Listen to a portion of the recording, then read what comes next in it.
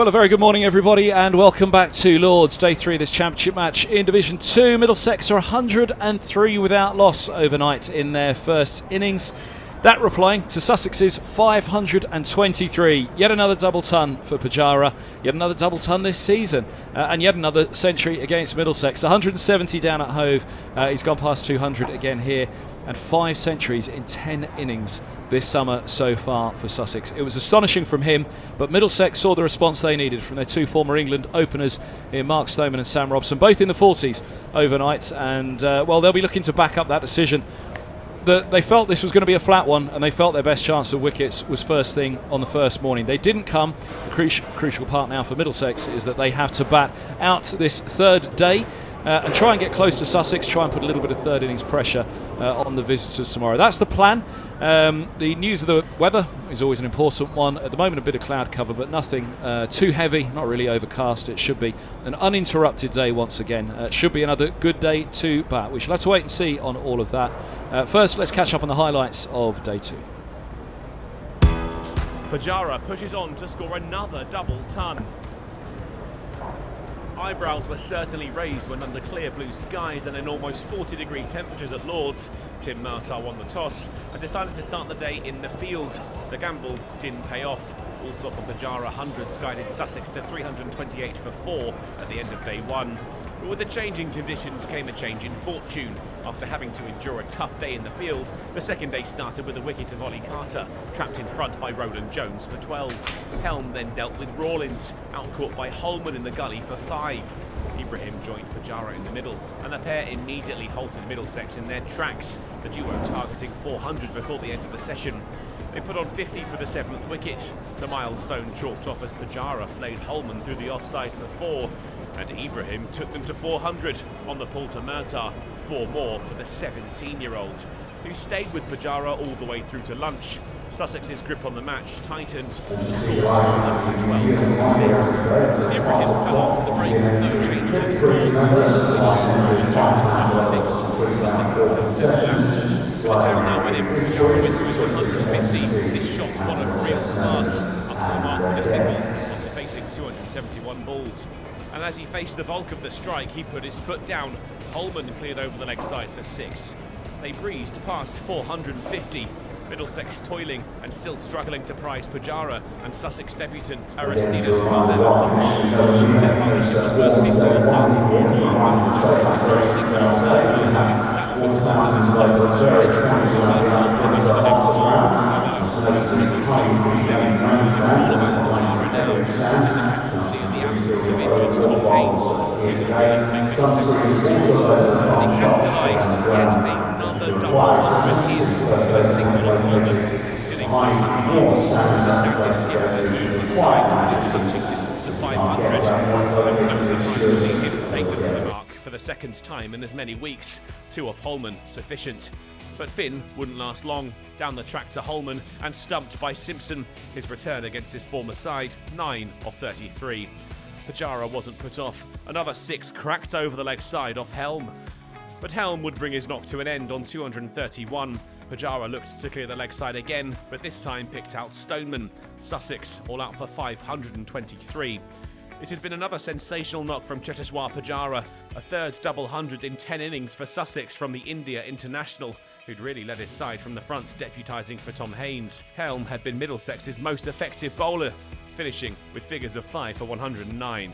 Sam Robson and Mark Stoneman got Middlesex off to a solid start, slowly finding their feet and ticking the score along with little to concern them. It was the perfect start for Middlesex, neither man concerned. Sussex unable to pick up an early breakthrough and both into the 40s in the closing stages of the day. They managed to take their opening stand to 103 at stumps, an excellent effort after the hosts had toiled in the field for so long. Robson and Stoneman will return to the middle on day 3 with their side still trailing by 420 runs though, and they will have to pick up where they left off and bat for a long period of time if they are to get anything out of this game. At the halfway stage of the match though, the draw is the most likely outcome at this point, and Sussex will have to produce something special with the ball to force a victory at Lords.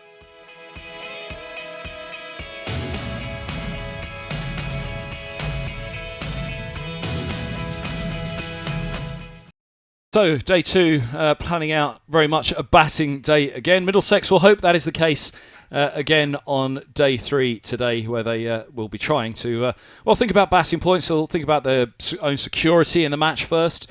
Trying to get somewhere close will definitely be the plan. Trying to get somewhere close in good time as well. Try and get maximum batting points in this one. Only got the 2 bowling points Middlesex yesterday. It is a batter's surface out there.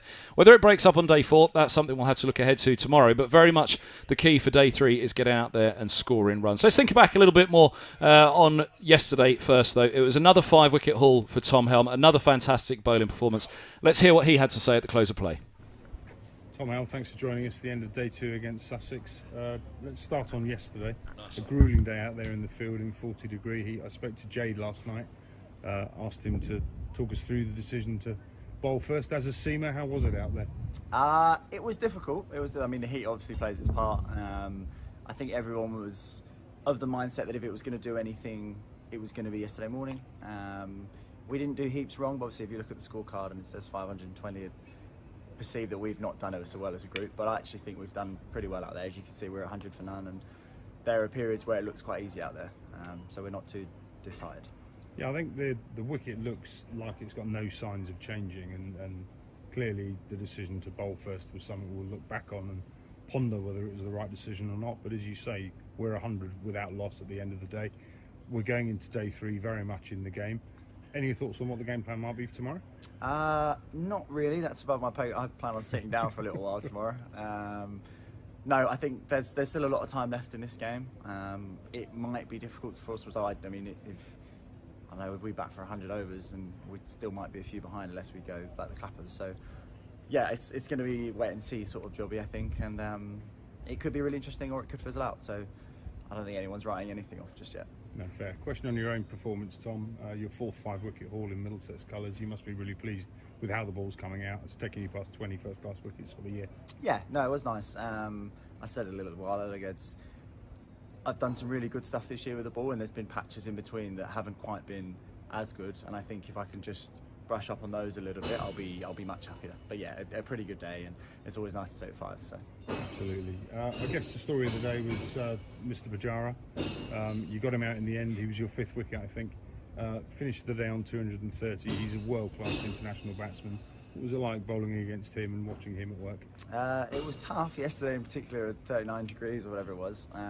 But no, yeah, he has his methods and he played brilliantly. You know, to score 230, even if it's a good wicket. Yeah. There was a part of me that enjoyed the challenge, but there was also a part of me that didn't. So, yeah, hopefully in the second innings we get him up for a few less than 230. So Mark Stoneman and Sam Robson will obviously be resuming in the morning. We go in overnight without loss. That couple as an opening pair for Middlesex, I look back to former opening partnerships we've had. They look as strong as any. How much confidence does it give you further down the batting order that you've got 2 guys in Rocky and Robbo that can lead us in that way? Yeah, it's really nice. They've been very good this year as well as finishing off last year. They're also 2 very different. Obviously, as a bowler, it's a nuisance having a left hand and a right hand. Yeah. Rocky takes the game on in a lot of ways that makes you feel under pressure as a bowler, and I think the combination of them so far has worked brilliantly. And yeah, I'm very happy sat up here watching those boys pile them on. So. Tom, last one from me. On the 100, you were lucky enough last year to, I say lucky enough, fortunate enough, you very much deserve your spot, to play a part in the inaugural competition. How was that experience, and are you very much looking forward to repeating that this year? Yeah, no, it was good fun. I was part of the Birmingham team, which obviously made it to the final. Disappointing we didn't win. But yeah, great experience. It was nice to play and work again with Dan Vittori, who I worked with a little while when he was here. And yeah, looking forward to getting back out there in a couple of weeks. So. Superb. Well, Tom, thanks for joining us. All the very best of luck tomorrow, and I hope you get to sit down and rest for a good long time. Lovely. Thanks, Fletch.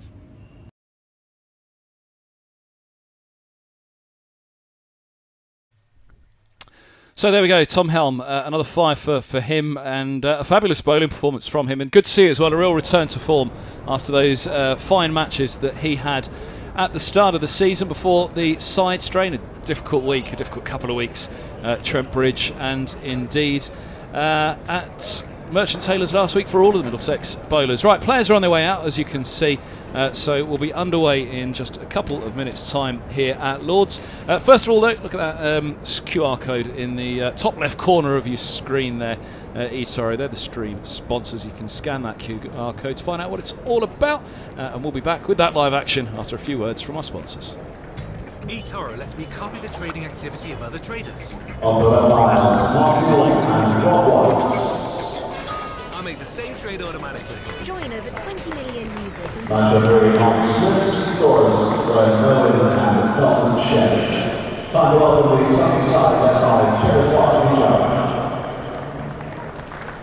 So here's Sam Robson and Mark Stoneman to get us going on the third day. And a fabulous performance by the pair of them last night. Robson was dropped, of course, dropped by the keeper Carter, and in the background there you can see the huddle. I'm sure that will be one of the conversations. That ball's 30 overs old now when they run him, and it'll be a case of work hard and fast this morning, much as Middlesex's mantra was on that first morning. Try and create those chances, try and hold on. They need very much to get a couple of early wickets today to try and get some sort of grip and make an advantage of that 420 lead that they still have. 103 on the board for Middlesex without loss after 29 overs. It sounds fantastic, but they are still 420 behind. So Sussex will still have lofty ambitions for this match and this day, but all starting with this session. And with that man at the front there, Stephen Finn, he's the man that the skipper will look to, Pujara, to try and make those breakthroughs. A leader, young and inexperienced attack, certainly. But it was indeed the drop off Carvelis last night that was the costly one for them, with Robson put down. But he's on 45, Stoneman's on 47. And the scene set for what Middlesex will hope is a very, very good day with the bat on the third day here. It looks like it's going to be a change of ends for Carvelis, I think, or is it going to be Curry down below us? Let's have a look. Curry it is.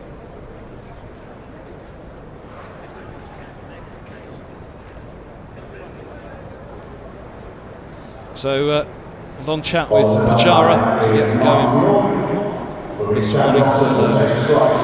Full and straight, I'm sure, to see what they can work out. Here's Curry. I thought it was Carvelis for a minute, but it is Curry who's going to get us underway. I'm Kevin Hand with the live stream for you on this one. Angus Fraser's alongside me for the morning session this morning. Curry none for 18 from 5 yesterday.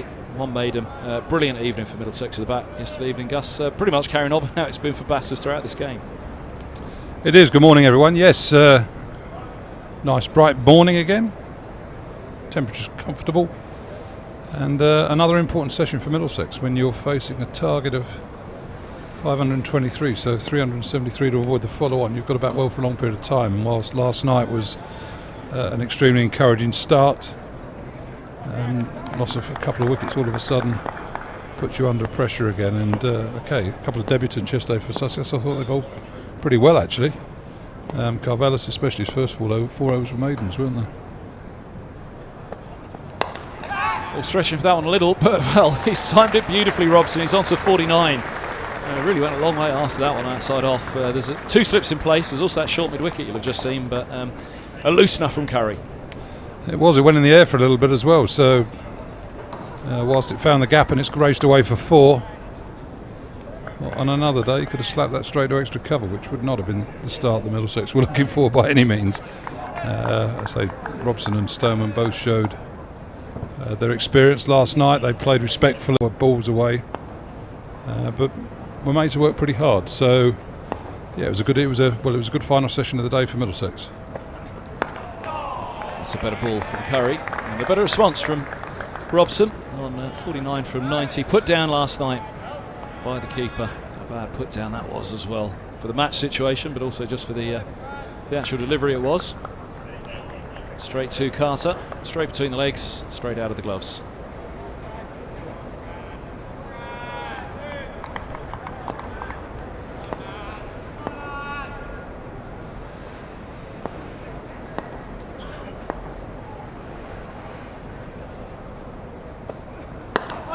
Nice again from Curry. He's got a nice action, this lad, hasn't he? Smooth, nice run to the crease, gets it down at a decent pace. So yeah, there's a bit to work with there. I say left arm overs. Every club would like a little bit of variety in their side, and Sussex have got an abundance of it. Certainly in white ball cricket with Tamil Mills and Garton. They've got 3 left arm seamers on their staff now with Curry. That's the legs. There's the 50 for Robson. 50 from 92 deliveries, and a really good start from Sam Robson and Mark Stoneman again, their second century stand of the summer. Two fantastic individual summers. 50 off 92 balls, 8 fours in that time, and a couple of very, very useful and important hours. But yeah, they've had 2 good individual summers, but only the 1 century stand together. It's always been one or the other, but on this occasion, on the verge of being both of them to 50s. Yeah, I mean, one of the benefits last year of bringing Mark Stoneman over early from Surrey for the last month of the season was to build relationships and to, say, someone new to fit in the dressing room and feel at home there. And I think that was a good idea that's worked well. And you could tell immediately that these two enjoy batting together. There's a respect between the two of them, 2 international cricketers. So they've been around, seen it for long enough, and know what it's all about. Nice gold first up to the left-hander as well. And again, 2 cricketers with a few years of cricket still left in them. That's yes, they're experienced in their early 30s, but in this modern age, players looking after themselves better, fitter, stronger. They could easily have another 5 or 6 years of cricket each in them, which is hopefully 5 or 6 years of good cricket with Middlesex. Last ball of the opening over. For 4 first ball, very good comeback thereafter. Curry working hard on that ball.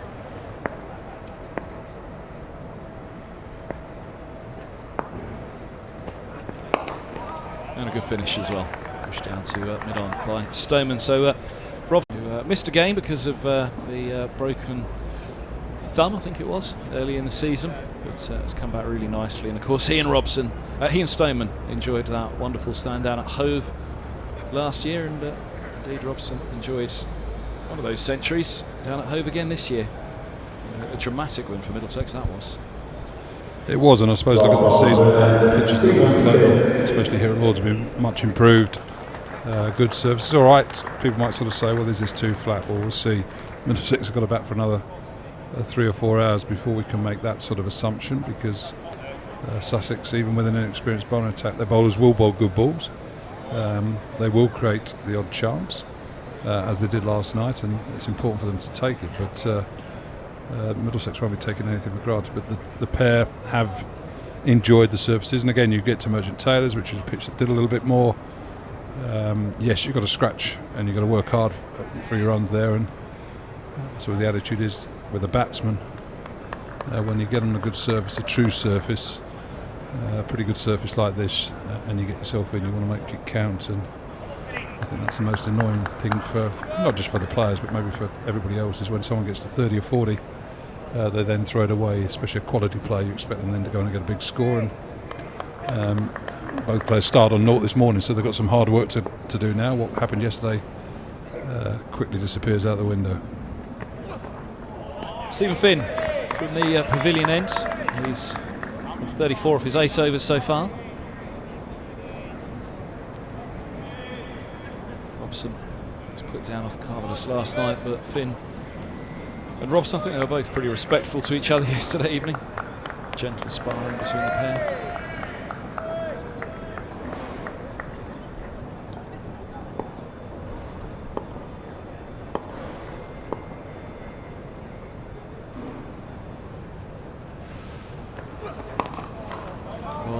Played Robson right in behind it solidly on that off stump. I'm just looking at Middlesex's batting averages again. The batting has received, well, and probably understandably so, received some criticism in recent years. But with Simpson, Stoneman, Robson, Anderson, Holman, we'll forget Yadav for the moment, and Holden all averaging above 40. It's a good sign. Steve Eskenazi just averaging 38 at the moment. He's only played 4 games. Where's he been? Broke a finger, didn't he? Well bowled, well played. The one thing was he broke the bone taking the catch. He didn't put it down, at least. It was a good catch, actually. He took 2 very good catches. That was against Derbyshire, wasn't it? He was out then until the blast, so missed the rest of April and May. And then missed last week's game because he was away with England Lions and did very well. Got 50 and 70, didn't he? So showed his credentials for England Lions, which was good to see.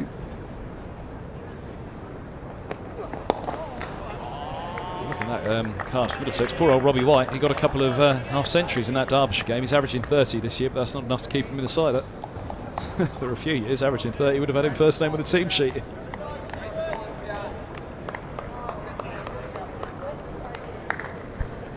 No comment. Just looking at Shaheen Afridi there, averaging 25 as well. He enjoyed his bats, didn't he? Had a couple of good swishes. Yeah, fun to watch.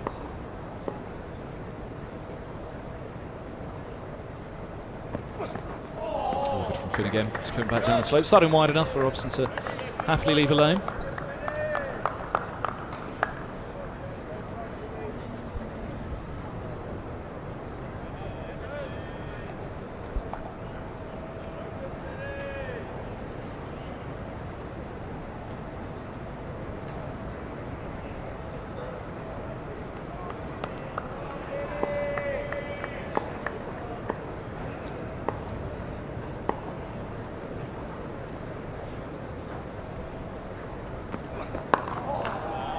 Better, a little bit fuller, a little bit straighter from Finn. He's had his injury problems this year as well, hasn't he, Finn? 7 wickets at 50, 7 wickets at 58. Is that last actually? Hold on, is that the championship? No, that is championship this year. He missed the game. Middlesex to have down at Hove, so he's had 6 innings, picked up 7 wickets. Best of 3 for 84, so not been easy for him. Of course, there were all those runs last week down at Hove, weren't there? So Hove has been a little bit flatter, I think, this year. Well, they've played on some pretty good pitches. Looking at the scores that have come out from Hove, just itch up to their batting average, and I suppose that will be reflective in that. Pajot 124, 997. I would be disappointed he didn't get those 3 yesterday.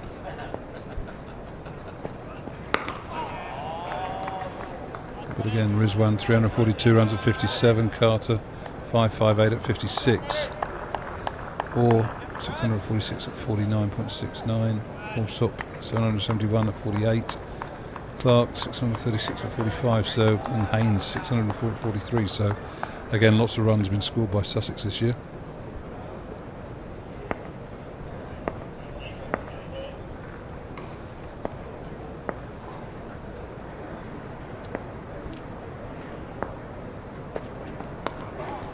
I suppose all these figures, they sort of finding the sweet spot of everything is hard, isn't it? Where do you get the balance right? Well, people say there's been too many. I mean, people were saying as a result of England having a poor Ashes winter, getting heavily beaten, all the issues that face English cricket, domestic cricket, should do this, we should do that, pitches are too bowler friendly. There's then a reaction, and we've had a summer of a lot of runs. I think it's been better cricket this year, I must say, than previous years. You don't want fast games that are over sort of at lunch on the 3rd day, when it's been a bit of a shootout. 190 plays 170, plays 220, etc. It's much better cricket, but equally you don't want matches potentially sort of petering out like the one that Sussex played against Leicestershire last week, where 500 played, 700 played. Who gives a damn really on the last day type of thing. So finding that sweet spot, or finding the pitches where you're scoring sort of 3 to 20, 350 regularly, sort of mid to high 300s. How can you produce those services? And I suppose you could argue it's a challenge for groundsmen, but producing pitches is such an inexact science. And I say inexact, not being in any way critical of groundsmen, because I mean what they do is remarkable really when you think of the sort of traffic that goes up and down a pitch like this over 4 days. I mean 96 overs, that's just under 600 balls a day, batsmen running up and down, balls pitching the same spot, footholds where the bowlers sort of follow through, and yet we expect this surface to behave immaculately throughout. I mean the fact that they do behave as well as they do just shows how skillful the groundsmen are in producing good surfaces, but then trying to produce something that, instead of being a 600, it's pretty close. Oh, now he's gone. Finger goes up. No 50 for Stoneman today. He's gone for 47. Curry has the wicket, and Middlesex 108 for 1. So yeah, perfect start there for Sussex. Curry maybe getting that just to move slightly down the slope, bowling from the nursery end here at Lord's. Struck Mark Stoneman hard on the pad. From this angle it looked pretty straight, beating his inside edge. And I think there can be little doubt that that was the correct decision. So excellent start for Sussex, disappointment for Middlesex and Mark Stoneman, and the first wicket of the day. Yep, that's what they would have wanted, that early inroad this morning. Sussex, it's only taken 12 minutes of the third day. A brilliant job done by Stoneman and Robson last night, though. Very tricky conditions. He didn't offer a chance at all, didn't give him a sniff yesterday evening, Stoneman. But that's cricket, isn't it? You saw Robson put down a dolly through to the keeper.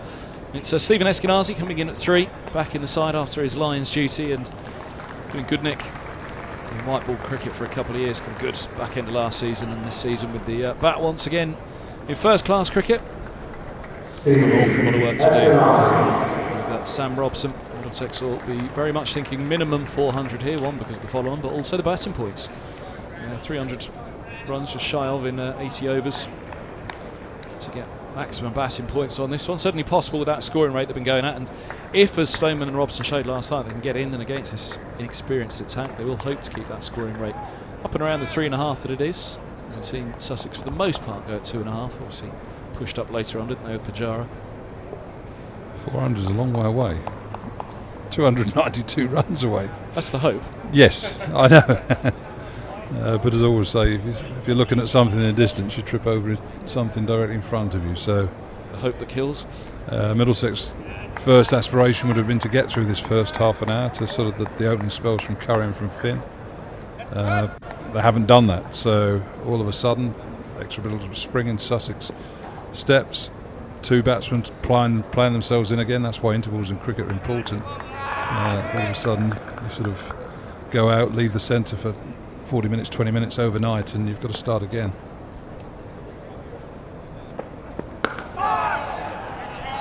Good start from Curry to the right-hander. Good start for Eskenazi. Taking forward, long way forward, and defending that one.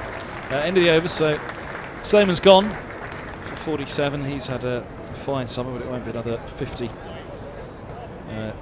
to go on that end column for him, where he's got 2 centuries, 3 50s, an average just below 50 this year. It's been a good summer for him, but not to go big today. Just does put a little bit more pressure on that man, who has gone to 50, and with that life yesterday evening as well. But Robson having a very good year, as we mentioned. This is second 50 to go with 3 centuries now. I'd certainly like him to convert again here.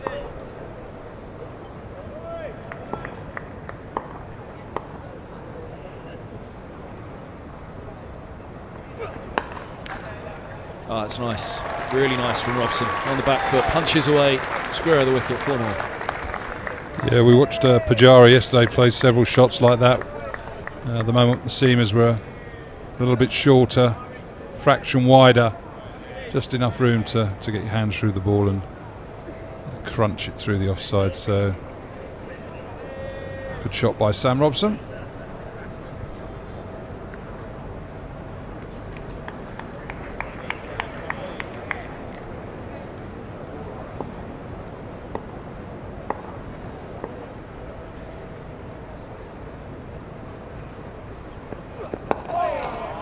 And of course, debut first-class wicket for Curry in the last over, so congratulations to him. Proud moment for his family and a good first scalp. International player, proper wicket, LBW. Good start. There's a fella at the other end of his career, 36 tests, 125 test wickets at 30.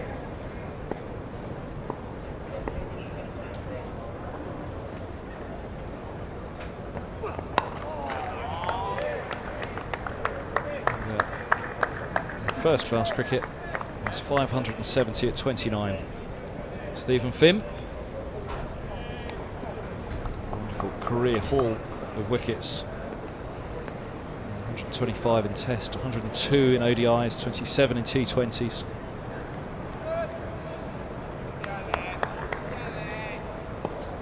Fine performer for England in a career that spanned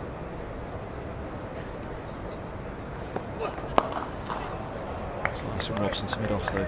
No run. Spanned what, 7 years. His Test debut was 2010. His last appearance for England in ODI in 2017.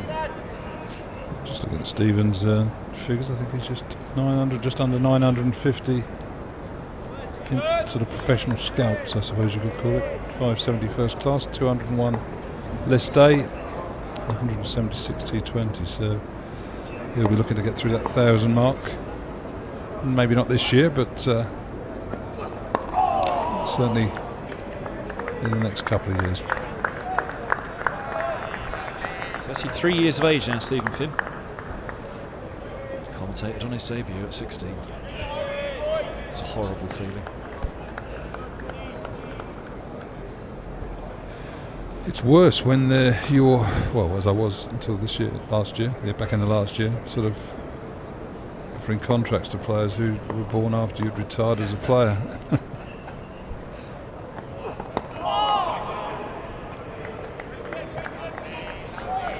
I remember a few years ago, that was one of the ones around 2016 or so, when you were commentating on a player making his debut who was born in 2000. Sort of after you'd finished playing Test cricket. So my last game for Middlesex in 2002, so in May 2000, I think it was May 2002. So yeah, anybody born after that, of which there are some on our staff. Well, there was the nice one. I'm trying to think, was it the Derbyshire match? Did De Carey's take a wicket in that game? There was something that we all threw at Tim Mercer, that when Mercer took his first class wicket, De Carey's wasn't born.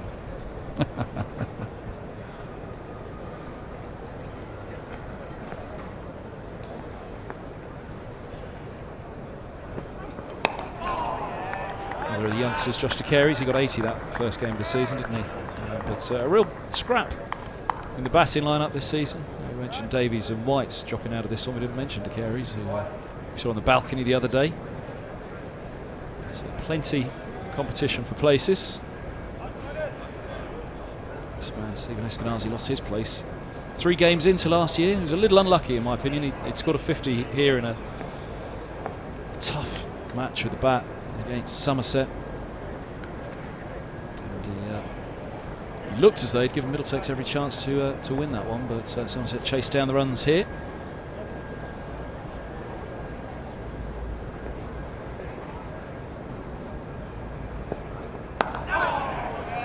At the start of the season they lost 3 or 4, didn't they?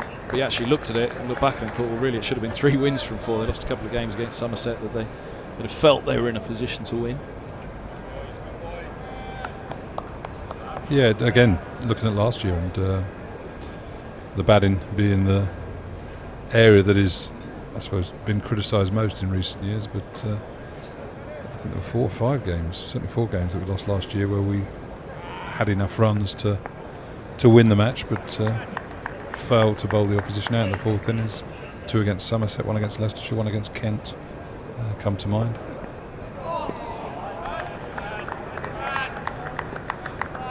Yeah, and Eskenazi, we mentioned Robbie White was a little unlucky perhaps, losing his place at averaging 30 this year, but it is a fair old bit of competition.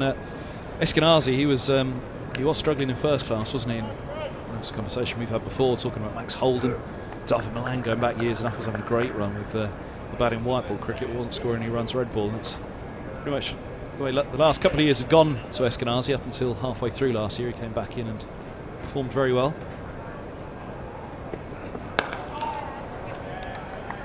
Nice looking shot, only as far as cover.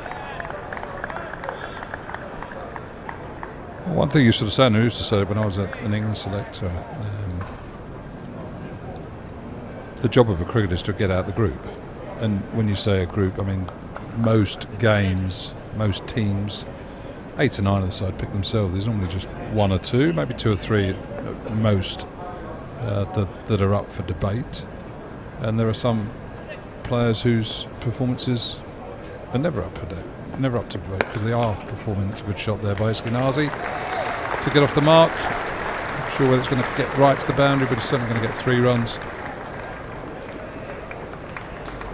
Cavella's, I think, fielding the ball there down at deep extra cover, so Eskenazi's off and running. But the sort of players that are always out. So Sam Robson's out of the group because he performs well enough year in, year out that his position's never up for selection. Tim Murtagh has obviously been out of the group. Toby Rowland-Jones is out of the group. John Simpson, pretty much all the time, is out of the group because of the performances they put in. But if you're in the group, and there's, I say, 3 or 4 players going for 2 or 3 spots, sometimes the ball's not going to fall your way, and you might get on the wrong end of what you perceive to be an unfair or a harsh decision. But if you are averaging 28, 33, then you're in the group, and your role, your challenge as a player is to get out, and you do that by averaging 45. If you're averaging 45, if you're averaging 50, if you're having 23 with the ball, no one sort of sits around the table saying, well, should we be picking him, should we be picking them?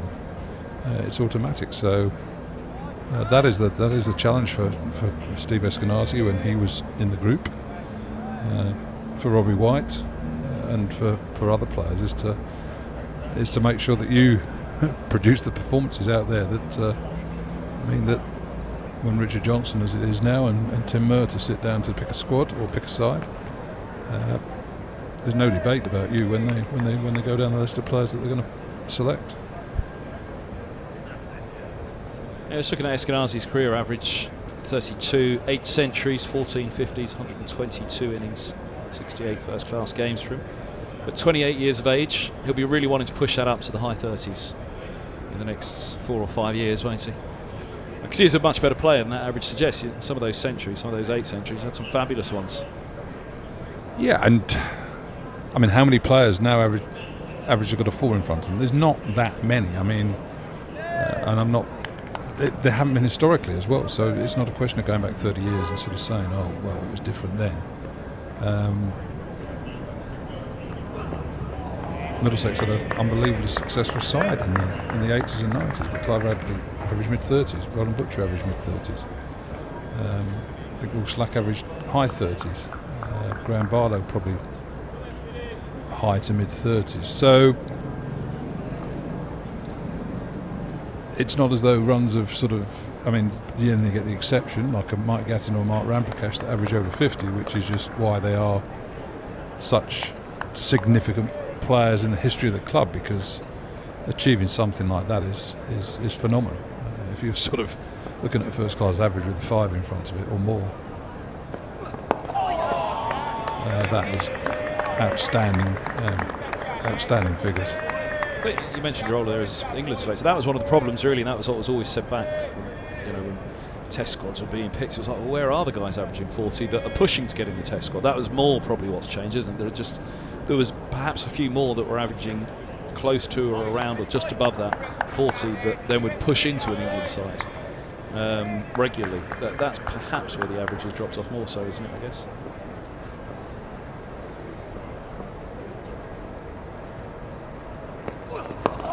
I suppose it is the number of players that are averaging over 40. Mouth on Wagons, Sam Robson, I think it's high 30s, isn't it? David Milan, when he was in Middlesex, high 30s. John Simpson, 31, 32. As you say there, Eskinazi, 32, 33. Stoneman's only about 34, I think, but of course he played an awful lot at Chesley Street. Yeah, he's also played at the Oval. Yeah, just under 35. Stoneman. But they're probably 2 good examples, aren't they, Robson and Stoneman, that perhaps in years gone by, guys who were pushing to be England openers were averaging closer to 40. It'd be worth looking at that, because Graham Fowler, Stuart Broad, sorry, not Stuart Broad, Chris Broad, Kim Barnett, Tim Curtis. Broad would be a good one of the ones you said, actually, I think, wouldn't he? People like that. What did they average in their first class careers? Chris Broad was 40. Let's have a look. Oh, he averaged 40 in Test cricket and 38 in first class. Stretching for that slightly, Eskinazi against Finn. He'll get reward for it, but Backward Point was interested. So again, I think that there's a sort of slightly rose-tinted glasses that are used when you look back at the history books. I mean,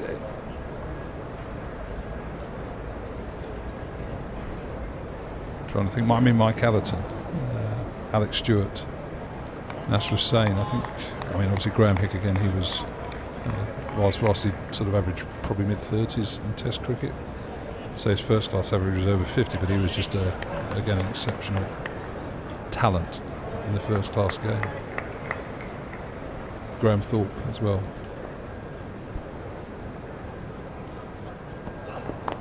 Short, and gets away with it. Stephen Finn, that was a bit of a long hop, drag down. He chops it down to the ground, 119 for 1. But equally, I suppose that we're then talking about players that have played 100 Test matches for England, so they've actually been great players. I suppose you're looking at who would have been playing had they not. Darren Bicknell, he was probably the best player that I bowled out that didn't play international cricket. Fine opening batsman for Surrey and Nottinghamshire. Just having a look at Fowler. Broad was the one I wanted to go to first, because that was the interesting one. I thought he'd have been the... because he played 30 games for England, averaging 40, just below 28. Round up, gone on for his page now, but just below 30 games for an average of 40 at Test cricket. Graham Fowler, first class average 35. 21 tests for England, averaging 35 there as well. Interesting that their averages were the same, and indeed better, both of them, at Test level than they were at first class. It's overall first class. Change of tactic here from Curry, coming round the wicket to right-handed Sam Robson. It's a pretty good line round the wicket, I suppose. Maybe looking to get to the stumps. Turns that one back up the slope from around the wicket. And Darren Bicknell, he averaged 38.5 in first class cricket. Never played a Test. Came close at one point, didn't he? I seem to remember. I remember, whether it was, well, back then it would have been column inches being written about the Bicknells both getting into the England side.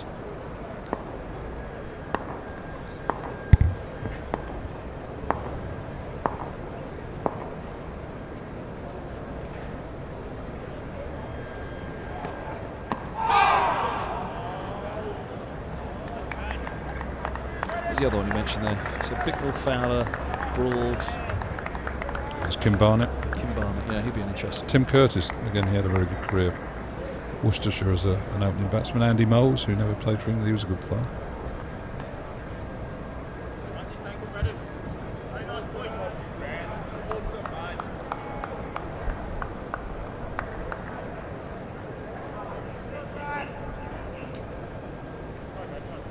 Not quite got to his stats just yet, Barnett, but was he seen as unfashionable?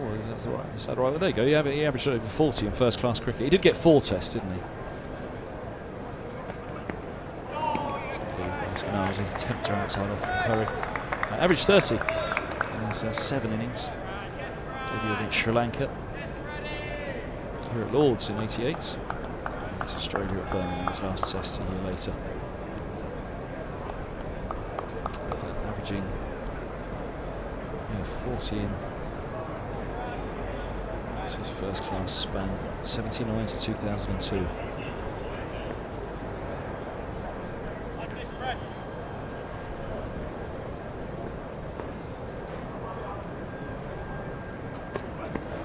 Oh, that's nice. That's what he's looking for around the wicket. Inside edge from Eskenazi. 4 more from Middlesex, but Curry very nearly through again. Change of angle. So a little bit of good fortune there by Eskenazi. Half playing the shot, really. Wasn't totally committed to the forward defensive.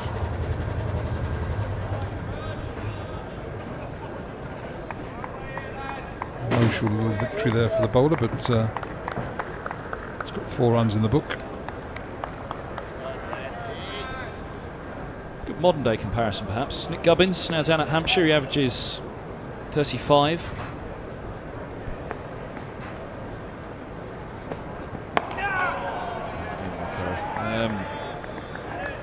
He's bowling nicely here.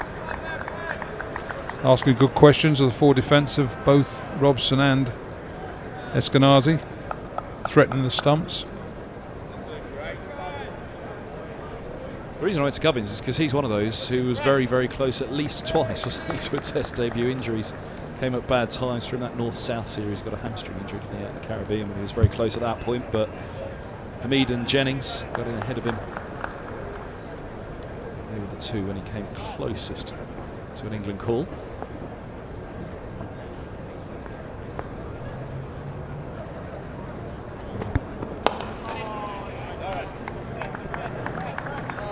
Nice looking shape on that drive from Eskenazi, just watchfully pushed to mid-off, end of the over on 24 for 1. Again, another player who I rate quite highly, we picked for England when I was a selector, James Wince.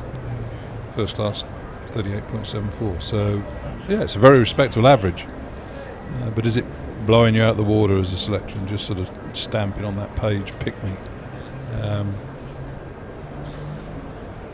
That's the difference, isn't it? I think that was kind of more my point, that I think there just aren't those guys who are just hitting 40 who are trying to push the door down, as many as there used to be perhaps. But of course the bowling was arguably better then, wasn't it? You had the two overseas, I mean you had Ambrose, Walsh and the others in over the season.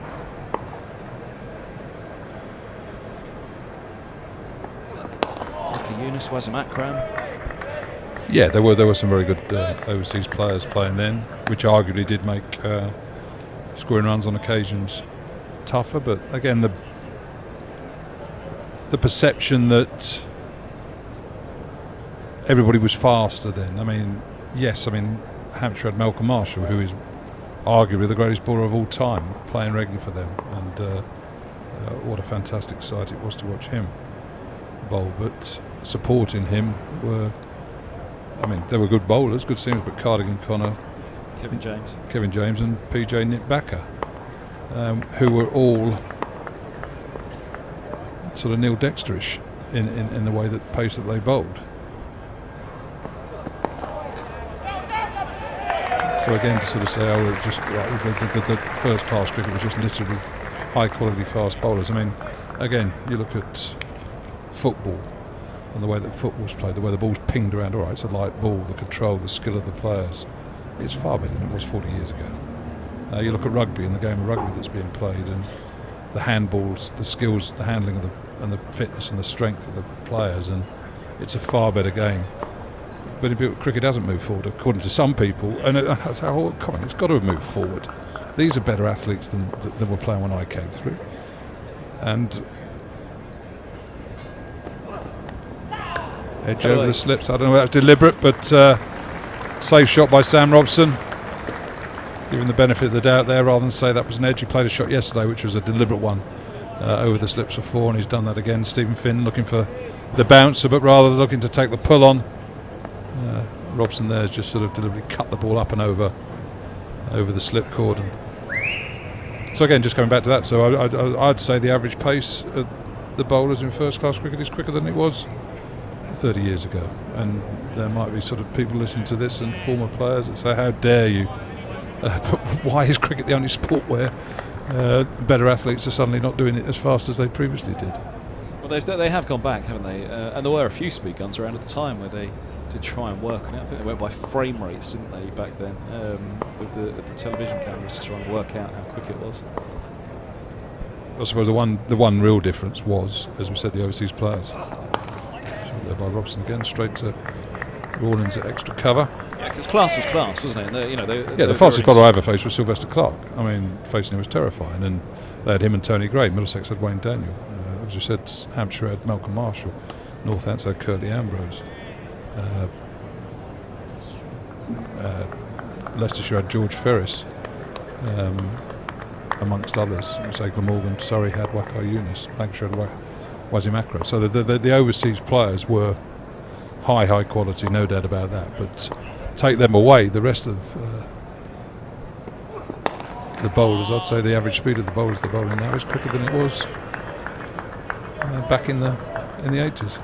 Who was the Sussex big name back then? I'm just trying to There were two, Garthler and Imran Khan.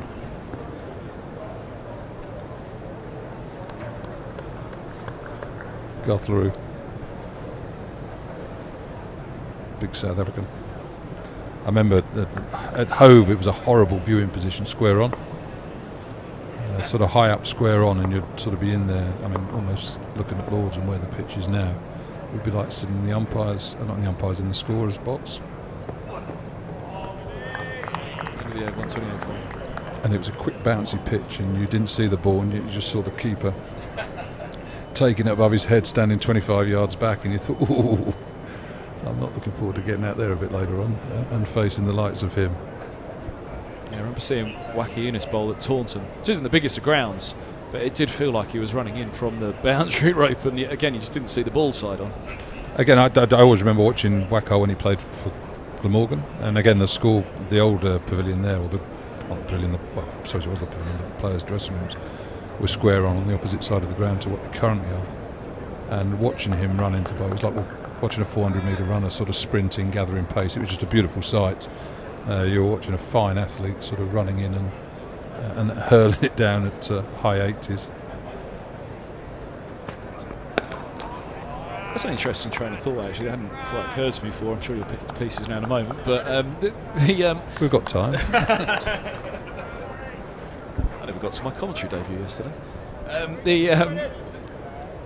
The bowlers are clearly fitter now than they were of years gone by. Like you said, all sports, clearly fitter. So actually, the sharp upturn in athleticism, fitness, strength for bowlers, batters wouldn't have had such a sharp upturn in terms of, you know, why would batters now be so much better than batters before?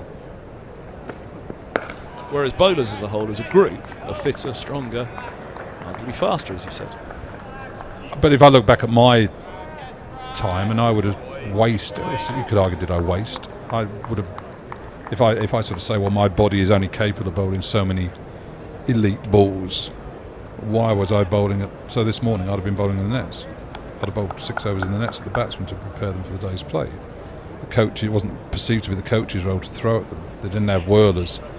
They didn't have bowling machines of a quality that they had now. So if a batsman was to get practice, it was through a bowler bowling at him. And all right, you could argue that is a better practice than a whirler. Another good delivery there, straight. Eskenazi needing to keep making sure showing the full face of the bat here and hitting the ball back down the ground and not trying to flick it to the leg side or anything like that. But batsmen can get the practice now, so it's like in white ball cricket. I mean, batsmen can just face hours and hours of bowling machine, can't they? Hours and hours of hurling and trying out all their shots, perfecting their laps and reverse sweeps and ramps and things like that. Whereas a bowler can only physically bowl so many balls unless he's going to start doing physical damage to himself. The inside edge. Through again, Curry. Now again, it's been a good opening spell there from Curry. Very promising for Sussex. As I said, a nice strong action. It's been very testing, very challenging around that off stump line. So as I said before, it might be an experience, but it doesn't mean you're not going to pitch a good number of balls on a threatening line and length, and that's exactly what he's done.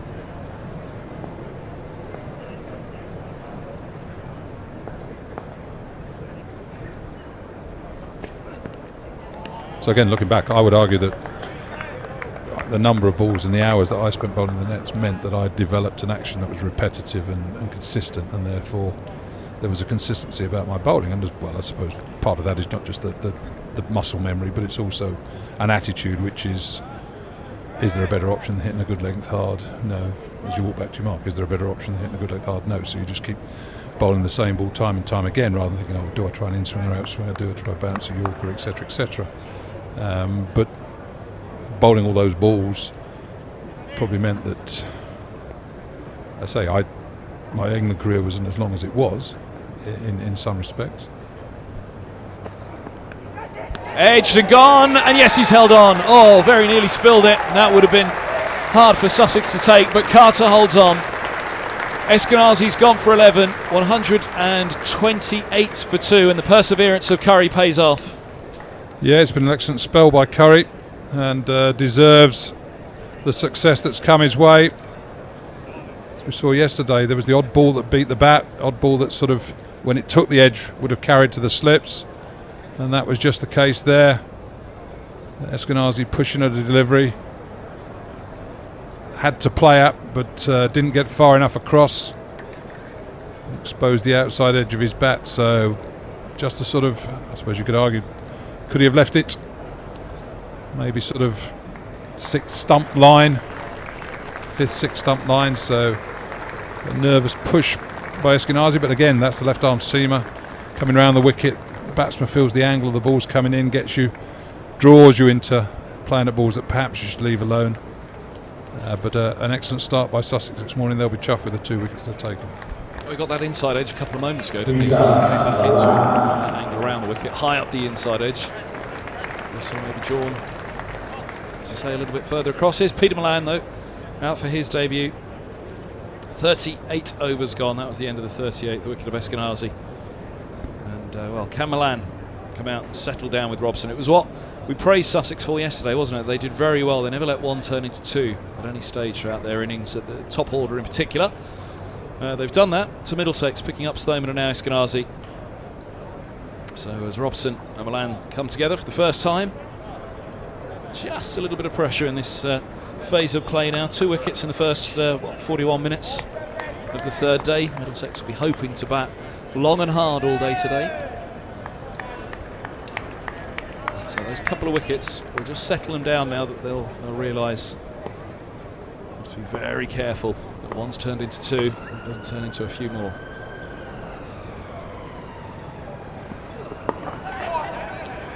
Yorker from Finn dugout. What was that you were saying about bowl line and length? And is there a better ball to bowl?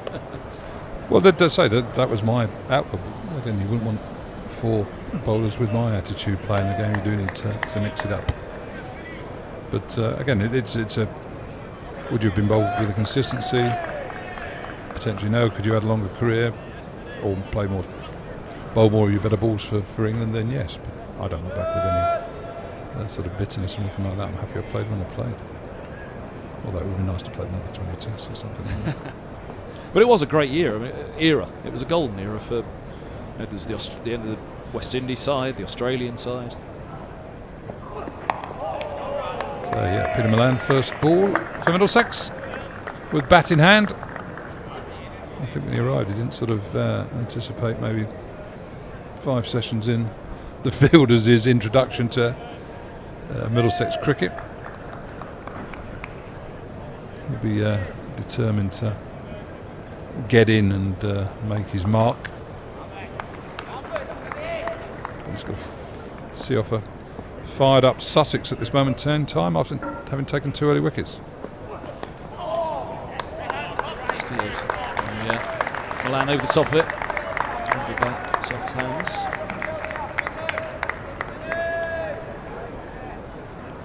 Let's have a look at Malan's career. Played for Warwickshire last year, as we were saying. His first taste of championship cricket, that was.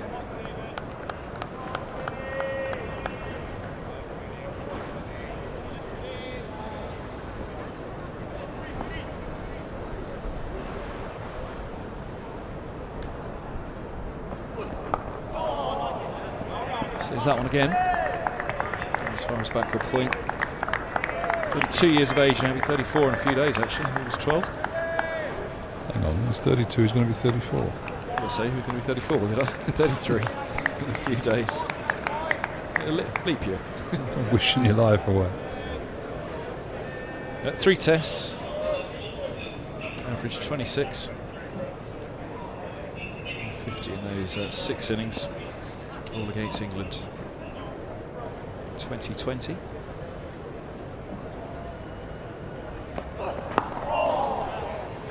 First class average of 46, 38 centuries, 48 50s, 12,000 first class runs. I suppose you could argue there's a career of someone that should be close to and probably play more Test cricket than he has done.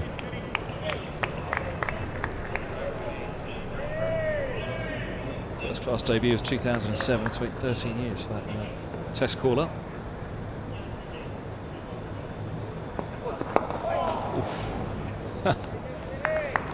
Nearly got himself into a bad position on that one. Into the over, 129 for 2. Good over by Stephen Finn there. Peter Malan having to play all 5 deliveries that he faced. One thing a batsman does like early on is a few nice sides, but equally so the batsman likes to get bat on ball, feel the ball hit that bat and hopefully hit the right parts of it. Sam Robson and he having a good chat. So I don't know whether he's. Well, it looks like they're talking about the issues potentially caused by a left-arm seamer coming round the wicket.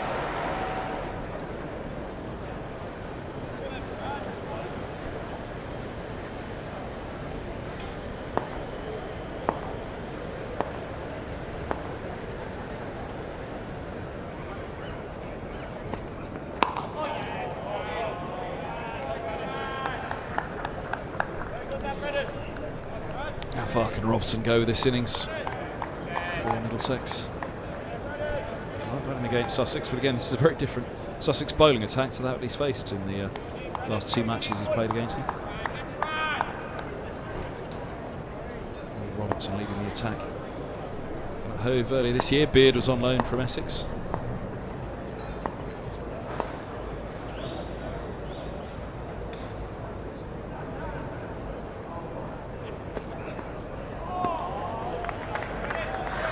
Played that game as well earlier in the summer. Again, very different side to that, which they hit the 6-7-6 against last year. Stoneman with that record opens that. So it's been an excellent start by Sussex. Bowlers very much for Middlesex's top order batsmen to think about. 2 slight mistakes, 2 wickets. Some days batsman will play a miss. Quick single there, misfield square mid wicket. Robson on to 61 and Milan on strike. See whether the advice Sam Robson was giving in between overs is going to be heeded. What do you say? Some days a batsman will play a miss 15-20 times, get a decent score. Other times hit your first ball. I suppose that's one of the reasons why a batsman's life is such an insecure one at times. Sometimes it's in your control, other times it's the luck of the gods whether things go your way or not.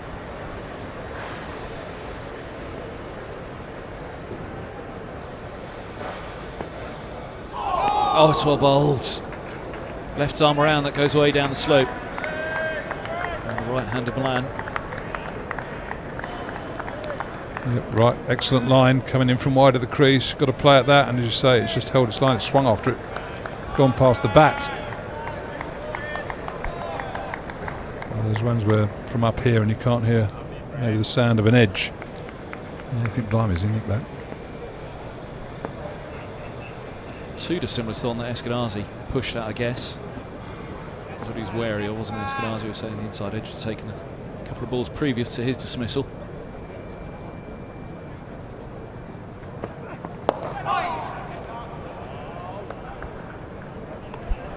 Just before the fall of the Eskenazi wicket, just going to turn my thoughts to where they were at the respective stages of their innings. Sussex lost their second wicket. Clark, 99 for 2 it was in the 35th. Middlesex, 128 for 1, just a couple of overs back. It's been a good start from them, that can't be taken away. But again, one thing Sussex did well, they didn't allow 1 to become 2 at any stage other than the night watchman. The third wicket partnership was over 200 runs.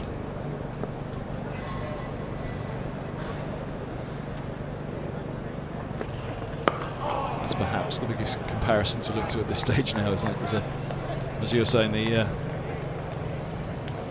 up to around that 400, getting past the follow-on. It's a long way away still. But these two will be hoping to bat time. They'll just be looking to enjoy their day on a surface that has favoured the batters so far. This morning, Sussex have bowled well. Curry, I think a real uptick from him, 2 for 32. The wickets column certainly, but the performance of where he's put the ball today, it's been a lot better, a lot more challenging.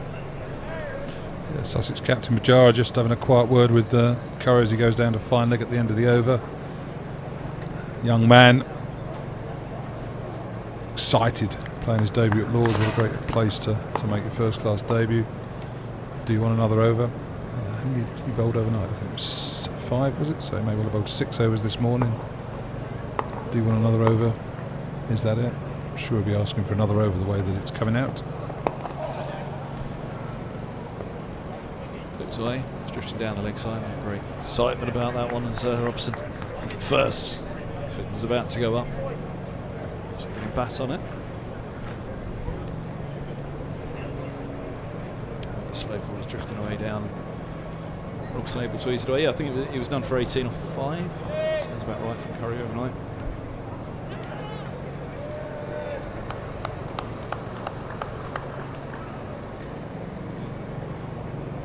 6 overs, 2 for 14 this morning.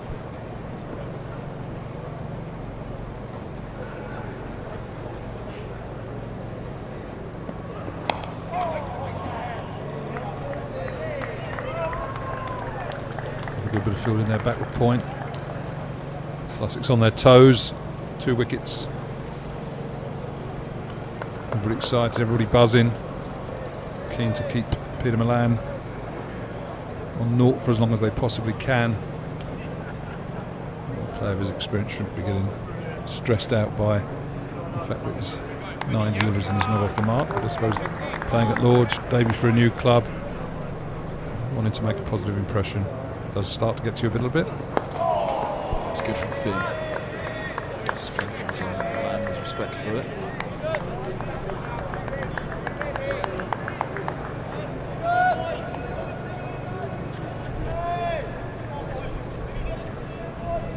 Taste of Lords, you say.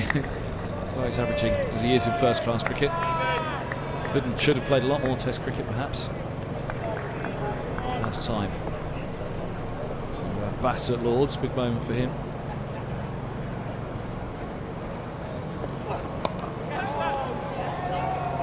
Surprising actually that nobody had picked him up before Warwickshire last year. Record that he's got.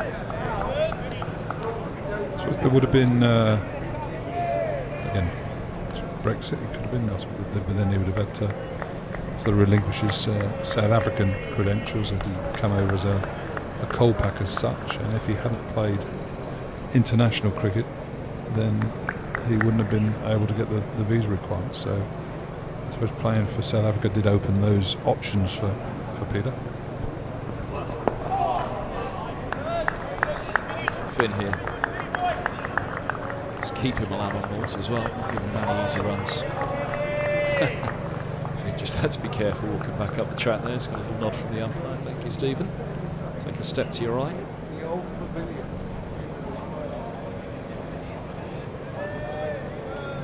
You took us one with most hands.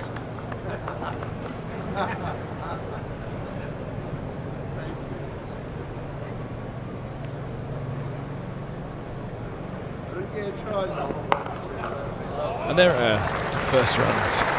4 runs, 3 points. Lovely shot. Off the mark with the boundary. 135 for 2. Yeah, nice moment there for Milan. First runs at Lord's, first runs for Middlesex. Stephen Finn, who's bowled very well, had him up to then, just a little bit short, a little bit wide, and on a surface like this with no huge pace or bounce, he's had enough time to put it away. But again, I mean, it's the sort of unique things of Lord's, and you listen to batsmen who are, again, great attention to detail in the way that they go about their business, even more so now than, again, a while ago, with all the analysis and the fact that all the players at Middlesex would have been able to see the Sussex bowlers to know what they're coming up against before the match. So the video would have been on an app of Curry bowling, of Cavali's bowling too. But equally, the Lord's slope, you can't. How do you prepare for that? And you hear batsmen talk, I say Sam Robson. You hear some batsmen talk about batting here and the slope. They feel that they're toppling over a bit to the legs, so therefore heavy head, fall over, play around your front pad. You sort of bring LBW into the decision. Again, batting as a right-handed batsman, batting from a bowler at the pavilion end, feeling the ball's always going to be coming into the stumps. Difficult to leave the ball alone. You end up pushing at balls that you should leave alone. Brings the slips into the equation. So sort of the unique things of playing at Lord's will be something that it's difficult to prepare for, even though you can maybe have a glimpse of what the bowlers do. It's still getting out there and feeling the soil under your feet.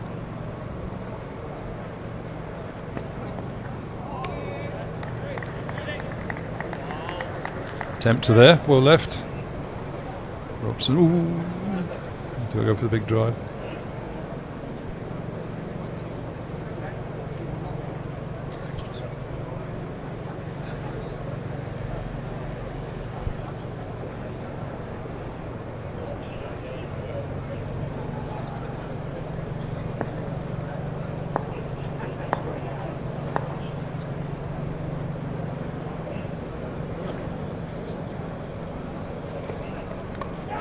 Oh, he's gone! And another one for Curry. 3 in the morning, and he's got the big ones as well. The top 3 blasted away by the debutants. His first 3 first-class wickets. Stoneman, Eskenazi, and now Robson for 62. Yep, dream session here for Curry. Wonderful bowling. Been immaculate in the line and length that he's bowled there. Sam Robson pushing forward. I think he's got an inside edge on that, which is taking it onto the stumps. Robson looking at the pitch, it's not really misbehaved. Just come up the slope. A little gap between bat and pad. It's gone onto the leg stump by the look of it. So, yep, just what Sussex would have been dreaming about when they arrived at Lord's this morning. 3 big wickets for Middlesex, and Middlesex under the pump here now. 135 for 3. Robson, Stoneman, Eskenazi, 3 experienced players in the hatch. And again, a few sort of sterner looks there from the bowlers. Roland Jones, Murtagh and Helm on the balcony. But it is, I say, Curry's being rewarded here. I mean, it sounds boring, but he's been rewarded for just relentlessly hitting a good length. Bit of variety, left arm round, asking questions. Yes, another day, could have played and missed, might not have got the inside edge. He might have gone onto his pad or something like that. We saw Allsop in the first innings, number of inside edges that went onto his back pad. When it's your day, it hits your back pad. When it's not, boom, it goes crashing into leg stump. But what Curry has been doing is just relentlessly asking questions, and when you do that, batsmen make little mistakes, you cash in. So fine bowling from the youngster.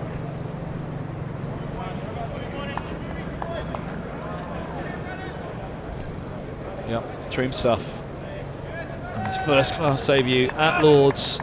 Bowled well yesterday evening, he's bowled outstandingly this morning. 3 for 14. 7th over. Good morning. And I must say, I think Pujar's set in some pretty good fields here as well. I mean, he's got 3 wickets, but just looking at the field, only 1 slip. A man sort of, I suppose, 4th slip, like quite close. Couple of mid wickets, 3 in the covers. So realising, frustrate the Middlesex batsmen, don't give them any easy runs. Holden off the mark, first ball.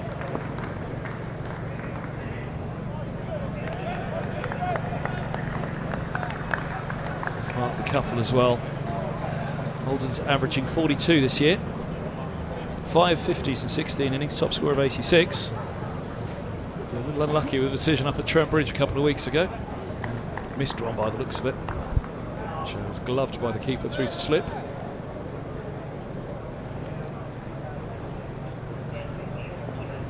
It was an innings deserving of a century there. He's looked in good touch. Can he go a little bit further today? It's going down. Understandable excitement from Curry and from those behind the stumps.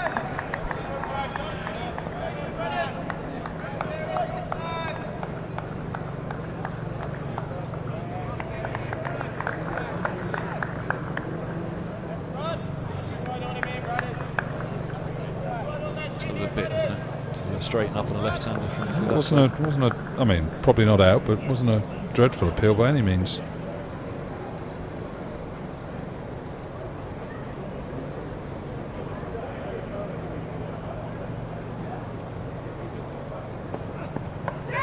Oh, he's got him! 4 down. Curry has another. 2 in the over. Robson and now Holden. And the young left armour on his first class debut is having an absolute dream day at Lord's. Yes, a fantastic spell this by Curry. Anybody arriving at Lord's this morning may have felt that Stephen Finn might have been the real danger.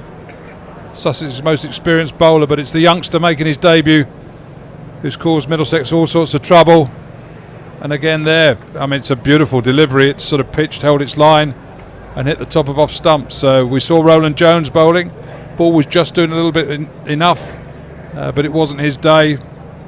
It's Curry's morning, and that's a good delivery. Maybe Holden touch a bit more across, but that's being very critical really. That's a good ball to receive first up. And Sussex have reduced Middlesex to 137 for 4 in magnificent style after an hour's play. They've bowled exceptionally well, haven't they? They really have. In particular, Curry. Finn has been there or thereabouts. But that scorecard at the moment: Robson bowled Curry, Stoneman LBW Curry, Eskenazi caught Carter bowled Curry, Holden bowled Curry. John Simpson. The cloud at the moment overhead as well. I was going to turn to it before that delivery, but I was going to ask. That's looking back over the top of the media centre where you can see a bit of blue sky. They're actually looking out from the media centre immediately above Lords. You can't see anything. Not a glimpse of blue anywhere, which is the first time in the match, I think. That first evening, it just seemed to do a little bit more for Middlesex. In the last hour, when the second new ball became available, there you go. Behind the pavilion there, you see a better view of what we're looking at the moment, but overhead. And yeah, that first evening, all of a sudden we were asking, well, why? It just feels as though it's doing a little bit more. Is it the second new ball? But they were tired. That was that first day, 40 degrees heat. But the last hour, it just seemed to zip a little bit more for the Middlesex bowlers, and they picked up those couple of wickets and very nearly got Pujara with the last ball of the first day. But here this morning, it's been cloud cover throughout, and has that just aided Curry a little bit? There's certainly more comfortable bowling conditions than on day one, and then obviously you go back to the toss of Middlesex's decision to bowl first. But it's not heavy cloud. Yes, I mean, they're good conditions for bowling, and that's for sure. It's nice warmth. There's the other man who bowled very well last night. It's a lovely shot though from Peter Milan, who may well get off the mark with a couple of boundaries at Lords. He does. 4 off Finn and now 4 off Carvallis, who's back into the attack. Yeah, lovely straight drive there from Peter Milan. Beautiful straight bat. Yes, just going back to the conditions, they are more bowler friendly. Would you bowl if you won the toss now? Possibly, but the movement's not been exaggerated. It's just been enough, but just enough movement combined with bowling a very good line and length has done Middlesex's batsmen. It's a good game from Carlos, number 15 from 6.1. It 3 straight maidens to open up from the pavilion end yesterday. I think it was 4, wasn't it? Standing for him.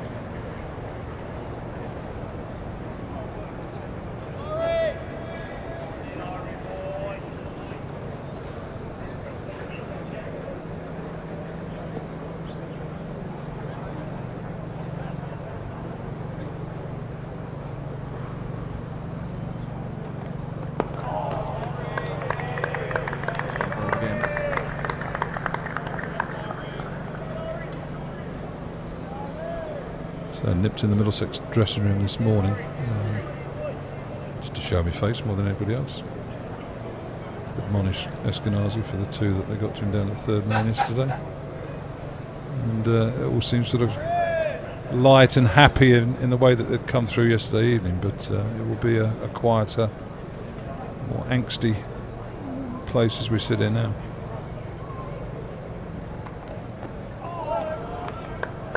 No ball called, overstepping. 43 4. 103 without loss overnight.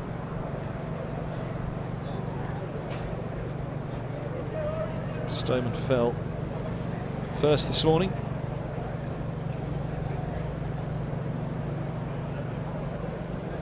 Has to go Holden for 137.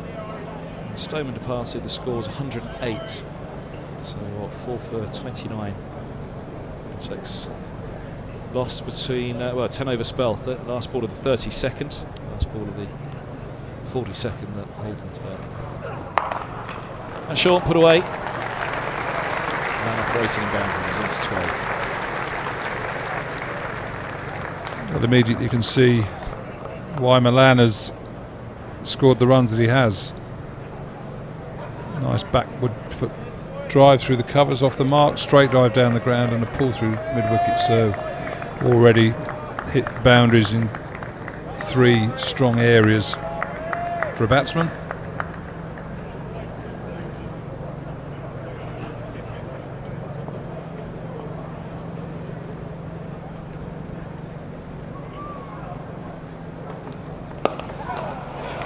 Crashed away. And that's a gorgeous shot through extra cover. So 4 beautiful shots to start with.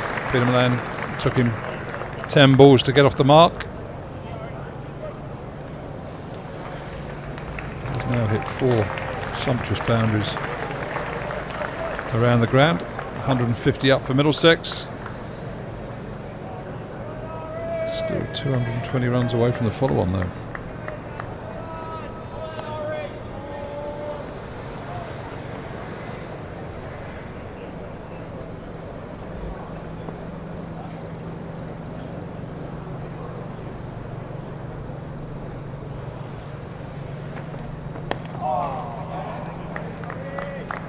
First-class games for Carveles. His 7th over, number 25 for him.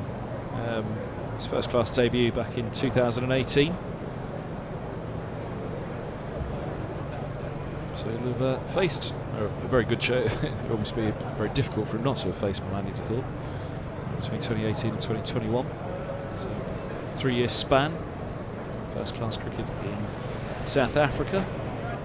He's played against Northwest Gautin in March 2021.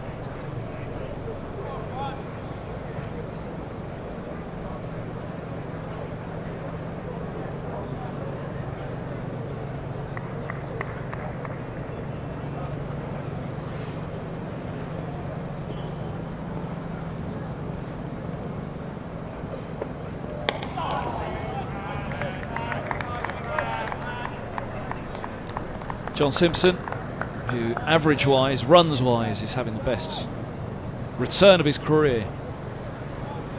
2016, he had a very, very good year with the bat. Middlesex won the title, and that was challenging the top of a very competitive Division 1. Somerset, very strong Yorkshire, looking for a 3rd title. Middlesex becoming Yorkshire twice that year. It's a Division 2 cricket for him this year, but nonetheless, it's been a very good return from Simpson. Middlesex need him again now at 6. Middle order's done a lot, as they did down at Hove. It was a bit of recovery down at Hove from, well, Holden, Simpson, Holman down there. Holden's gone, and they look to Simpson and Holman again.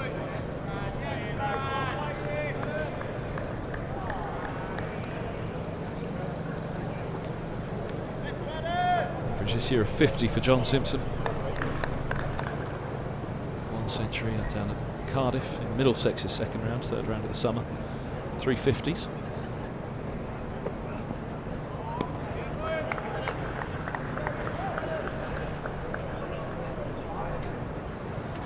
.34 last week. John Simpson, first class average of 32.5, 8 centuries, 45 50s. Middlesex keeper. Just unfortunate, he's played out his career. Such a good period for English cricket of keepers, batting keepers. And regarding him as the best keeper in the country, which we said last week, pretty much makes him the best keeper in the world. England have got the best Robson around at the moment.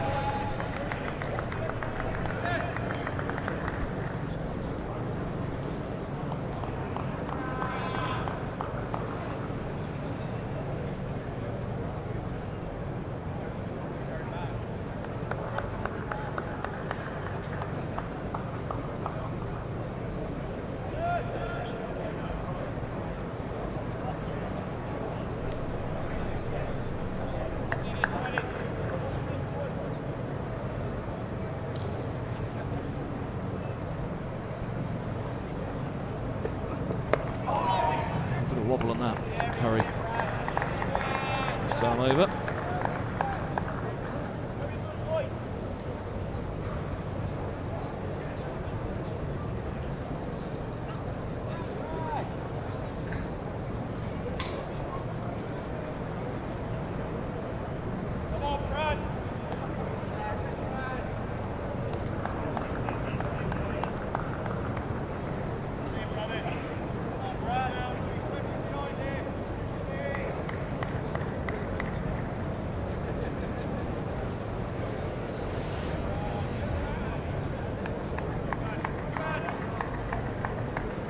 Just moving the silly mid on into place for Simpson. There's a couple of mid-wickets in, as Gus was mentioning, as well as a slip and a gully. It's now an orthodox-ish mid-wicket. Advanced slightly there, Rawlins, and the silly mid on.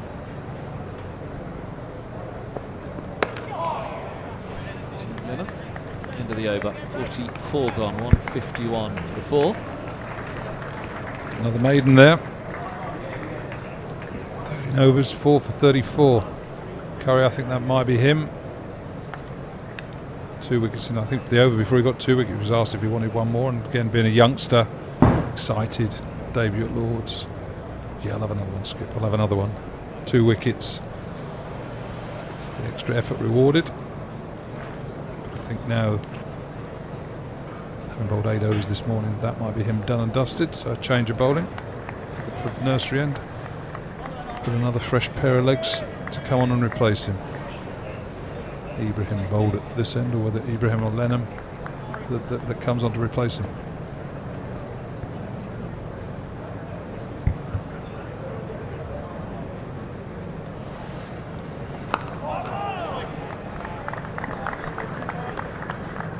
Milan just looking at his last innings was in April for Boland against Warriors. He had a run of List A games. Scored a century against Lions. 21st of March, backed it up with 98 the very next match against Northwest. His last first class innings was the 4th of March against Dolphins. 219 not out. His last first class innings. Rather useful. The Middlesex number 4 here.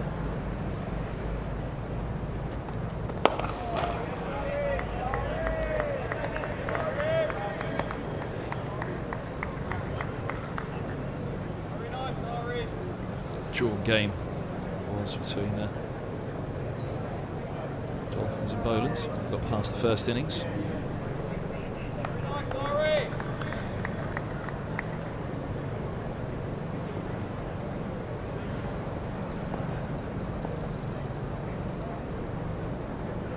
Opened indeed from Boland in that match, Milan. Oh, went fishing for that one, but it dies on him. Through to Carter. Let's have a look.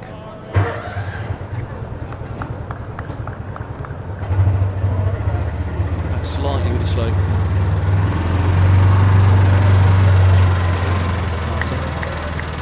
Something to think about.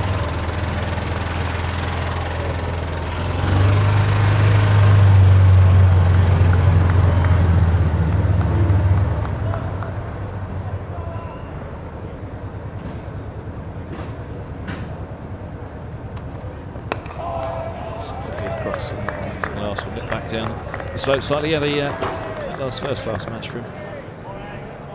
Dolphins racked up 422, opening the innings.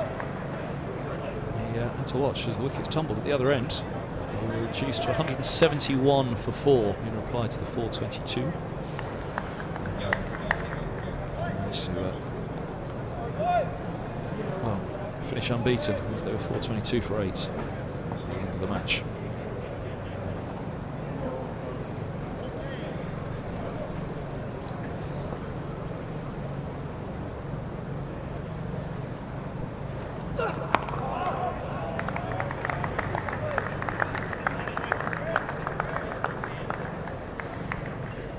Of course, Middlesex grabs Darvin Milan from Boland, doesn't it? John Embry brought him across in 2008. 2007 it was, wasn't it? Across, or was he over here already? I'm trying to remember now. I mean, obviously his father was involved at Teddington Cricket Club. He was born in Roehampton, wasn't he? Yeah. I've just got a memory that a mate of mine, Brian Howard, who lived in Peterborough and played in the leagues in Peterborough, recommended him, and I think the combination of that and his father's sort of history at Teddington, and therefore knowing about him, created the contact that led to him coming. And again, just talking about club cricket, there's been some sort of very sad news in the last couple of days. Been a major fire at Osterley Cricket Club in West London. The pavilion looks like it's burnt down, so thankfully it doesn't sound like anybody's been hurt or anything like that, but really bad news for this and we wish them all well, and if there's anything Middlesex can do to help, or people in Middlesex can do to help, please get in touch, and we'll try and support you in every way we can. But yeah, it looks like I've sent an image, fire engines and a major fire in the pavilion. I visited there. I mean, I spent most of my Saturdays this summer at club cricket grounds, sort of catching up with chairmans and the sort of cricketed people at clubs, and I spent a couple of hours with Nadeem Choudhury, who's the chair at Osterley Cricket Club. So change of bowling. Ibrahim on here now from the nursery end. A big, that's a important place, Osterley. It's amazing. So you look at Middlesex and the clubs. There's no Southall Cricket Club. There's no Hounslow Cricket Club. And it's a huge cricketing area. There obviously Osterley is, and Wickham House are two clubs very close to that sort of hotbed of cricket in the county.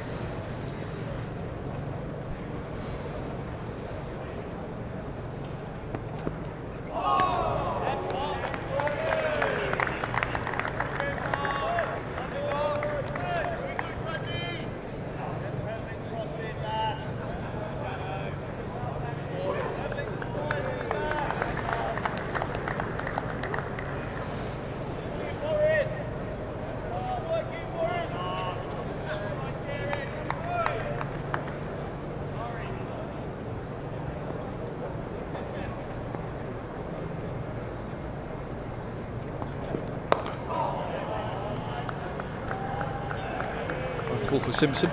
Let's get off the mark. It's going to 8 as well. I mentioned Darwinland. It was a match at the Oval where he was thrown in by Emery in 2007. And he played first-class cricket for Bowland in 2006. No, it was indeed. It was 2006 at the Oval. Played the first game. Scramble that night, including Don Shelley actually. The Middlesex scorer, we were all running around to find out who Milan was. The scorers and the commentators used to sit next to each other at boxes next to each other at the top of the pavilion. We're all around now Vauxhall End.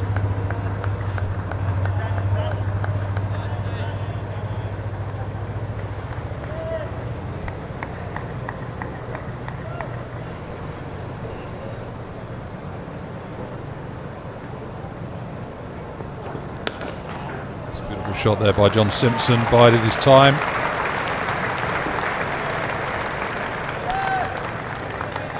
Extra cover drive. Not be total disappointment from Sussex. So Simo's a wonderful drive of the ball. He does get out on a few occasions, nicking those to second, third slips. So with 523 on the board, no harm in just putting the odd one up there, out there, to see whether he wants to have a go, and if you get hit for a few fours but eventually nicks one, it's a gamble worth taking.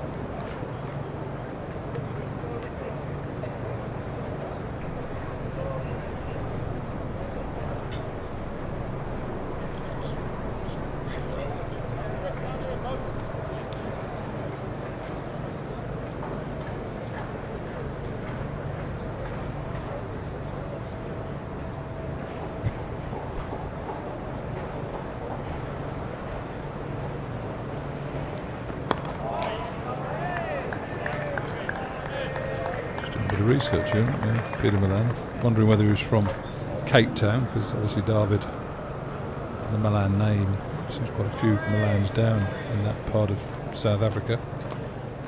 He's from Nelspruit, which is, I think, changed in its name to Mombuela. I'm sure I pronounced that incorrectly. Up near the Kruger in northern South Africa.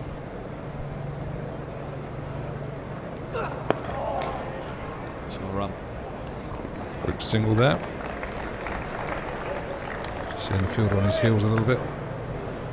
Gee, we had some friends around our house on Saturday night, and there's a group of us, sort of 4 couples, and sort of rotated and sort of theme a country, sort of for wine or for food. How visions of Come Dine with me? No. Imagine me. I'll go and buy the wine, but I'm not going to be doing much of the cooking. Well, I could try, but it's not going to be very edible. And we had South Africa, so we had a little bit of a quiz on South Africa.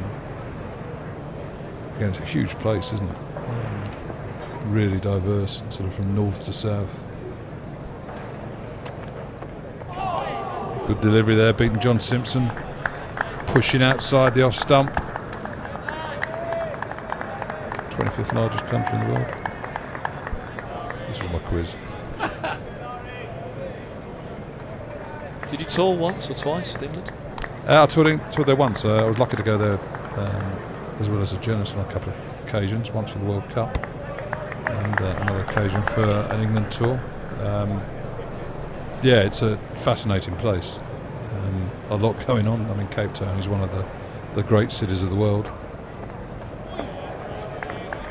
Table Mountain, you'll never bore of that site. And Middlesex had a pre-season tour there. Well, they had 2, but I went on one of them.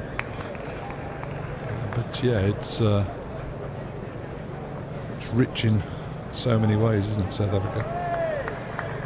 And just talking about wine, they're sort of up from Cape Town to Paarl, Stellenbosch, French Shop. That's one of the nicer areas. I think they call it God's country over there, and you can understand why when you go there.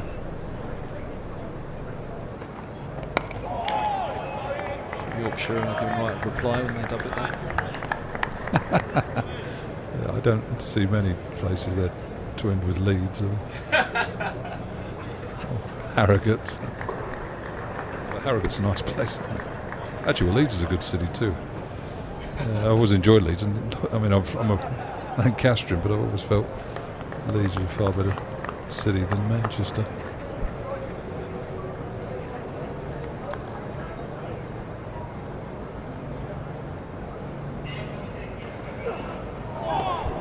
Again. Simpson back for this time. 156 for 4. And Sussex continue to ask questions again there. Just seen the ball. Maybe it has done a little bit more this morning with the overcast conditions. A little bit of swing.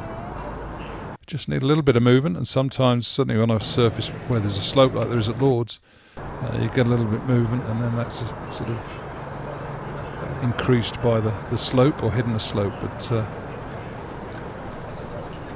the main thing this morning, or the outstanding thing, has been the discipline of Sussex's bowlers. They're relentlessly banged away on a good length. Yes, there's been a couple of good shots played, but I say Middlesex scored 50 runs in nearly an hour and a half. Gives an indication of the control that the Sussex attackers managed to keep over Middlesex. I was just thinking back to the Sussex first innings. By the 47th over, obviously by the end, Middlesex were trying all sorts, weren't they? It was a third new ball, they were banging it in short to Ibrahim and trying all sorts of tactics. But by the 47th over, Middlesex, they persevered, hadn't they, on that day one? You know, they'd hoped that they were just going to get a little bit of something out of that greenish tinge, but as it's turned out, this cloud cover this morning, Middlesex didn't get anywhere near like a huge amount of movements. You say it's just that little bit of nibble out there for Sussex that seems to be helping. Oh, nearly. Very nearly played on. Now that would have been a huge wicket for Ibrahim, the 17-year-olds, and a huge wicket for Sussex. Yeah, Peter Milan bounced a little bit, tried trying to push the ball, whether it's nipped back up the slope at him. But yeah, soft hands. Could have easily just sort of watched that roll onto his stumps. So a little bit of luck there for Middlesex's overseas player.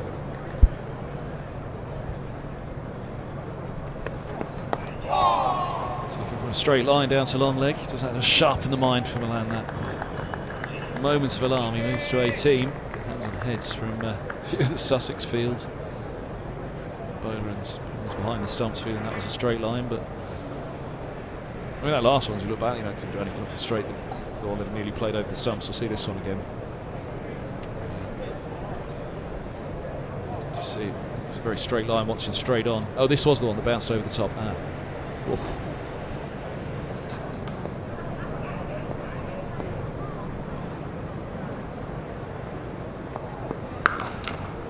Cut hard by Simpson. And he's gone to 8. Milan, his first 2 scoring shots, boundaries. In fact, Milan's first 3 were. Strong player, John Simpson. Give him a bit of width and he can hit the ball extremely hard. A little bit wide there. Trusting the bounce. Crunched away. Looking at Ibrahim now. He's sort of changing his line of attack. Coming over the wicket rather than round. I'd be tempted to persevere around the wicket. Just because, as I said before, Simpson has nicked off on a few occasions. Driving outside off stump. Maybe he's thinking that the angle here will open that outside edge a little bit more. Second drive again, no run. Taking a slot by Pujara. Going back to what I was saying, Middlesex did really try everything that first day. They really were persistent. It wasn't for the want of trying. It wasn't for a decent line leg. We'd sat here, I think everybody that sat here on day one said, well, Middlesex have bowled well, but there just hasn't been anything for them at all. Sussex have bowled well themselves, and a younger, more inexperienced attack has just found a little bit more, but you'd have to put a little bit of that down surely to the overheads.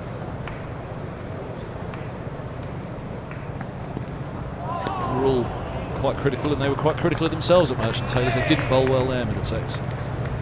Punished it. 161. Good over there. Player missed from the last ball. Simpson maybe pulling inside the line at the last one, but there's been enough movement this morning to create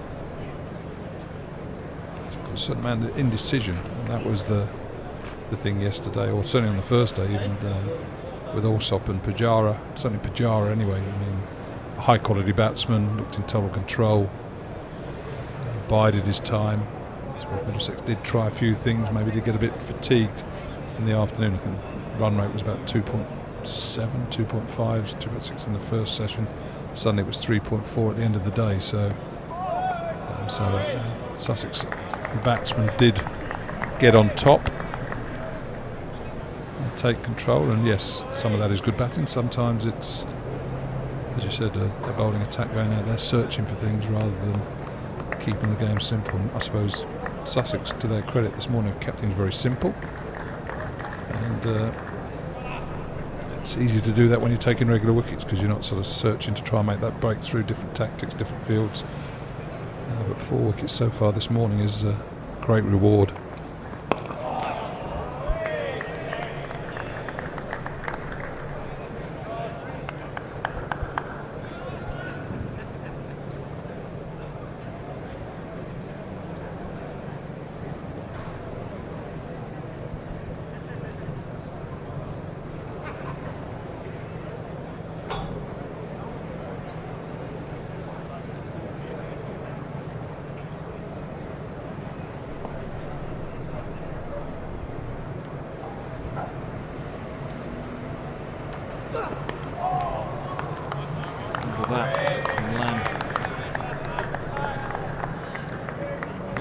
To the end of this session, very different thought process to the start. Obviously, we've talked about Middlesex just securing their place in the match first.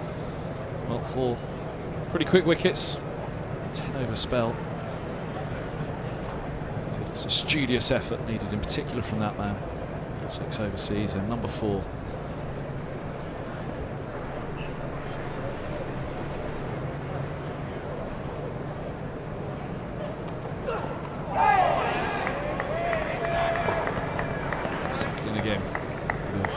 bounce on that one, maybe. One hand off.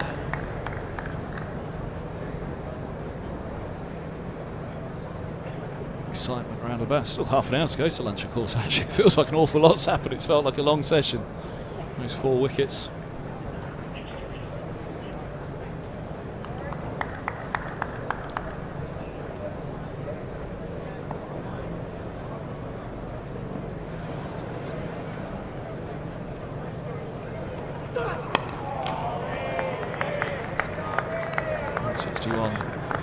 You did say yesterday evening, I think again this morning, Gus, well, no two ways about it, they got the toss wrong, and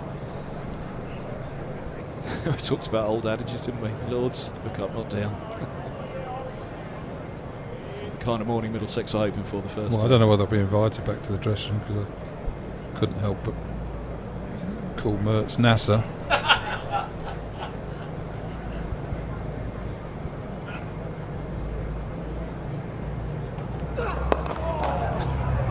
Now, Stephen Finn's left-handed throw. It was, well, it was worth a try. End of the over, 162 for 4. Yeah, risky single there. That was when he hit that, I thought he was in trouble here. And Stephen Finn, right, he's not as a 16, 18, 21-year-old. He may well have swooped a bit quicker there, but he's still a fine athlete. But obviously got his body in the wrong position, having to throw it left-handed.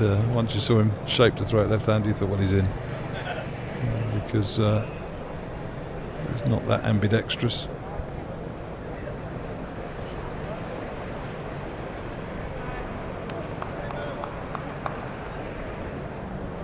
There's young Ibrahim. Now for 33 from 8. Change up the field, Rawlings going across. 5-4 field, which is pretty much what we saw all the way through in the Sussex innings as well.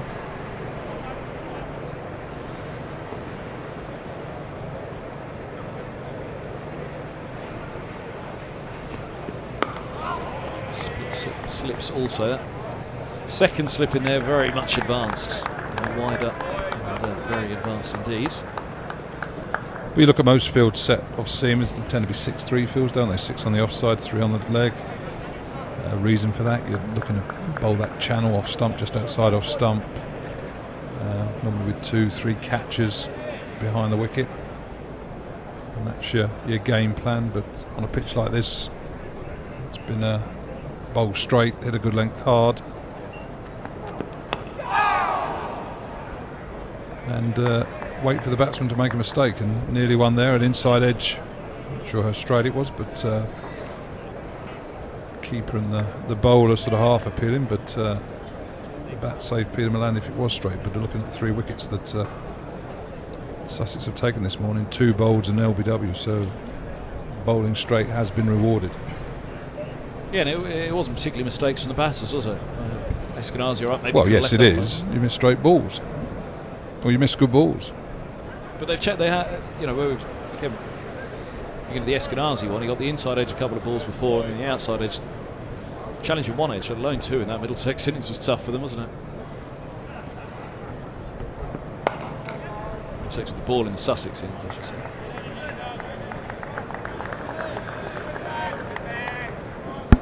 Plenty of questions asked this morning. Middlesex batting.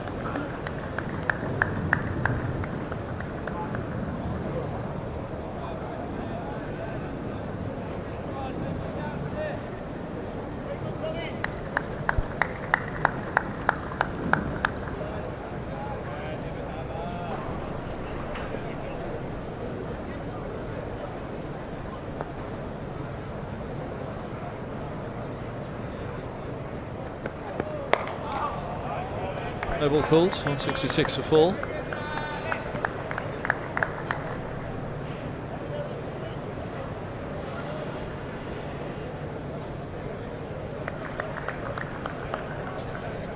Scoreboards, which well, Middlesex wouldn't have feared, but they wouldn't have envisaged it this morning. There's 4 wickets that Middlesex took them all day on day 1 to find 4, and one of them was the night watchman at the end as well. Sussex in a 10-over spell here, and Bradley Curry in particular. It's just changed the face of this innings, and well, changed the trajectory of the match, really, hasn't it? Middlesex, it is survival, really, and sustaining.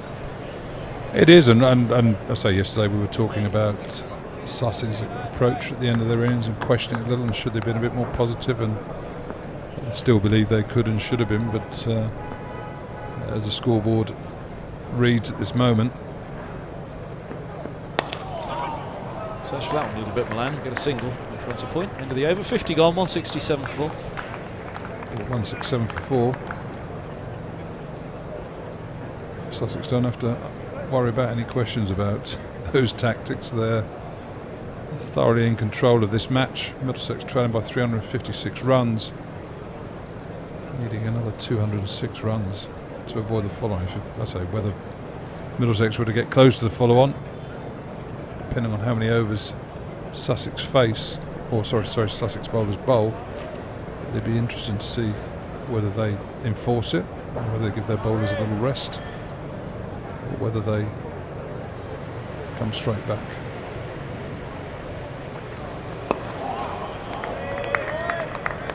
So a quick look at the scores elsewhere this morning. We really had a chance with all that's been going on out in the middle here. Gloucestershire 104 for 4 in reply to Hampshire's 457. 50 for Price coming in at 3. Andy Price. So things together for Gloucestershire. 118 from Morgan and 95 from Vince. So 50 from Barker. Of 38 balls, 7 fours and 2 sixes. Topping things up down the order.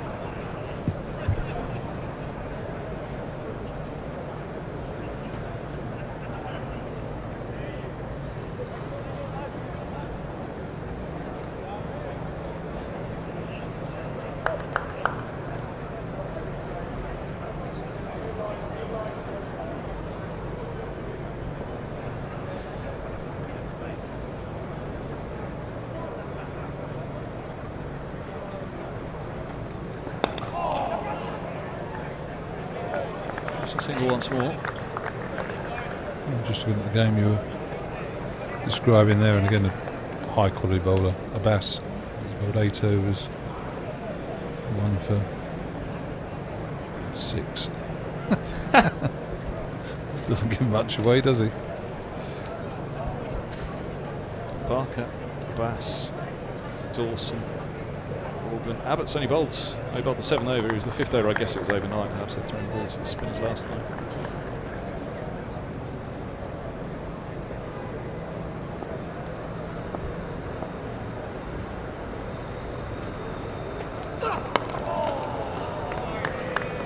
A couple of them, obviously, on the first day of the championship matches, Duckett's double 100 would have been worth looking.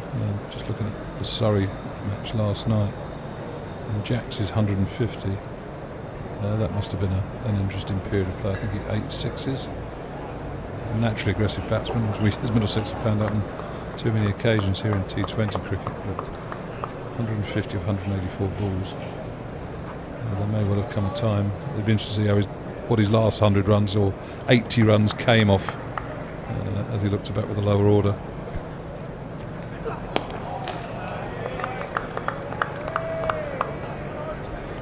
Last 50 coming off 16 balls, 10 fours and 8 sixes in the innings. 150 from 184, as you say. Keemar Roach, we mentioned this one yesterday, 29 off 92 deliveries at the other end.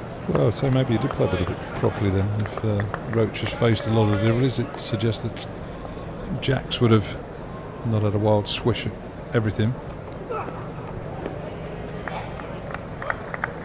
Maybe once Worrell was out there, 1 off 17 he had, and Jack's 150 his last 50 off 16 deliveries. The last wicket put on 48, 58, 67 runs, of which we're all got one, so that's where those figures would have come from.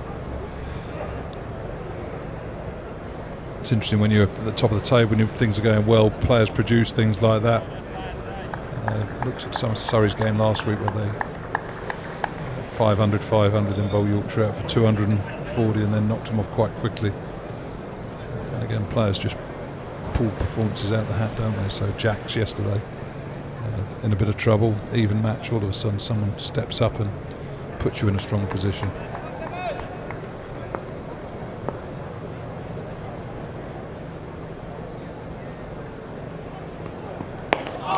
Essex are currently 99 for 3 in that match, leading Surrey by 51 runs. Surrey 319, otherwise Essex is 271 first up. Century for Rossington. 151 deliveries, 50 from Harmer as well. That was a bailout from them, wasn't it, from 91 for 6.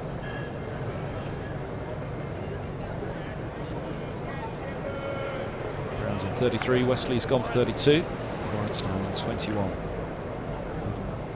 51 with 7 wickets down in Essex. Elsewhere in Division 1, Northamptonshire 55 for 4. They lead Lancashire by 158.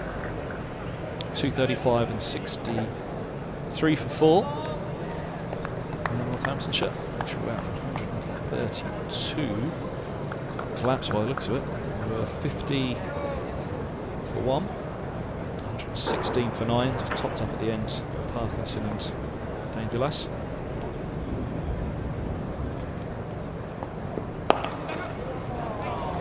That's why he wide a bit off. Oh, down the hill. He's going to raid it in, Carvelis. 3 more runs to Milan.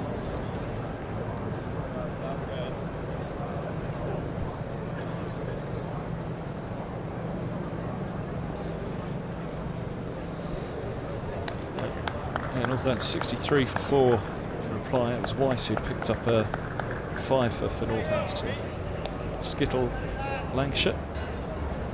2 apiece for Bailey and Williams in the 4 down so far. Trying to keep Northamptonshire in sight. Oxford Road.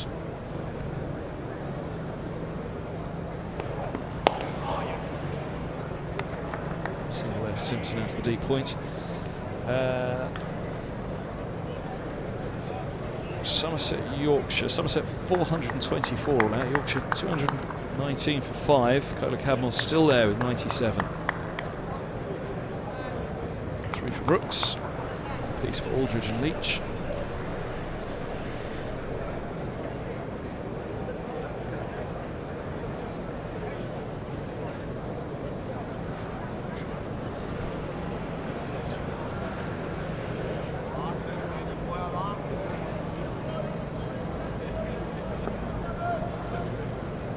For Abel setting up the Somerset first innings total.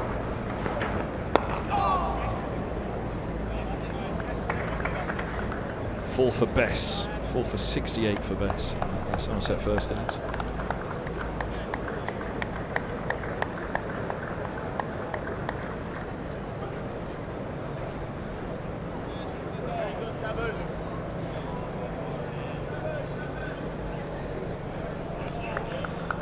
Play before lunch on day 3 at Edgewortham. Kents are 198 for 4. In the second innings, hit 165. And Dalby picked up the first 6 to go, ending with a 6 for 40. Trawled out for 225, and a couple more for Hannah Dalby. There's 8 in the match now. Kent overnight 198 for 4. Warwickshire's 225 and a top score of 99 from Hayne.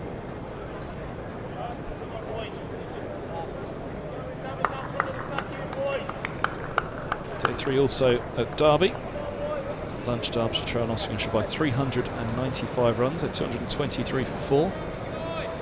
Must be rain there, mustn't there, as well by the look of it. Early lunch.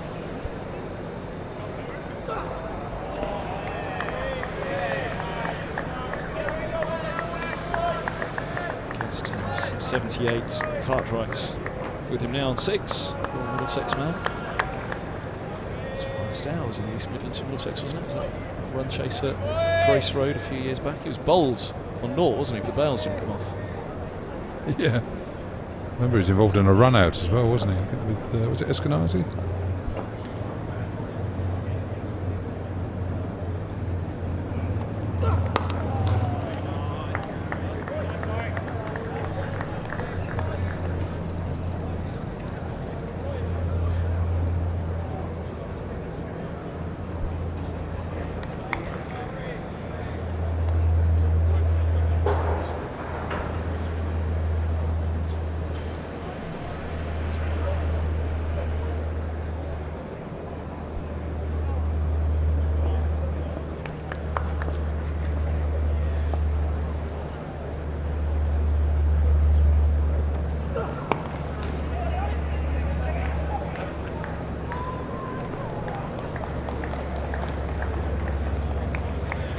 Pinching a single there to Stephen Finn. I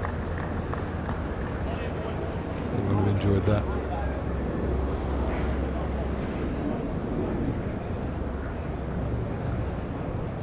They're similar age, aren't they, Simpson and Finn? But Finn come through much earlier. Actually, you could say a lot more miles on the clock, and he has as a bowler, but equally. Anybody should ever underestimate the physical demands of being a wicket-keeper.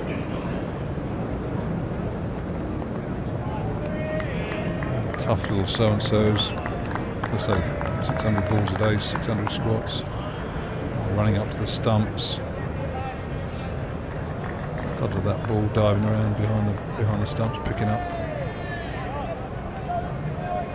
Random throws. Fielders throwing the ball at you with no care of your well-being or your fingers at times.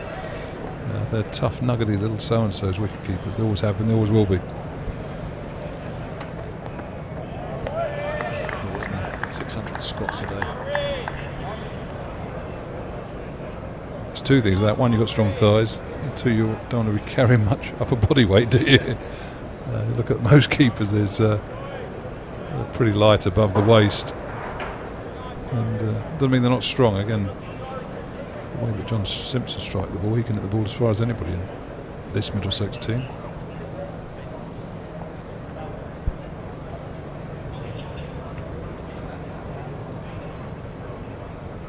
I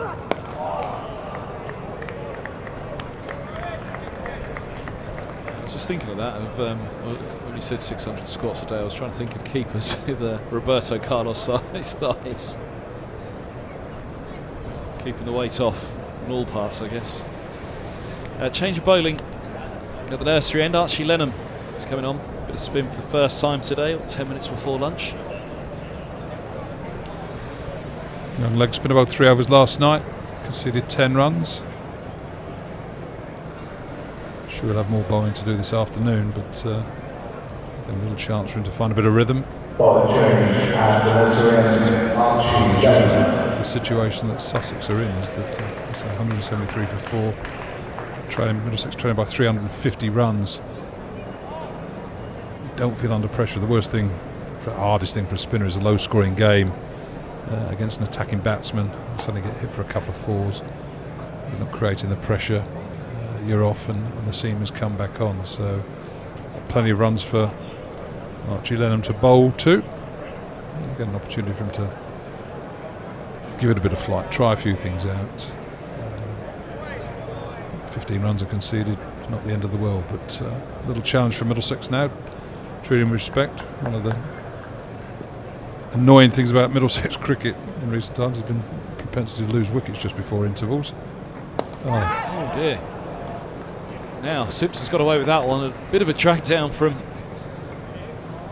Lenham, and well, Simpson rather dragged the bat down onto it. So that would be the commentator's curse. That would have been a sort of fair assessment of a sloppy bit of cricket just before an interval, which may well have cost Middlesex a wicket on a number of occasions. You get into that argument then with them. Well, should you play for the end of the? Should you play for the end or play normally? I don't know. You just got to do it better than you do it. That's your decision.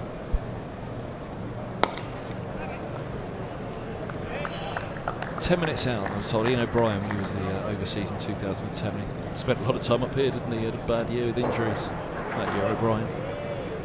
Talked to him about it as a bowler. He said, yeah, batters, if they go much longer than 10 minutes out, you want to get yourself into too negative a mindset for too long. So 10 minutes before, that's when they try and settle down, was the way he explained it to me.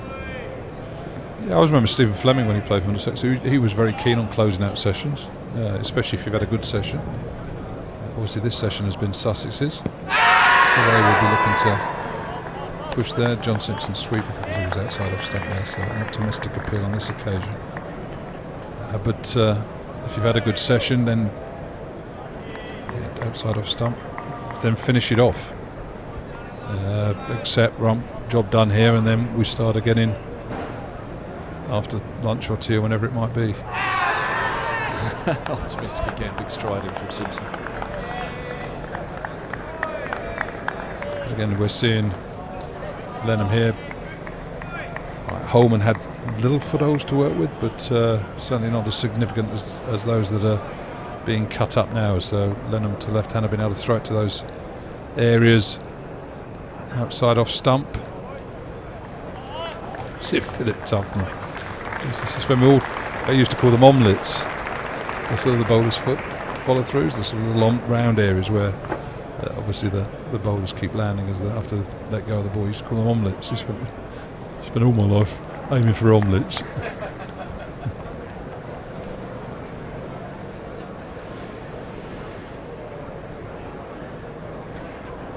Spin from both ends, Delroy Rawlins.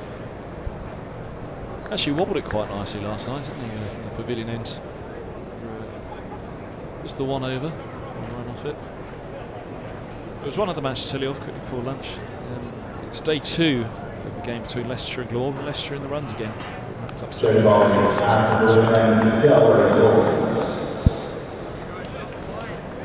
Mike has 57, Walker 27. Leicester 485 for 7 now, 156 from Holden.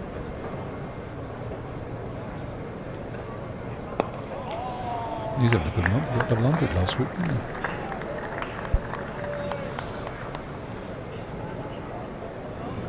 So the bowlers, Nisa, Hogan, Lloyd, Harris.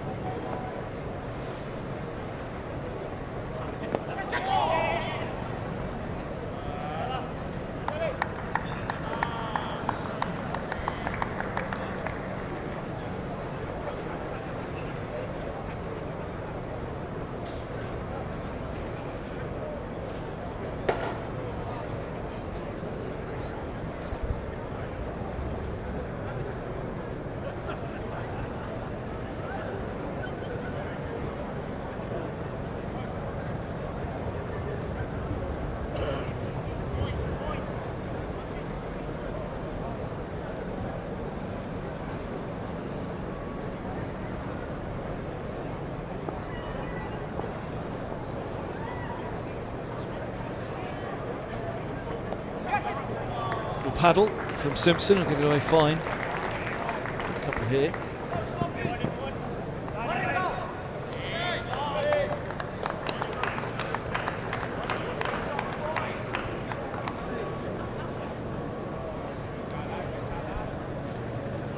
Simpson looking to be industrious. He's got the sweep out now to both spinners, to a change in the field to try and stop that little fine paddle. Short leg going into, well, he was initially going into leg slip, more of a leg gully. Blimey, it's a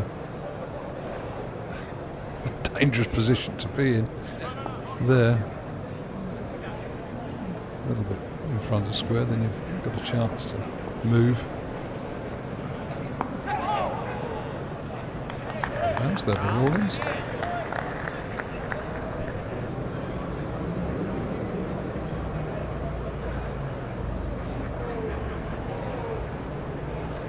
Further change in the field. Mano's at backward point, also short third, going to 45 on the leg side again. So makes Simpson think he can't score there.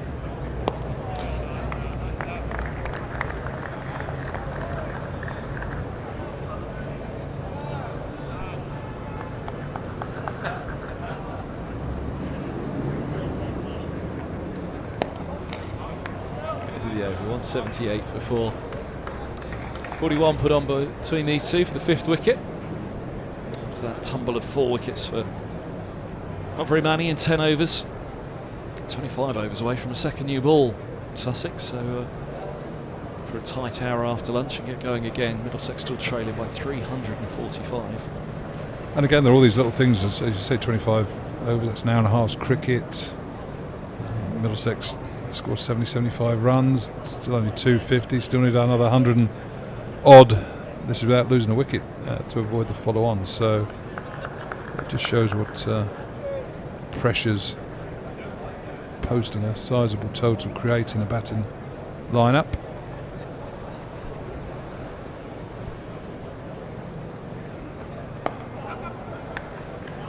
A single. Well, and the experience there, just push it in the offside, take the single. Over to you, Simo. Last 5 balls before lunch.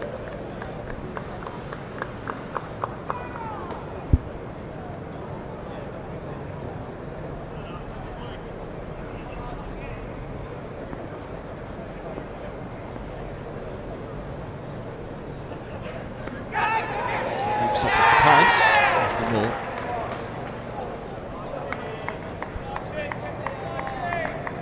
Optimistic appeal, but again, he's pitched it nicely in those footmarks outside off stump.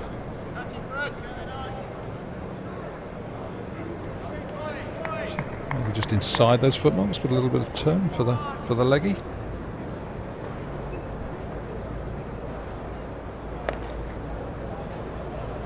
Goes straight on. 3 to go until the interval.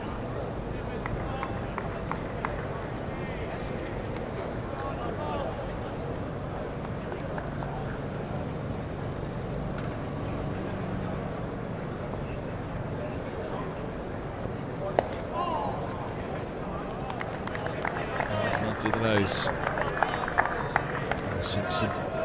Again, two balls before lunch. Young, inexperienced leg spinner, experienced batsman. You wouldn't have thought they're looking at the way that the ball's being played during this little period before the interval.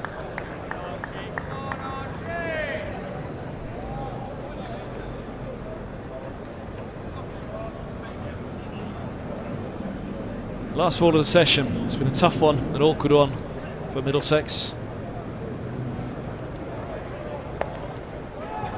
No ball called, there'll be one more before lunch.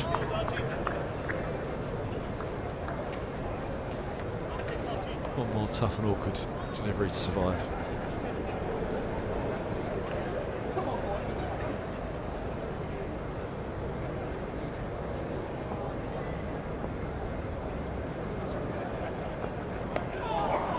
And a single to go with it, at least. I think about 2 here. Simpson settles on the one. That's lunch. 182 for 4.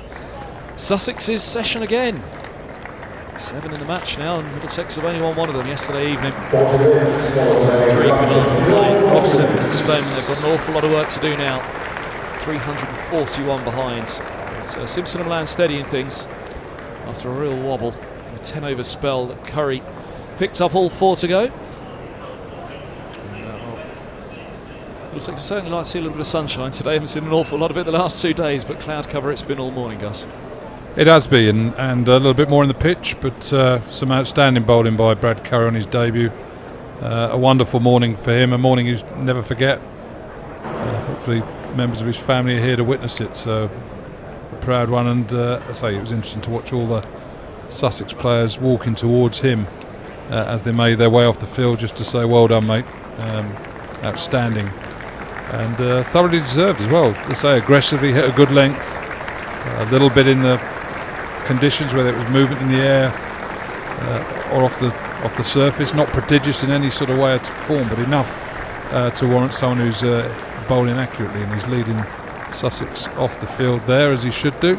Not yet with a 5 for his name, but 4 for 34 of 13 overs. So a magnificent session for Sussex, just what they would have wanted, just what they'd have dreamt of this morning when they were in the huddle talking about how they want the game to go. For Middlesex, the opposite. Getting through that first half an hour, getting through the hour, maybe getting to lunch 1, maximum worst 2 down. With the 4 down now, punching fully good. between Simpson and Landers sort of a bit of stability, but there's a lot of work for Middlesex to do this afternoon. If they're not going to put themselves under pressure on the last day, these two have got to benefit for most of the next session, if not all of it, to give Middlesex a chance of avoiding the follow-up, which is still 91 runs away. Gus, thanks very much. We'll be back on the stream just before. Thanks for your company as well. Day 3, Middlesex 82 for 4. Let's be copy the trading activity of other traders. From now on, whenever I make a trade, I make the same trade automatically. Join over 20 million users and start investing now with eToro.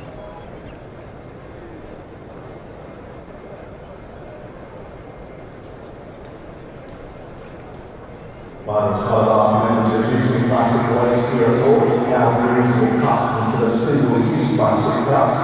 Now, for example, buying reusable cups for a one-pound deposit, instead of a used cup back to the bar, you see fresh cup with your next drink. And at the end of the day, simply serving the cups to one of our designated redemption bars to receive your deposit back. Since adopting the reusable cup scheme, we stopped over 1.5 million single-use plastic cups ending up in the landfill. A reminder, plenty of water refill points around the ground with your own bottles throughout the day, especially behind the grandstand, and also behind the beverage stand.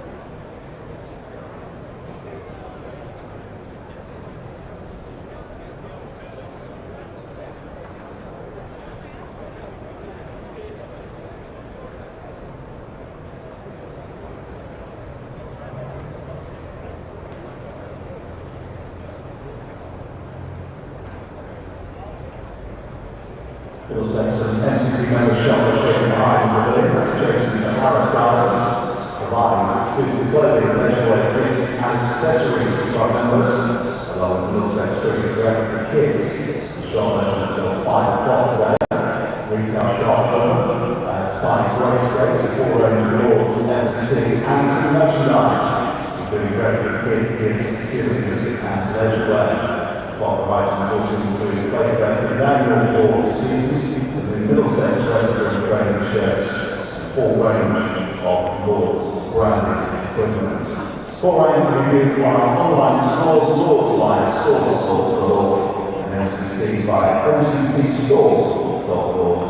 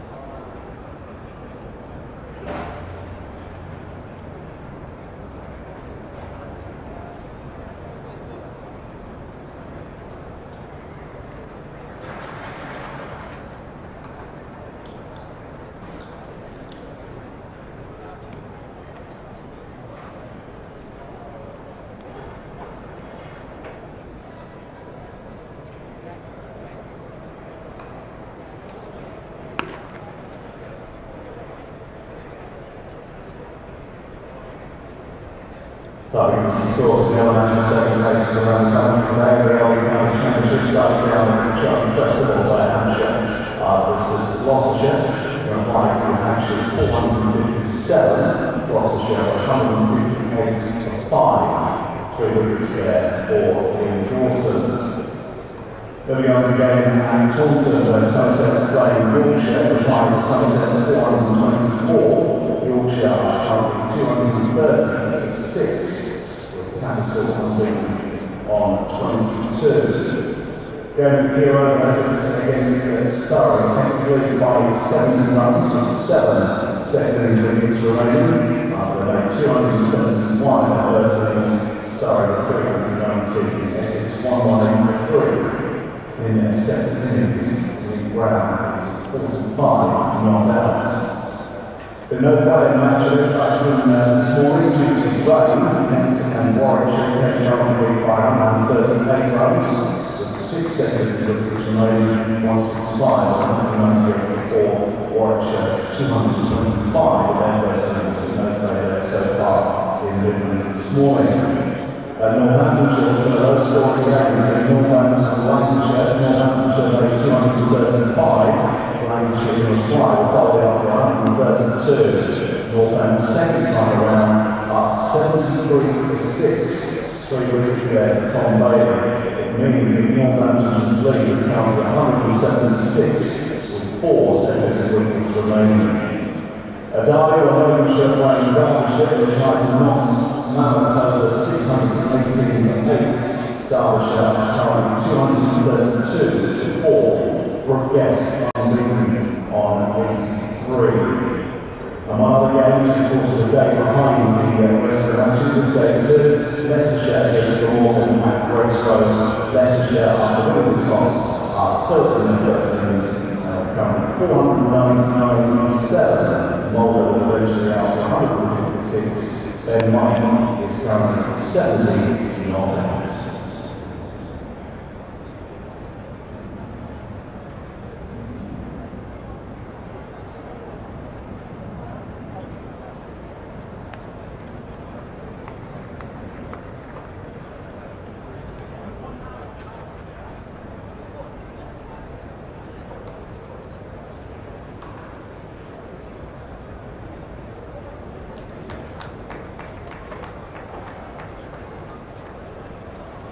Still looking for a Ryan Patel. If you are in the shot, please report the extra results behind the ground stand. Ryan Patel. If you are on the ground, please get the extra office behind the ground stand. Thank you.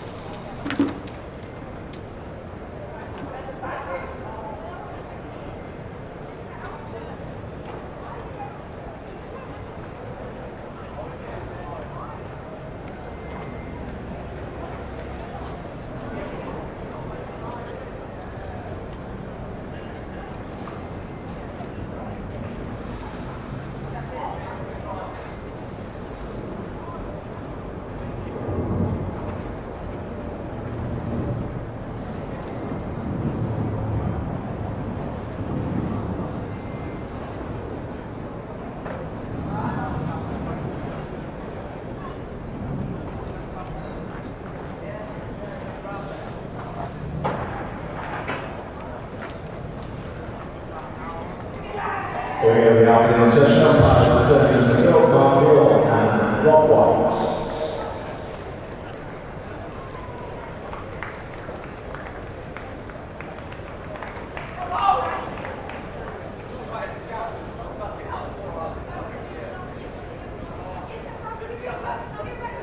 Sussex sides are filled in by K1 John.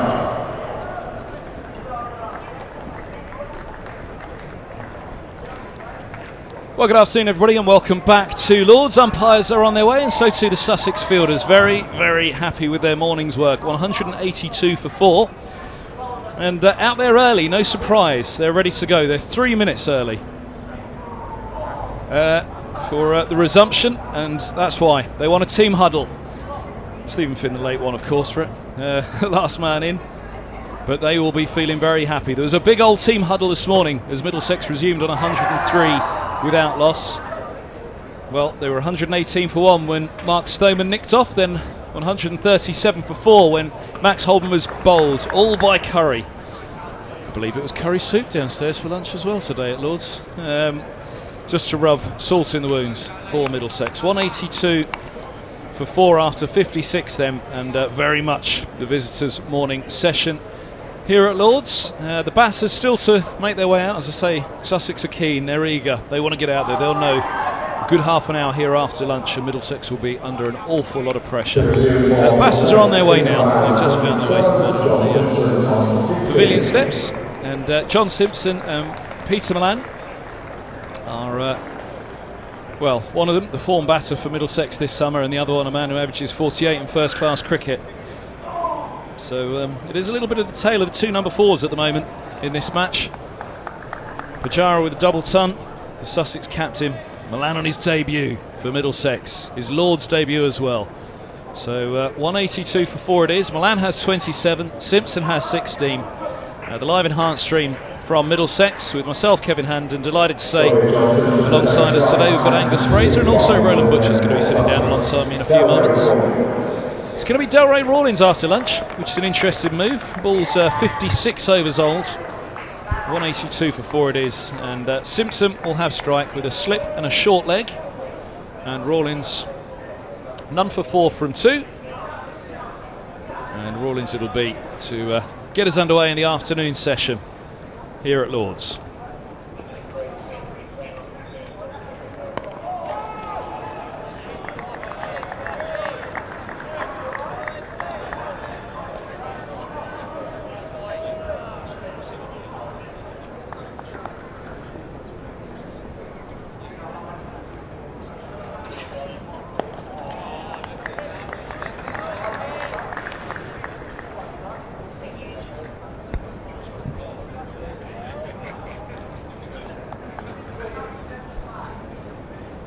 Couple of dot balls to start up after the interval for Simpson. This ball's pushed back again. Roland Butcher, we could pick up. We literally just finished a conversation at the bottom of the stairs downstairs. Should we pick up where we left off?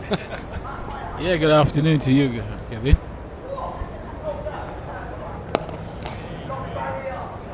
We were nattering downstairs about that conversation that I was having on air with Angus Fraser about the bowlers of old around the counties and the overseas that they had at each county. Oh, it's lovely from Rawlins. Draws Simpson a long way forward. Left arm finger spinner looking to turn it back up the slope towards the off stump. He's got a little bit of bounce, we've seen already, from the pavilion end, Rawlins.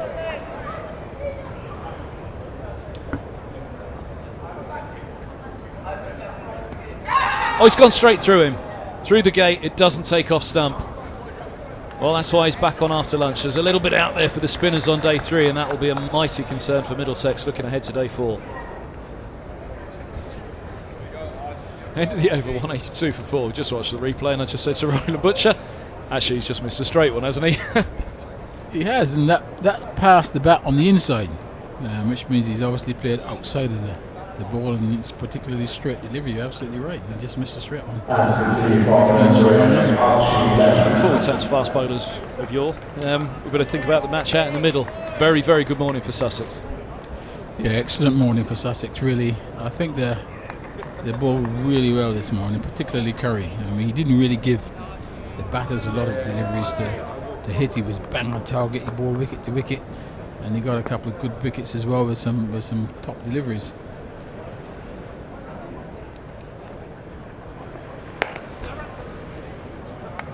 Single to get Middlesex off the mark after lunch.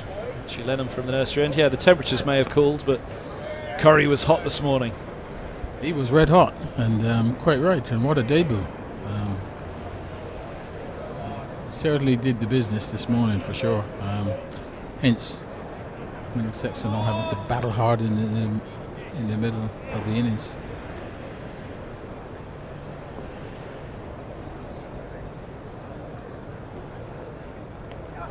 Oh, now, what has that taken? Now, the reaction behind the stumps, the reaction of Lenham, glove over the grill of the keeper, is that there was a little bit of bat. Oh, yes, there was. That certainly looked from behind as though there was two deflections, off the bat, off the glove. Simpson punches that to mid-on. Let's have a look again.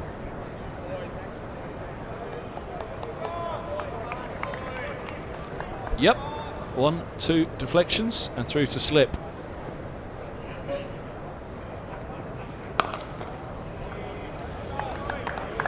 Well, Robson was put down last night by Carter. This was a much more difficult chance, of course, standing up. He'll be disappointed nonetheless. It's 2 the keeper's put down in this innings now.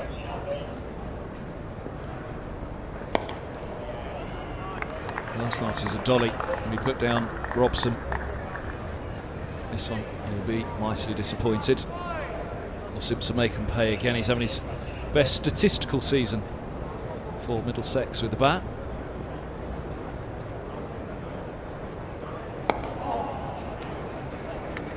Respectfully pushes that one back, end of the over. 58 gone, 183 for 4.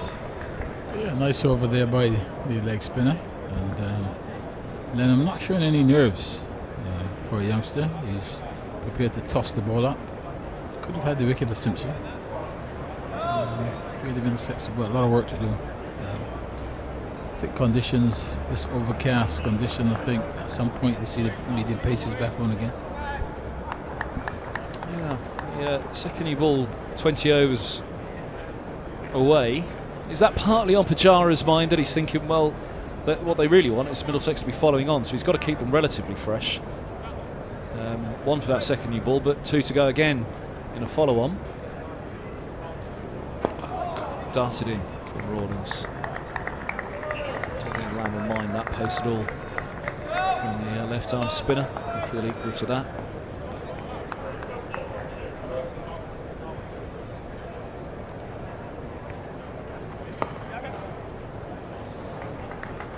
Single more. Plenty to ponder out there for everybody, I think. Pujara, certainly, whatever he's got to work out. It's a lot easier for him than it is for Middlesex at the moment. They've got a long way to go to avoid the follow-on, nearly 200 runs. I think right now Pujara's main concern should be to try and bowl him out and then decide what to do after that. Simpson sweeping on the edge of the bat.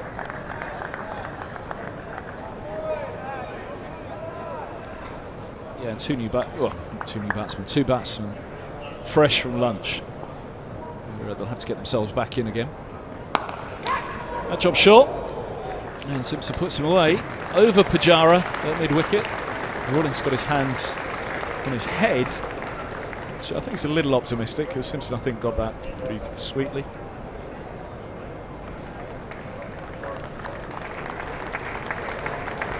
Pujara. 50 partnership as well. 51 from 103 deliveries.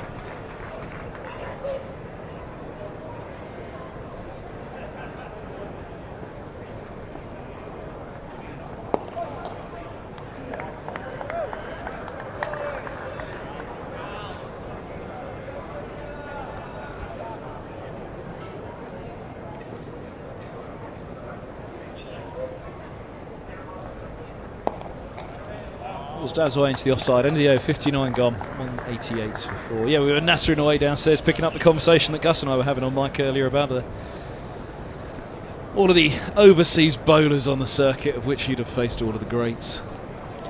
Yeah, I mean, that was as I said, that was bygone days, but I think when you look back at some of the bowlers in those days, they were some of the all-time greats. When the history of the game is written, and the majority of those guys will figure prominently in that top list. You know, when you can think of the West Indian group to start with, of Holden, Roberts, Marshall, Garner, Croft, Sylvester Clark, Wayne Daniel, and then later on Patrick Patterson, and you add to that Hadley, Lilly, Thompson, Khan, LaRue, Roberts. No, Courtney Walsh, Ambrose. No, when you think of those guys, where do they stand in terms of fast bowling in world cricket over the time? Question, I guess you and Angus were having the question as to were those guys better or quicker than they are now? Well, if the guys know, I know Angus has mixed feelings, but if they're quicker now than Sylvester Clark,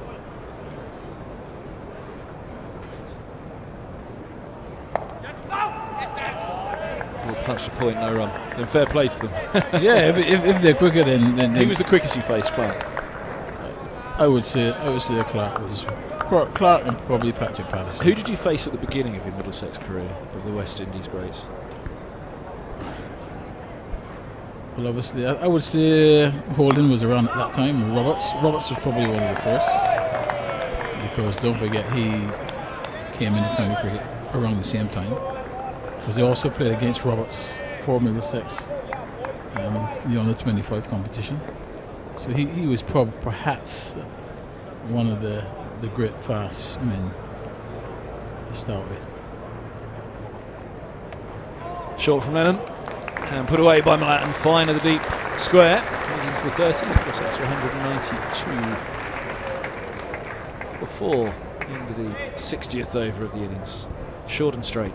Yeah, I think Pujara's he's going to have to rethink whether he wants to keep these spinners going all the time, because it certainly is a cloudyish day, and the way the seamers bowled, I would be very tempted to maybe have one bowling at one end and spin at the other end, but you don't want to set the two batsmen. It feels strange not to have gone to Curry straight away after lunch again. 4 in the morning.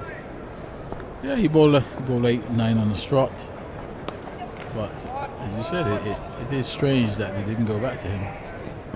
There'll be a couple. Simpson's on to 22. 94 for 4. Who at the end of your Middlesex career then? Who would have been the Ambrose and Walsh on the scene by then, or? I think they had gone from the. Was Walsh still playing for Gloucestershire after that? I'll have to tell you, I finished. What was your last year? I finished 90, end of 90. 90, so yeah, Walsh still would have been going for Gloucestershire at that point, wouldn't he? Yeah, I think so.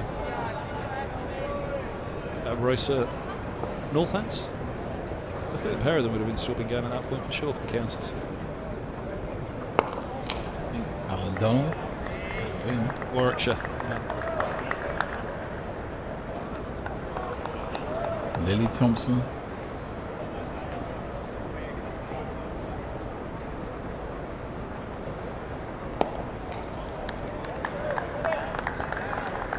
Yeah, I mean, I played against Wayne also when he played for Barbados against England, and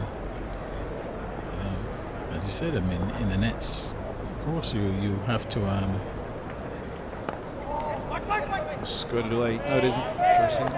It comes around. Yeah, I was going to say in the nets. Gus was saying that earlier. Before the start of play, he'd have bowled 6 in the nets to warm the batters up on any given day. So there were no throwdowns back then. No.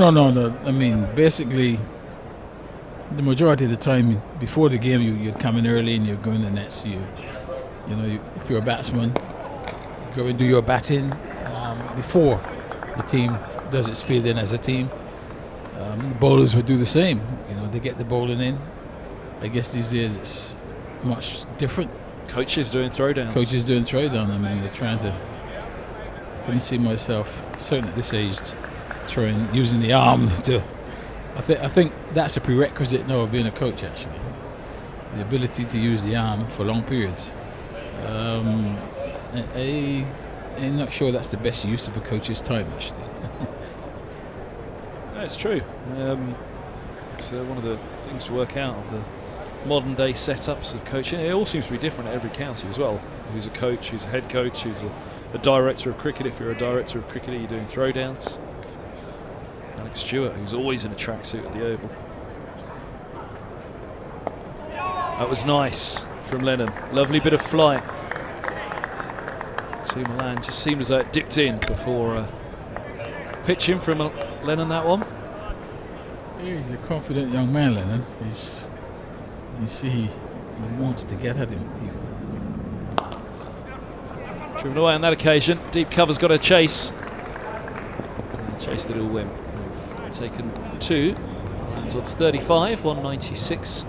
For 4 different heights of Holman for Middlesex as well in the comparison of the leg spinners. Completely different building everywhere, actually. Much sort of slender figure, but Holman's height as a leg spinner, you can see that one from Lennon there. He's able to give it much more air than Holman is, for example. Yeah, well, Lennon obviously, because of, as you said, he's fairly short, so he has to try and deceive the batsman with the flight. And if he bowls it flat from that height, it's going to be pretty easy to play. But he's prepared to throw it up there, give himself a chance.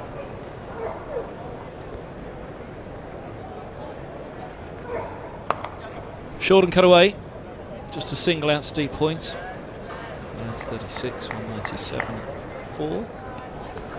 Part of the reason you're in England this summer actually is promoting the new bats. I think we touched on it the first morning. We never got a chance to have a natter about it on the first day as well. The new Roland Butcher training bats range, which you've launched just before the start of this match here. Launched at Lords with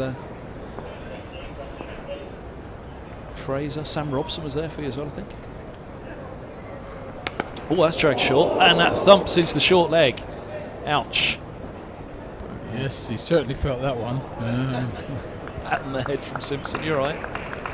So look where it hit. Yeah, real long hop.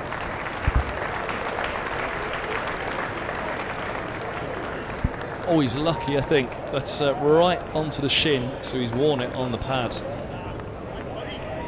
That could have been so nasty if it hit the top of the knee, just creeping above the pad. Gets away with it all. Gets away with it, Lennon. It would have been, well, it may have only been a single. There is a sweeper set back. So Simpson won't be ruining the back of one run too much.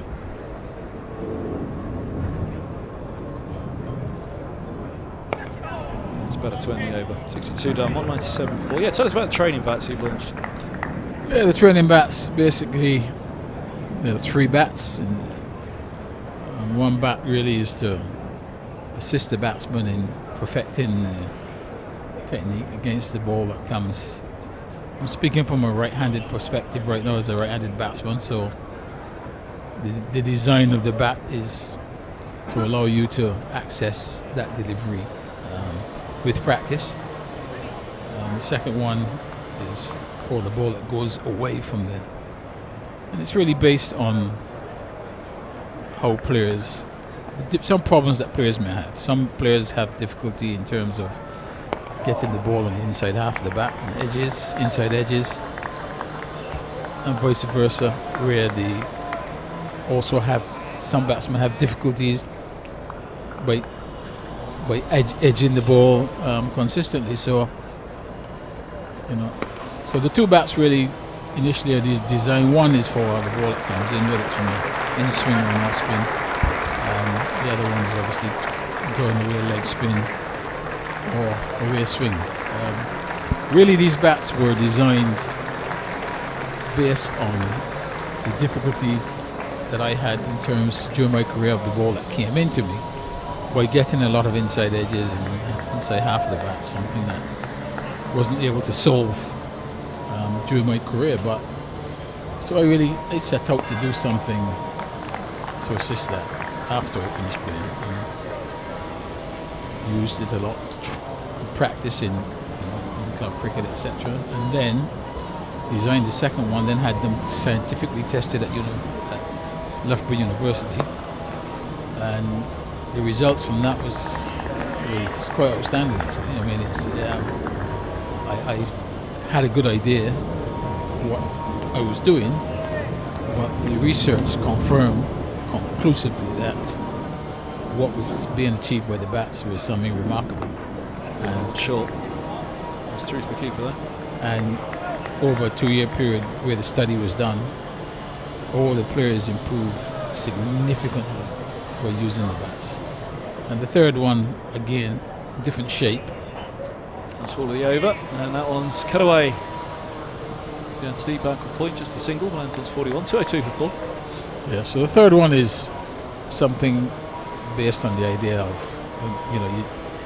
a smaller bat whereby you have to focus a lot harder. Yeah, so it's part of the concentration as well. And some of the great players in the past, you've heard stories of Don Bradman practicing with a stump and that sort of thing. But yeah, the bats, I think, can be very, very helpful to all players, really, whether you're starting out, whether you're an established player with a particular problem. So it's something that I think coaches and players will find very, very useful going forward. And I think it will certainly assist with the level of batsmanship that we have around the world, because apart from a few superstars, I think the batting is fairly ordinary. It's punched away off the back foot by Milan. 203 for 4. Yeah, Kevin, I think it's becoming far too easy for Middlesex at the moment. I think Sussex really, they need to get back to their seamers and put some more pressure. Seems odd, doesn't it? Put some more pressure on the batsman. It's easy at the moment.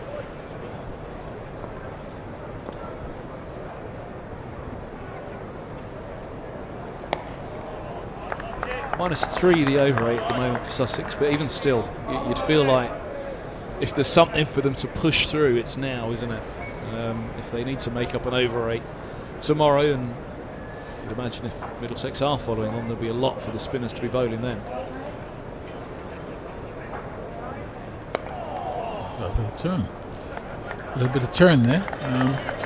I mean, I would be more concerned with batsmen getting set than at this point in time, or worry about the over 8 later on. I would be more interested in bowling the team out.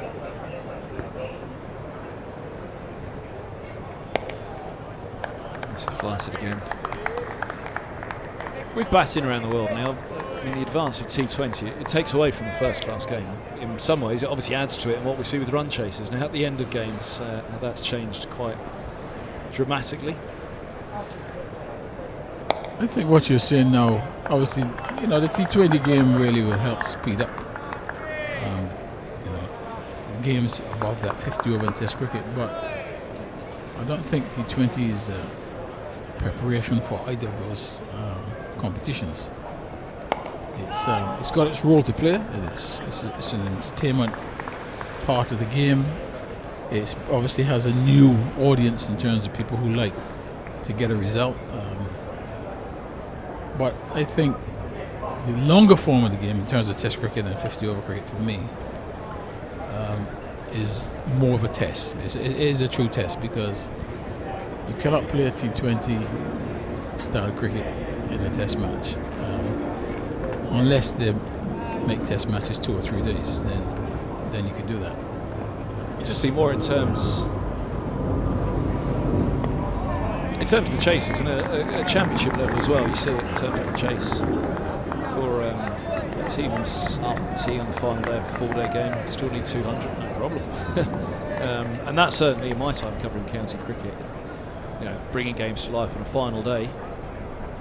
Obviously, we've seen a couple of chases brought to life by England in the last few tests, haven't we? But techniques, mindsets, particularly first innings.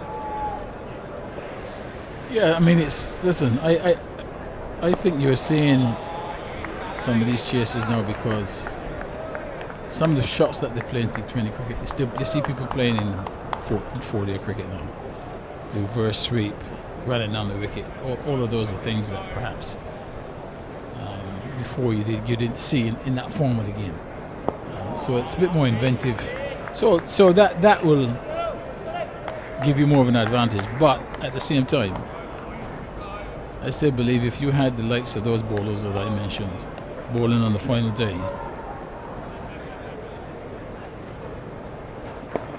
it's leg side, but it's away with it.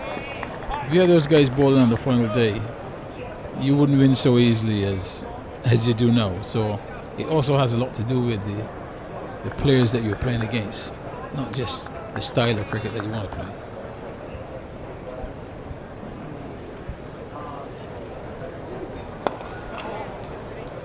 There's the face on that one, single steep point in the over. 65 gone, 60 remain on day 3. Middlesex at 204 for 4, still trailing by 319. Roland Butcher's on Michael alongside myself, Kevin Hand.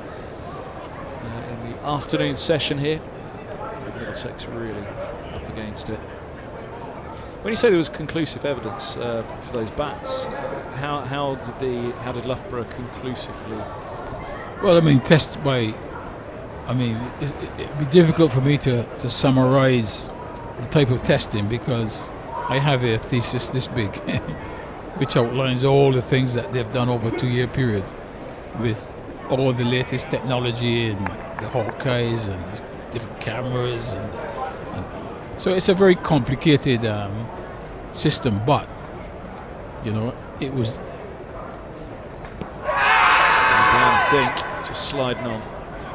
Oh, well, all too busy appealing. They forgot to get the ball. Forgot to get the ball, so got an easy leg going. Yeah, so basically over a 2-year period, they used the England Academy players at Loughborough and used all 3 bats and tracked the development of the players, etc., record everything, and then concluded that at the end of the study that all the players had improved immensely with the use of the bat. And there was one surprising factor that came out of the study, was that they concluded also that the bats also improved the accuracy of the bowlers. So that was a shock to me. I didn't expect that. You're thinking, how can that happen? And I'll tell you a little bit about that in a minute. Right, so basically the design of the bat is such that for the in-swing delivery, the inside edge of the bat is not as wide as it normally is. And the reason for that is that when people hit the ball, a lot of inside edges and inside half of the bat is that they tend to play naturally outside the ball, and the ball hits on the inside. Now, during my career, I knew that was happening, but you think of ways to do it, but there's nothing. Oh, short, put away by Simpson. Just a long hop again from Lennon. Simpson's on to 26. Yeah, that's going to be the problem for Sussex right now if they pursue with all spin. That they're going to leak boundaries from time to time, and the partnership with Bill, you can see it is building well already. And when you come to change, it may not be as easy as you would like because you've got 2 guys who are set. We know the pitch is still good, and that can work to Middlesex advantage. As I said, I knew obviously that what was happening, but it was a question is how to correct it. Now I had nothing to use. To correct that. End of the over, 209 for full. Right. So basically, you're telling yourself, but it's not happening. Now, having designed that bat, which meant that inside edge was missing, so to speak. If you continue to bat the way you used to, you would miss a lot of the balls. So then what it made you do was to correct how you play. So you got your hands closer to the body, and you now found the new middle. And as you know, if you do something over and over and again, it becomes automatic. Right. Having done that, I thought to myself, hang on a minute. It must also be true of the guys who keep edging balls, because they play on the inside of the ball and the edges. So by removing that one, it then had the same effect. He's Finn back into the attack, so we also have a bit of seam. Were you able to work out whether there was a percentage of more batters were missing it inside edge or more batters were working it out? Was there a prevalence? Was it 50-50? You know, it's just one of those things. 50% are more inside of it, 50% are more outside the line. Because my instincts would probably tell me that. Well, if you look at, there are a lot of players around the world who you see get bowled quite often on the inside, on the inside of the bat. Yeah, because that's right. More often than not when you're watching the game, especially test matches, you might just say, we just played a little bit away from the body there. Right. And the commentator will say that far more than he'll say, oh, he's just played a little bit inside that. So that's what I was thinking, is it, you know, let's say 70% of the batters are batters who just play away from their body a little bit too much, and then the inside edge is more in play. Right. You do that. The question is, right, how do you stop yourself from doing that and do the right thing? Right. No, I see that. But what I was saying to you was there more? Did you notice there were more who required the bat that didn't have the inside edge, as opposed to those that didn't have that outside edge? Because there were more that played away from their body a little bit. I think the number of guys that get caught in the slips, right? There's a lot that hit the inside edge, but you don't get out perhaps a lot unless you're bowled or LBW, right? Now, the outside edge. That's punched away nicely. Just find a Pajara. They'll think about two, just a single. The sweeper's back.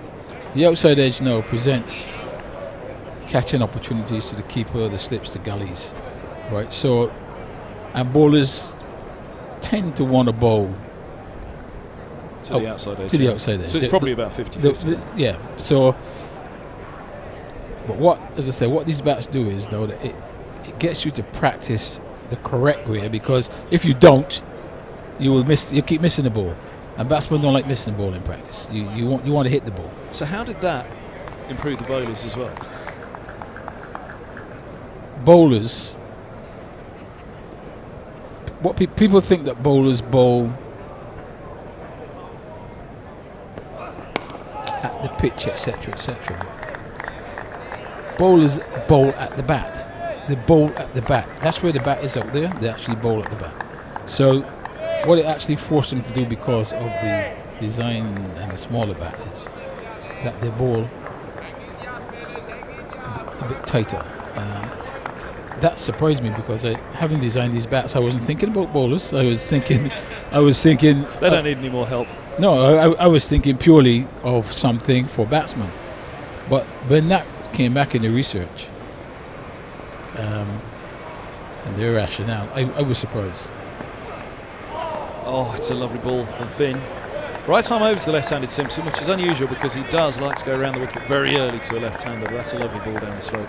Yeah, it was. I mean, that's more like it. I mean, and you see, with the seam in these conditions, occasionally you're going to get that sort of delivery, and you know, you can easily find the edge. So I think it's a good move to get back to the paces, because the spinners it was just a little bit too easy for the Middlesex batsmen.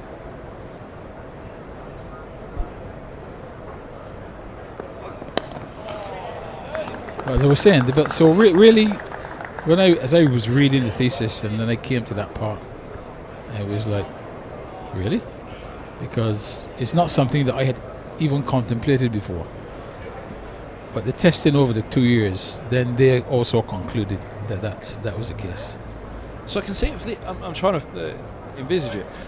If the bowler's bowling at a batter who plays inside the line too much, inside the ball too much, then the outside edge of the bat's come off.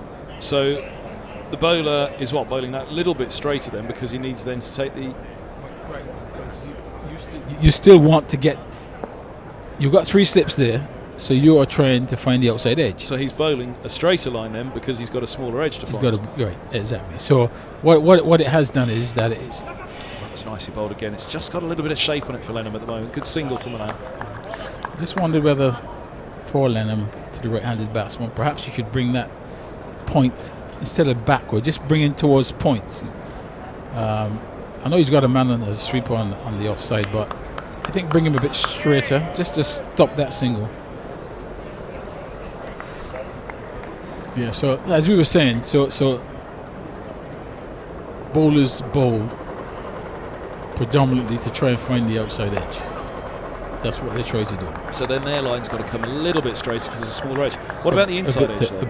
Or was it mainly the outside edge that was bringing the bowlers straighter, whereas the inside edge not being there? They're still... Yeah, but don't forget that there are some guys who are natural in swing bowlers. That's what they do. That or they can get the ball to go away. Oh, it comes back in. That angle from around the wicket with the slope. Yeah, nice footholds. Yeah, nice delivery by the leg spinner. But there's some guys who naturally swing the ball in, and then they take it away. So again, if the batsman, if you look at someone like, I'll use Robson Chase as a... It's a full toss, gets away with it to mid-wicket. I'll use Robson Chase and Shea Hope as examples. Right. They get bowled a lot on the inside of they're driving up here and get bowled in between there. Right. Now something like this Full toss again to mid-wicket. would be great for them, because that's a weakness in their game, right, that they need to get sorted. As it stands now, they know it's a weakness, but there's nothing that will help them to correct it besides me saying to you, Kevin, you need to play a bit more. All right, you might do that for 2 balls, but then automatically you go back to what you're doing. But this creates through repetition where it becomes an automatic reaction to play, and that's how it works. That's probably where batting around the world, he said, you don't think there's as many good batters as there were. The repetition isn't there because you're now playing in the nets. You're thinking about all sorts of different shots as well. Shots that were there before, shots that weren't. But overall, you're thinking about, you're thinking English summer, how it's mixed with a single there for Milan. It's mixed with first class start, then you're all of a sudden into T20, then you're back to first class again, then you're into list A, then you're into... So you've got batters throughout the season who, even in April and May, they'll still be, in their mind, they'll be thinking about June, because of course T20 is the big money as well. Well, that may be true, but you when you practice, it shouldn't be a case of just practicing. There should be something specific you want to work on, right?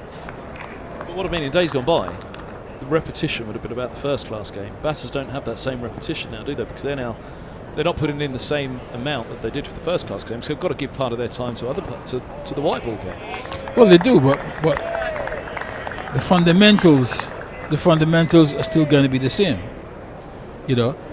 A 4 defensive is a 4 defensive, whether it's played with a white ball or red ball. So you still have to work on those fundamentals. If those fundamentals are not right, it's not going to stand up in the white ball, or it's not going to stand up in the red ball. You may get away to some degree occasionally in the white ball because you've got advantages and the ball doesn't do much. Only one slip. It's one slip and the ball stays shiny for 5 overs. It's a good lead by Simpson. But again, if you're practicing for white ball cricket, you go into the nets with a specific thing where you want to play. I want to be practicing today. I want to be inside out or whatever it is. Right? So what I'm hoping that these bats will do is that, certainly with those guys who have got problems, that they can use these bats to help them solve that problem, which will assist them in their overall game to become better players. Also for young players, also to get the idea that there's certain right positions you have to get. Now you asked me the question about how come the bowler bowls straighter. Now, if I am bowling at you with a normal bat, and remember I'm trying to find the outside edge of a normal bat. If I take a better bat from you and give you a stump, I can't bowl the same place because your stump is like that. So remember, even with your stump, I'm going to try to bowl for your edge. So that's where the difference in accuracy comes, because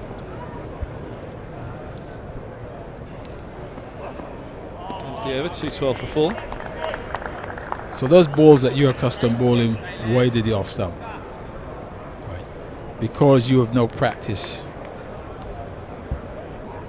right? It's about a better corridor of uncertainty as well. Right. So your accuracy improves. As I said, that was shocking. When I say shocking, it wasn't considered. It wasn't considered by me originally because it was a different perspective. I'm a batsman.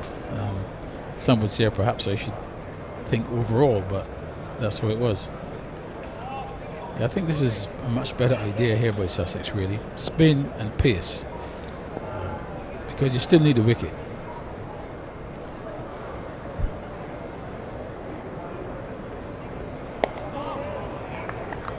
That's nice bowled again. Starts the over. Where we're at it, Kevin. What is your stance on Middlesex putting Sussex into bat? How do you stand with that? Well, Butch, you were in no doubt. At 10:59, you and I were sat together on that first morning. You said, Kev, they've got this wrong. This is a batting day. They saw that little greenish tinge. They fancied a couple of early wickets, get at Pujara early. They just didn't get them. They didn't get those early wickets, and unfortunately Sussex haven't looked back since then from a Middlesex perspective. No ball called. Googly, I think, from see where the point fielder is now. Much better position. Square can cut off that single. And it felt, even still today, Middlesex, it felt, had a chance to back up that decision if they could have gone close to Sussex and put on third innings pressure. But of course, going close to Sussex now, they're still 309 behind with only 6 wickets standing in. Their biggest concern is the next 160 runs to avoid the follow-on. So no two ways about it. I mean, Gus said it overnight, as that's a single out to deep square and lands onto 47. But yesterday evening, there was no two ways about it. They got it wrong.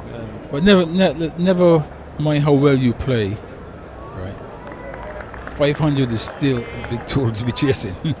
So you could play exceptionally well, as you saw yesterday. You batted well, you scored over 100 without loss, but you're still a long way to go. You could always lose wickets. Swept to the fielder at 45. Right. Yeah, like I said, they had a chance this morning at 100 without loss to not back it up. The time to back up that decision was the first hour, wasn't it? To have them a couple down, have Pujara in early on, which they didn't. It took them until after lunch before they got at the Sussex number 4. Yeah, I mean, my view on that first day was that the way this weather was, it's going to be that even if you had a good morning, right, the rest of the day was gonna shift in the batsman's favour. It's a little short, but he's played it as though it spat slightly. 2:15 for 4 into the 70th.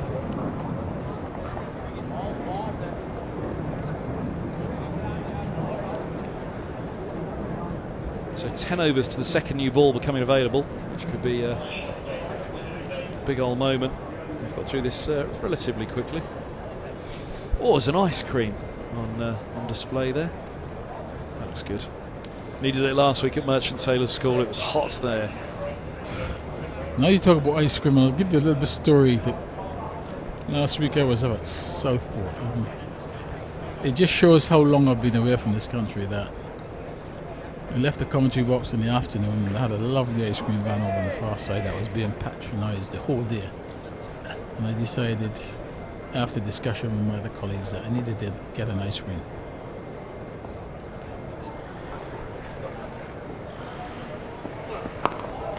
So I walked all the way around to the ice cream,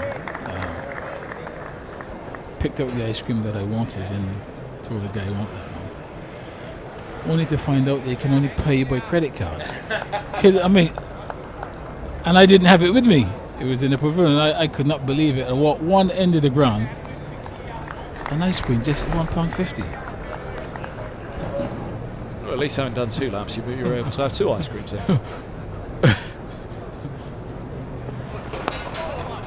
Well, of course, I left without having an ice cream because I wasn't going to go all the way back to the and come back again. So I ended up not having one. It was your protest vote. Right, cash, card only, not selling.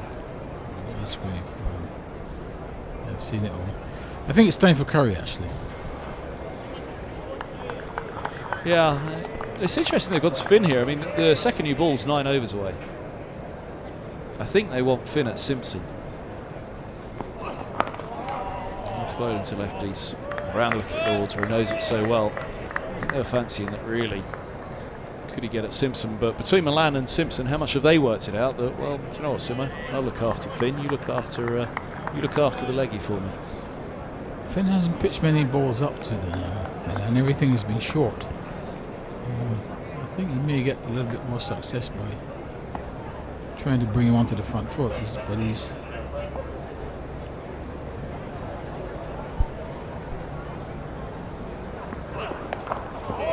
short, down to long leg. Milan's on to 48. Middlesex 215, 216 now for 4.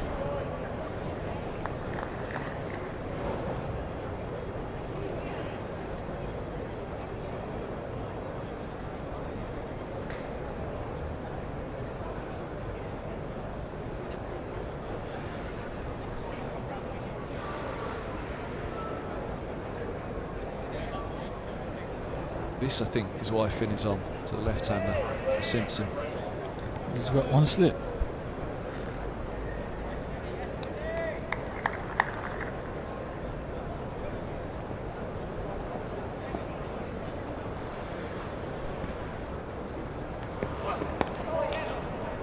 It does feel strange that your main strike bowler's on 9 overs out from the second new ball. Unless Finn's perhaps this advanced stage of his career needs 1 or 2 overs just to warm up, then come out to the attack and then be given the new ball after that. You can't be sure, but I am more concerned in terms of the field placing than the thinking as to why he is bowling. Get another slip in there, pitch it up. He's just called the deep square and the long leg in a little closer, 20-30 yards in from the rope now. For the bluff. With line and length, just a little too straight. Turned happily to Ibrahim. He's on to 49 now, Milan, on his Middlesex debut, so nearly a 50 on debut at Lords. Yeah, he's played well, Milan. First 4 scoring shots with boundaries, and since then, you know, he has continued to do a good job for the team. And, you know, this partnership's good partnership. Here Simpson's contributed as well, so I think Middlesex making a bit of a fight. Is that Curry coming into the attack now? It is indeed. 4:34. Does it feel a little late, and again a little odd because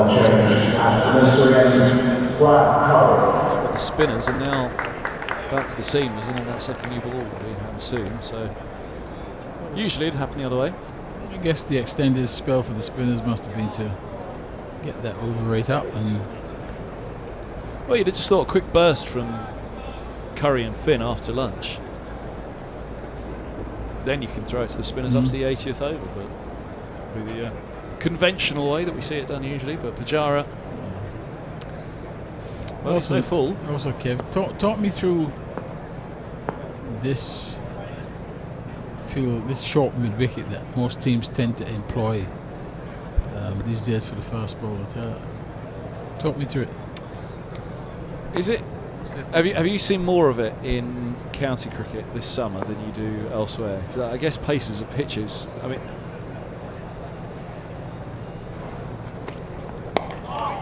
we've been very accustomed for many years now, especially with the push to April championship games, 4 games by the end of April. Yeah. About 6-man slip cordons, and not because we were just talking about all the Windies greats there, weren't we? 9 in the slips. What I'm trying to find out is, I mean, have they got many guys out in that position this year? No, no. The nature of those April and May pitches, that ball is just swinging around so much that you'd have a pat slip cordon, the outside edge always in play. It's this year. The slips came out quite quickly in this game, didn't they? The ball there hasn't been as much sideways movement this year. Whether it's this batch of dukes that we've talked endlessly about all season long, the players have talked about, it's been a big problem in the championship this year and in the tests as well.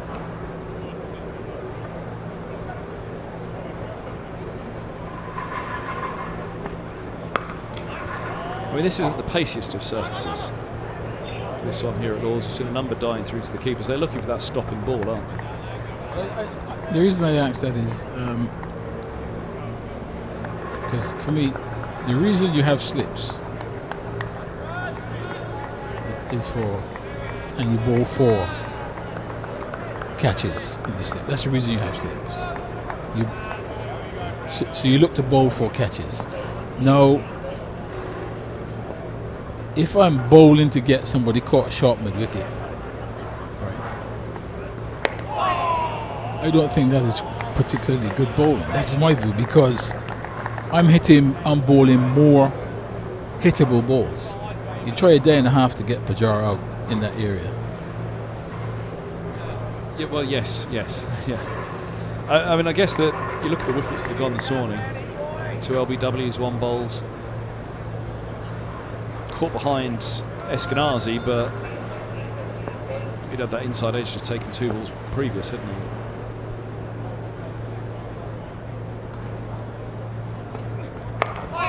Survived on a couple of overs previous back now. Think about it, where he'd have an inside edge past the stumps. So targeting the stumps as they have been, I guess they're feeling that it is an aggressive position to have that short mid wicket. We saw as many as 3 yesterday, didn't we? 3 short mid wickets. We did. I still yet to be convinced. They're going to have to convince me over a period of time whether that is a creditable position, and the stats will tell me over the year whether it is. I know I'd always prefer the extra slip.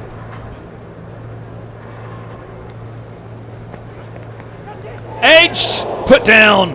Third one that Carter's shelled, and it's Milan this time on 49. He goes to 50, and a wonderful 50 it is for him on his Lord's debut, his Middlesex debut. A much needed 50, 104 balls, 6th 4, but that could again be a very costly put down. Yes, and it's stopped Curry from getting a 5-foot on his debut, and he's been the pick of the bowlers today. When he's bowled, something's happened all the time. He's gone a long way, but that's the keeper's catch, isn't it? It's the keeper's catch all day long. Got to take that. It's not a difficult chance. Yeah, actually, he had gone a long way, to be fair, and I don't know if we might have another look at it and see just how wide slip is, because when you think of slip as a marker for those watching, slip isn't meant to go towards the keeper to take a catch. Anything towards the keeper is the keeper's catch. But the height, what's the height of this? What's the height of this ball? And slip's not wide there either, so he hasn't gone that far. That's a bad put down. Leg stump half volley. Oh, he gets away with it. Rawlins feels well at mid wicket. Yeah, but Curry really has been very good today. I think he's caused most of the batsmen's problems into left and right hand. Left arms and balls are always fun, aren't they? Yeah, he's just doing something with it. I think to start with, he bowls pretty straight. Most of his balls are pitching stump to stump.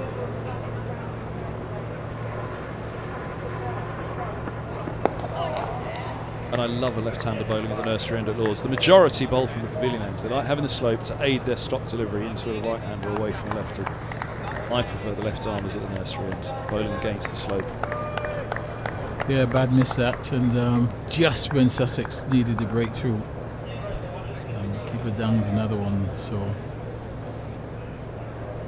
good fortune for Middlesex.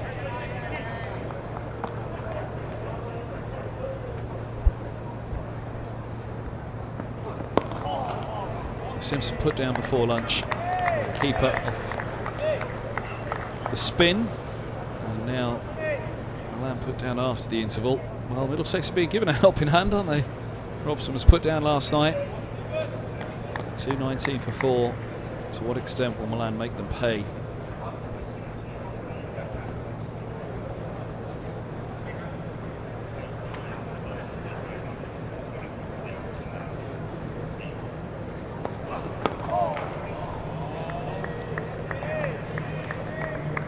He's looked relatively at ease out there, Milan, hasn't he? Otherwise, he's particularly when the ball's been just back of a length. I don't think Finn has bowled particularly well at him. Actually, he's been too short. Sometimes fast bowlers don't like to be driven. Well, that was better. Spits at him. Just wrap some of the gloves.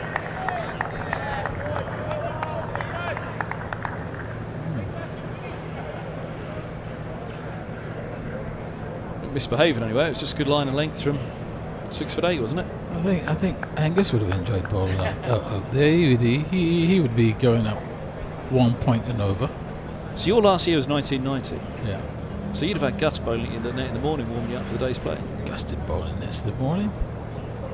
Gus didn't do that because Gus knew he had to do a lot of bowling in the middle. Just had to wind them up and give him the ball. 6 overs a morning, he said he did before the start of play. Warm up the batters. 6 overs. Really, did he do that? Maybe in his early days. Well, yeah, sorry, it's Angus here. Yes, in our early days, we had a bowl at you. We were just yeah, in the early days. We were just foddered to get you in the form that you wanted to be. Yeah, in the early days, but Don Bennett, get your backside over there and bowl at the batsman in the nets. Yeah, I mean that's true. I mean the bowlers did actually. I mean even Wayne and those guys would bowl in the mornings.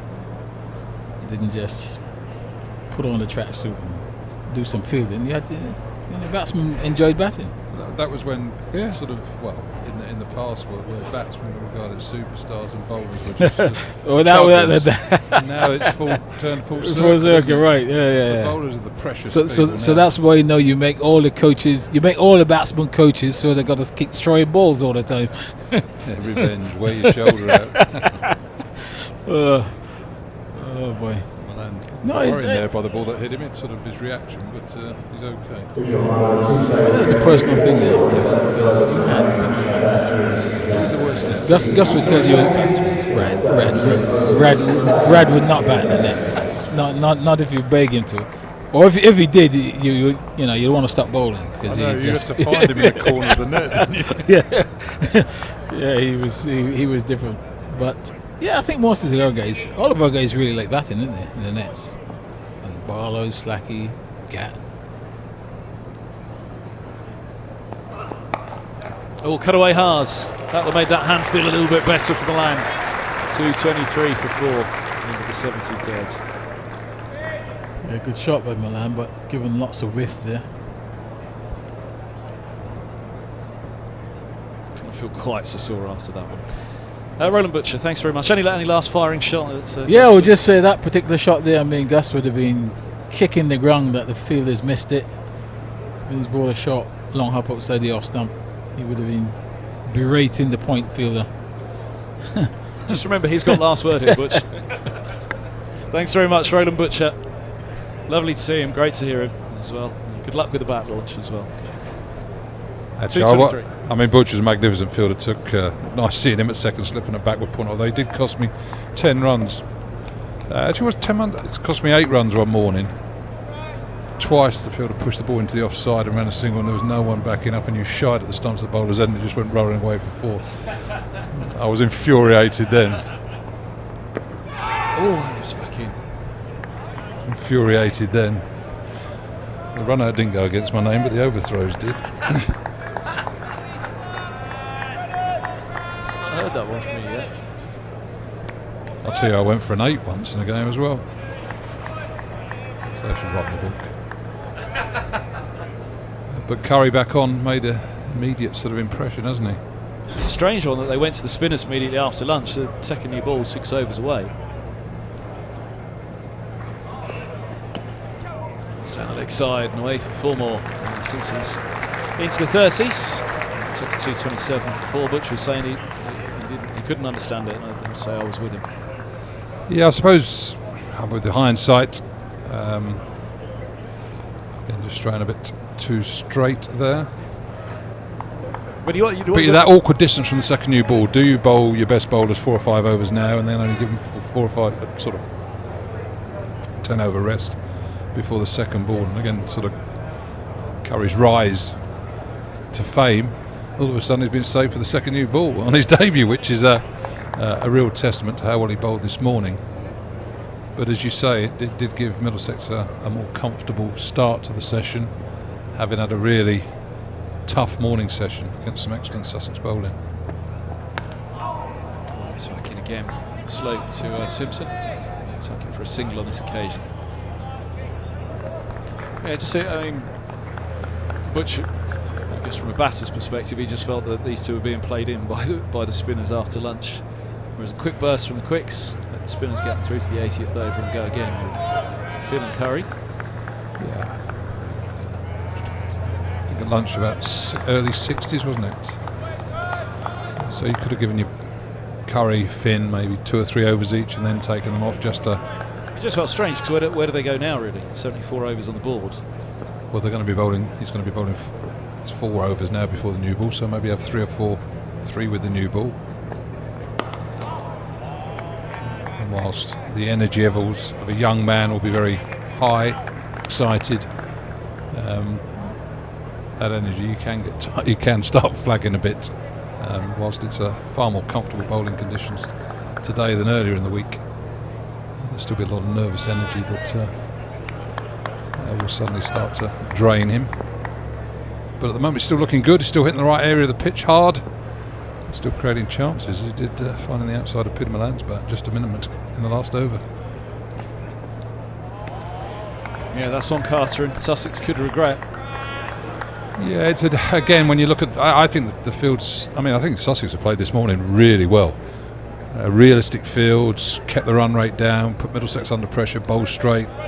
Middlesex batsmen, for whatever reason, missed some good balls. LBW's bowled, edging a goodish ball as well to slip. So they've bowled nice tight lines, kept the scoring rate down, tested Middlesex's patience. I suppose one of the things about this, and pushes one there into the offside, is the fact that if you've only got a couple of slips, where do you push them? And sometimes you get your first slip a little bit wider, which means, I mean, it was a difficult chance that, wasn't it, to Carter? I mean, if you'd have had 2 slips, your first slip would have been finer. You could probably have left that as a keeper for your first slip, which would have been a nice sort of catch around waist height, wouldn't it? So I suppose one of the beauties of only having 9 fielders out there is you've got to make decisions, and you can't cover every corner or every possibility. Yeah, that was my wonder, how much wider slip was. That ball, he was around the wickets, Milan. Maybe let's push the angle a little bit more. Here's Carvallis in for Finn at the pavilion end. Number 29 from 12. 5 maidens. He was the one that had that first drop. Robson, that was too costly this morning. Robson going to 50 but not going on. This partnership now 92. Milan on his Middlesex and Lord's debut. He's into the 50s. Simpson looking pretty well set. They'll need to be, because there'll be another battery from that new ball in a little while. But here's Carvelas with a slip and a gully. Yeah, Middlesex have got to bat well for a few hours yet. And whilst, as you said, there's a 92-run partnership here, which is just what Middlesex required, it's still Sussex bossing this, as you said. Get a wicket before the new ball. All of a sudden, all right, Luke Holman's played well this year, and whilst Toby Rowland-Jones and Tom Helm are more than capable batsmen, exposed to the second new ball, there's going to be chances knocking around. Come back for the second. Yep. Oh, he's got another whack there. Milan, the throw from the boundary is deflected off Carter's right hand, and I think struck him on the shoulder as he was running past. So, bruised hand, bruised shoulder, got a little scratch on his leg. Actually, you know, when he ripped his trousers yesterday, I saw this morning, he sort of said, "You haven't cut yourself," and there was a little graze there. He said, "Yeah." He said, "It's always a thing when you slide and you don't get some of your studs get caught or something happens. You can cut yourself quite nicely with a sharp pair of cricket spikes on."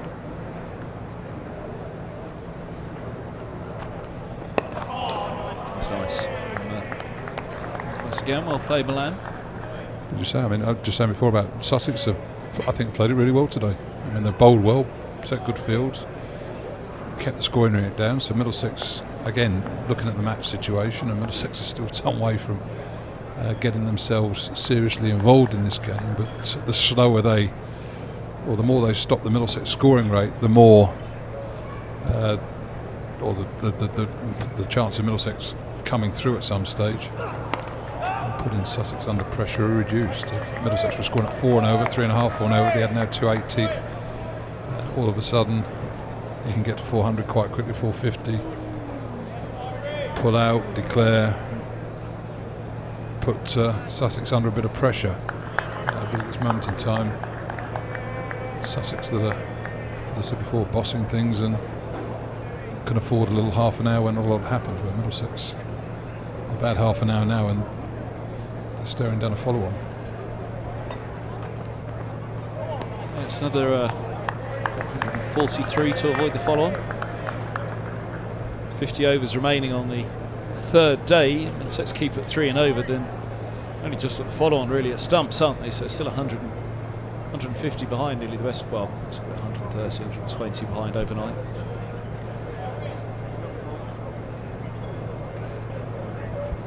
So a long way to go.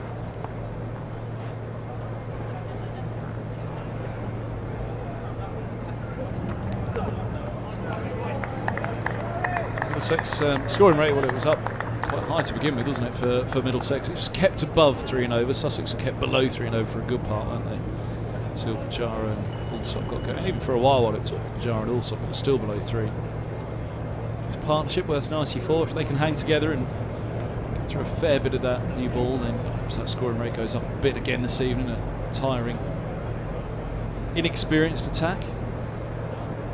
Stephen Finn walking off the field and finished his spell again. We saw that ball bounce slightly, wrapped Milan on the gloves, and again a dry pitch under a hot sun for certainly 2 days. Whilst it feels quite cool up here with the air conditioning on, it's still a bit of heat down there. I'd imagine it's quite muggy with the clouds overhead, but the pitch will start to dry up. There will be a little bit of inconsistent bounce, which could cause problems as the game moves on. Curry challenging that outside edge again. Simpson gets a single. 3 points. 2:32 for 4. Umpires have a look at the follow through of Curry there. Back leg coming across. Simpson's having his say on it as well. Yep, you're right, ump's right there.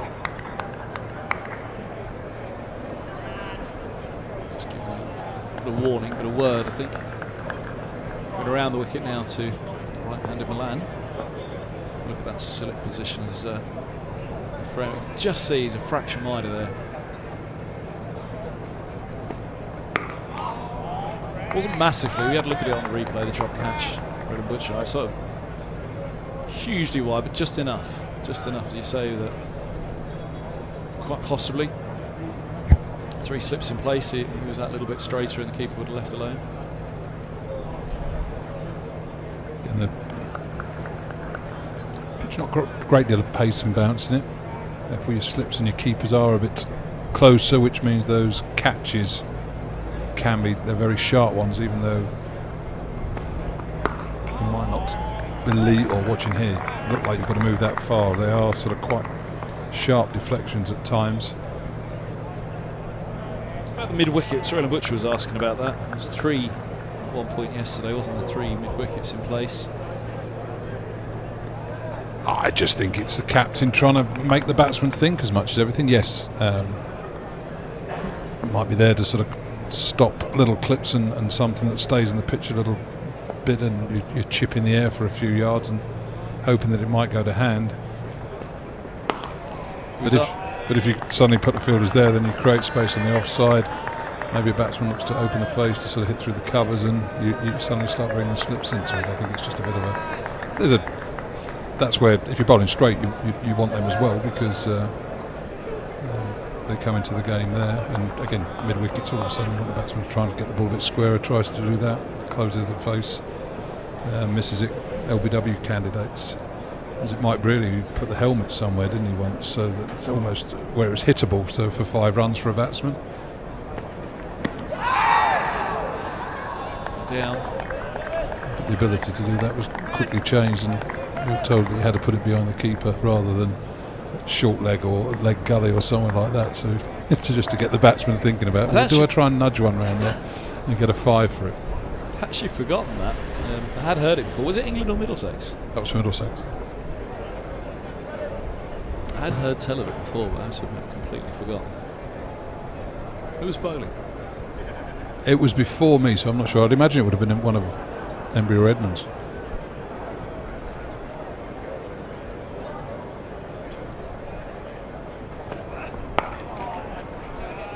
Nearly the 76th. Ball to the new ball, the second new ball here at Lords. 2:32 for 4. Lights just dimmed a little bit, actually. First time in the match that the lights in those corporate boxes. Thought it was Owen Morgan at the back for a moment. Nice way of spending a Thursday afternoon. See those lights on the right hand side there, it's just dimmed a little. The pavilion as well, there's usually a couple of lights in the stairwell. Chandeliers are off in the committee room. But the lights in the stairwell sometimes you can just see glinting through on that left edge of the pavilion. They're always ones that I look for from up here in the media centre to think, what's the light like? But not something we thought we'd be talking about on day one.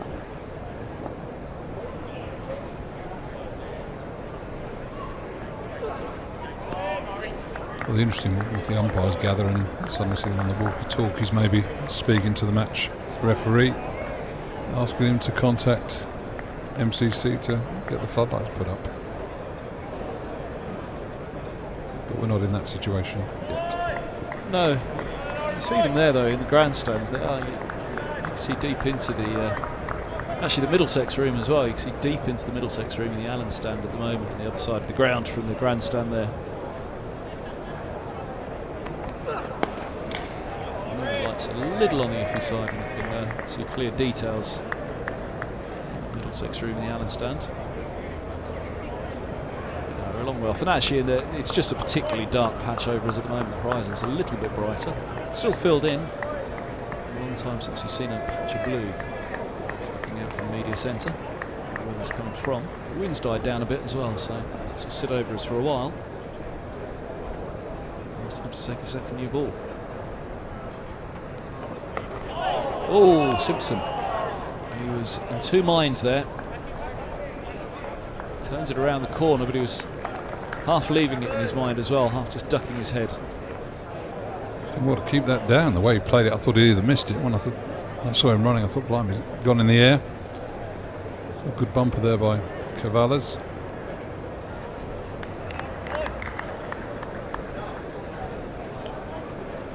Much kinder bowling conditions now.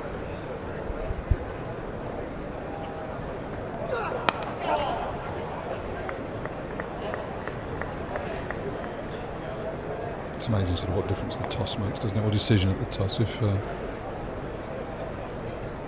you're batting now or batted, I mean, I say there's been some night. It's not what was a flat, hot, dry surface has not suddenly become a green sort of snake pit or anything like that. But the degrees, there's a little bit more going on here. But if Middlesex lost the toss, bowling, you'd say, oh, we're a bit unlucky here now, sort of batting under sort of grey skies when they're batted under cloudless skies. Oh, that goes through Simpson from around the wicket. But having won the toss, people say it serves you right. Yeah, good delivery there by Cavellas.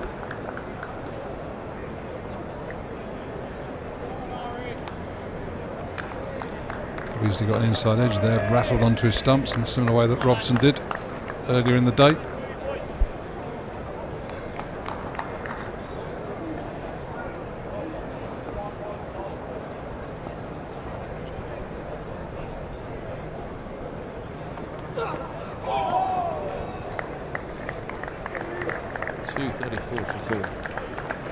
Good finish to the over there. 2 plays and misses.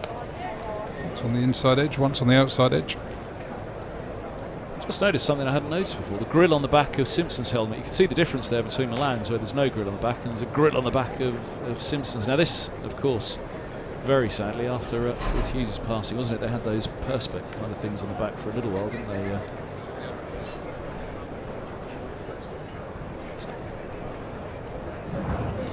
Meantime, umpires have just had a little chat. I think that's going to be, as you said, Gus, the radio is going to come out, is it, in a minute, and ask those floodlights to go out, to go up even. There's the second new ball in preparation for 3 overs time. No radio signal just yet for those floodlights to go up. I think they signalled to the match referee area, which is sort of under the Warner stand, looking from this end, the sort of end of the glass buildings under the Warner stand closest to the pavilion. The last booth there is where the match referee sits. So probably. The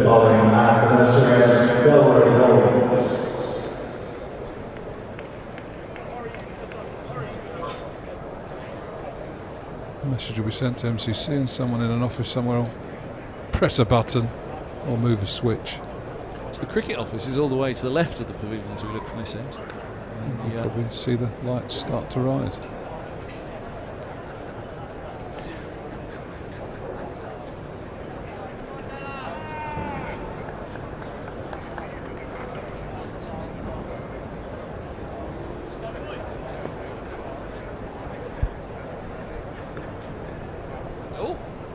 Spinner's lost his run up. Left arm round again, just a different bowler. Rawlins trying to spell at this end, bowled all his overs at the pavilion end to date. Through Simpson at the pavilion end, through the gate, missed off stump.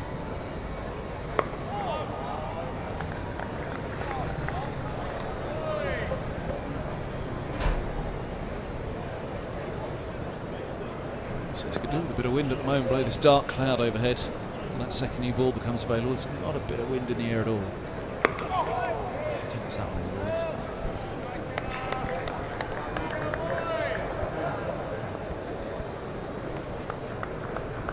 Starkest of contrasts. And this time on day one. And that's probably compounded it, hasn't it, in terms of the toss going wrong again. There was the reasonings I spoke about on the first evening. Butcher was on first thing the first morning with me. We were discussing why, what the reasons were. But here on day 3, can't believe it's bowler's conditions. It wasn't meant to be this way this week, was it? At all. I think there was the odd kind of stormy shower around, wasn't there? But well, the degrees of bowler's conditions. It's not suddenly turned into headingley on an April morning. Oh, such a full toss there. Quicker ball. Middlesex are 234 for 4, and in most occasions you'll be relatively pleased with that, but the opposition have got 520 on the board. It's a far more precarious position to be in. Oh dearie me, now that kept low. Inside edge, down onto the boot, deflects away safely, very nearly there for Delray Rawlins. End of the over, 2-3-4 for 4. Yeah, so we were talking about batsmen, and if it's your day, little bits and pieces. Saw Alsop get inside edges onto his back pad on a few occasions, and each time it prevented the ball going onto the stumps. Milan just having that piece of good fortune there, as he did when Carter dropped that catch. So he'll be determined to make the most of these bits of good fortune and pushing on for Middlesex to get firstly to 250, then push on to 300 and see whether they get to that follow-on mark. But as you said, the new ball just around the corner, it's going to be challenging.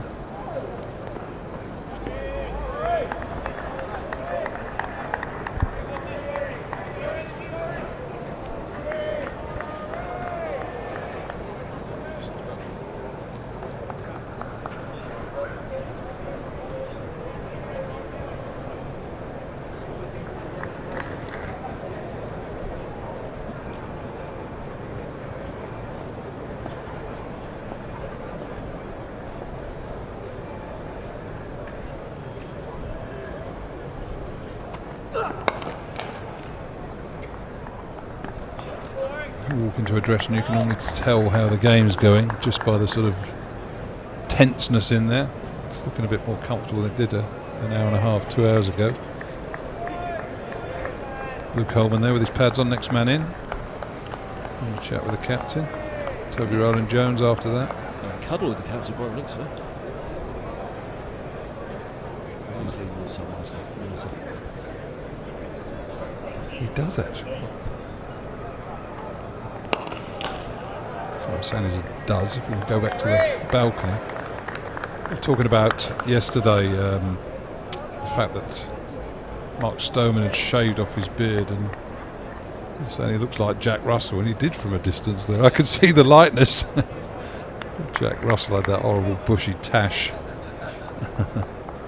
And Mark Stoneman there next to Toby Rowland-Jones. He hasn't turned around, so we can't see him, but there you get a bit of a view there. His mate's batting will be tuned in now, Jack. His mate's batting, John Simpson.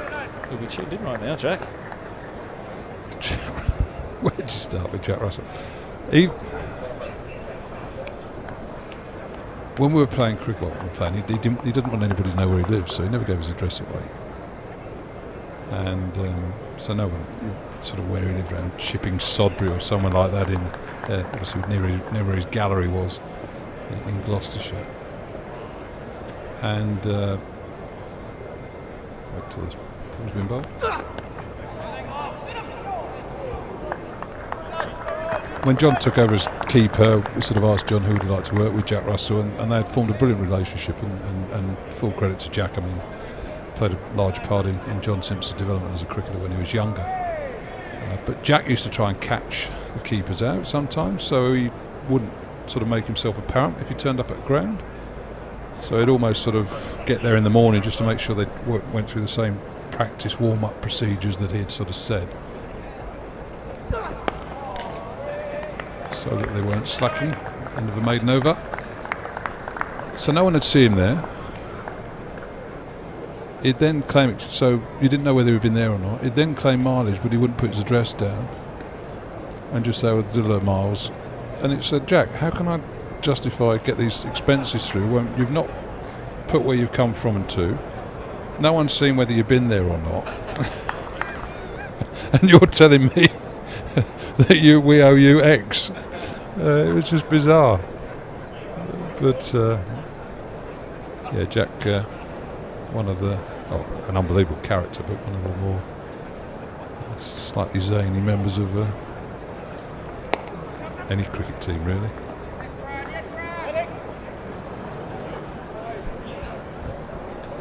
So many Jack stories that I just scream. Go on. Well, we got an over to the new ball. Well, yeah, and I mean, like we had some building work done at his house and didn't want the people to know where he lived, so he used to meet the builders about 3 miles away in a garage, blindfold them, spin them around and chuck them in the back of his car. I did hit that one. Had the extension built. Well, quick single there to Stephen Finn.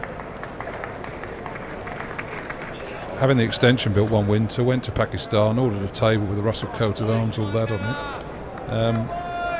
brought the table back. The extension wasn't big enough to fit it in, so it was used as a table tennis table in the garage by his children. Spent about 1,500 quid on it.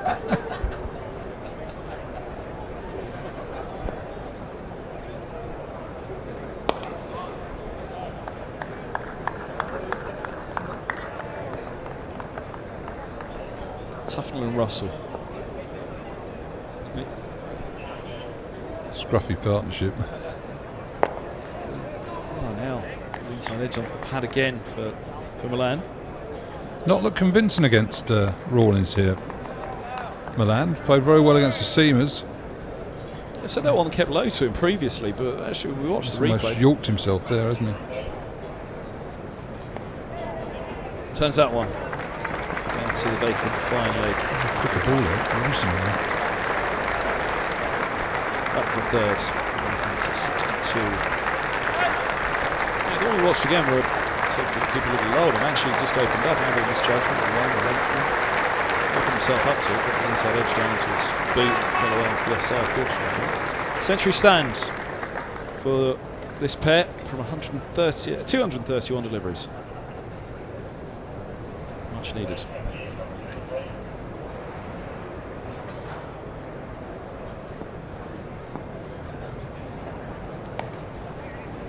Single taken. They might think about two again. Cross goes in front of that slip fielder. It is two more. 241 for 4. That's the 80th over bowl. The second new ball's available. That's the second century stand of the innings, of course, after 118 put on for the first wicket. And then 137 was the fall of the fourth wicket. The umpires chatting there. Conversation. Probably get the floodlights. Maybe the light was okay as it was whilst the spinners were on. Although saying that, Carvelas was bowling at the pavilion end. They seem to signal in the general direction of the Warner stand something, but as of yet, the floodlights have not moved. Yeah, it almost feels a little late to put them on now, doesn't it? The Fiends are running in with a new ball in hand. Or perhaps they've deemed that the light isn't bad enough. It's usually, funnily enough, the light always seems better up here than it does down there, because we've got the horizon makes it look brighter. If you actually go down pit side and you're looking just straight up with the quite tall stands that you have here at Lord's. We've often sat up here and think, how is this bad light? And you're looking out at this glorious horizon, but actually down at pitch level, well, it's actually not that bright down there. But Sussex certainly made their intentions clear. Stephen Finn back into the attack, so he might have a couple of looseners with this first new ball, so that if he doesn't get it right, it's a slightly softer punishment. Nearly leg stump half volley, just turned for a single. It can only be a matter of time. I think maybe one ball. Just looking at the umpire getting in his pocket. There he is, as we see there in the background. Sussex taking the second new ball. 80 overs, Middlesex scoring that just over 3 and over. Well, 3 and over, to be honest. When they brought Finn back on, I did wonder if it was because they wanted him to try and have a go at Simpson. That older ball. It hasn't had that long a break, has it? About 73rd over, was it? And Finn was done. Back on for the 81st.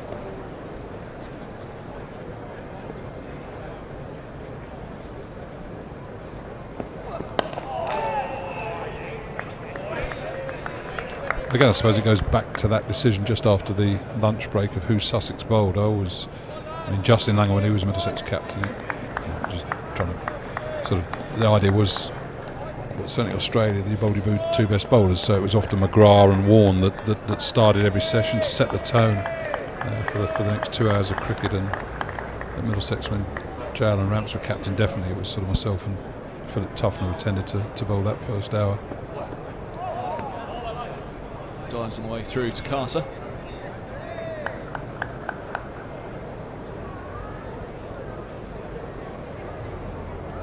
I mean, the spinners didn't bowl badly, did they? I thought they bowled quite well after lunch, but yeah. Perhaps it was Ibrahim and Carvelas that should have opened up.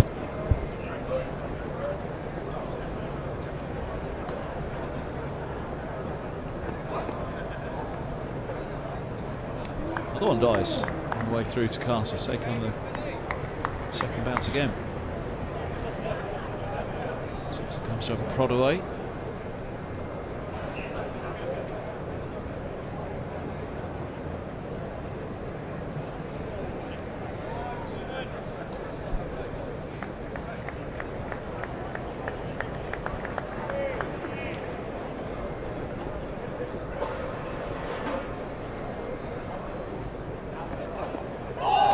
That's lovely from Finn. Straight down the slope. A little bit extra fizz off the surface. As I say, that's just held its line. Nice piece of bowling there by Stephen Finn. He'd love to get 1 or 2 in that column against his old county.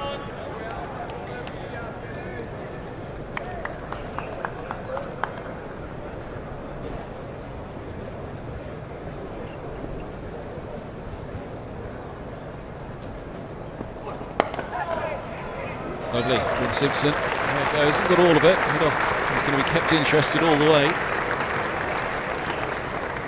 Lennon pulls it up and they've taken 3. 245 for 4. Simpson on to 40. There's been a lot of 3s down to that tavern side of the ground, whether it's third man or extra cover. Big boundary, probably 80-yard boundary down towards the tavern. I always remember Chris Martin Jenkins when I was doing quite a bit of TMS when I was writing for the Independent, sort of saying the perfect 4 was one that just beat the fielder to the boundary, so made them chase, made them use it, just believing they could cut it off, but it beat them by 3 or 4 yards. That was a sort of perfect 4, not one where you just have to turn your back on it and wait for someone to throw it back to you.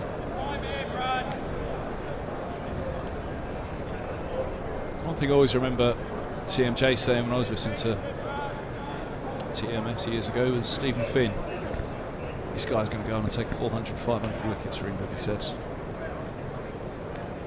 Yes, it's been a tough one with Stephen. I mean, I obviously worked very closely with him for 10 or 12 years at Middlesex.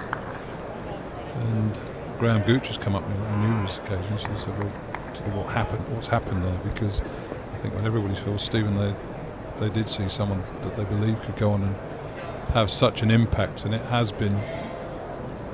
It's sad to see that he hasn't. Trying to choose my words carefully here, because I mean he's had a really good career. I mean, to play for England is not something you take lightly, and to take 100 Test wickets is not something that is not a mean achievement either. But I suppose he didn't hit the heights that some believed he would. Is that fair? No, and I mean, I suppose Stephen is quite a sensitive lad, lovely man in so many ways.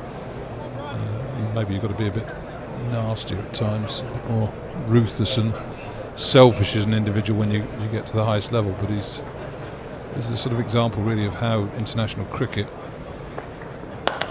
shot there by Simpson, beautiful straight drive down the ground for 4. Middlesex to 249, 1 run away from a second batting bonus point.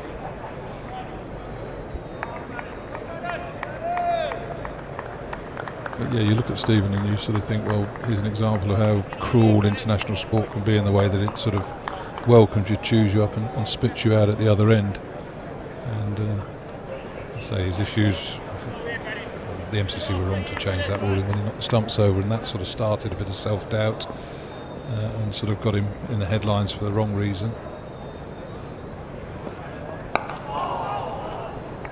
Obviously then got picked for Australia, and unselectable was the word that was used unfairly by Ashley Giles, and I think it's something he regrets. I mean, it's a word you say without thinking about it. It wasn't being malicious or anything like that, but Stephen came back to Middlesex then, and to be fair, Richard Johnson did a wonderful job with him to get him back to international cricket, and he had some success after that, taking 5-wicket hauls for England in Ashes Test matches. But that little bit of self-doubt had been created, and so when you're performing on this, or certainly on the international stage, in front of the media and against damn good opponents, any little weaknesses are ruthlessly exposed.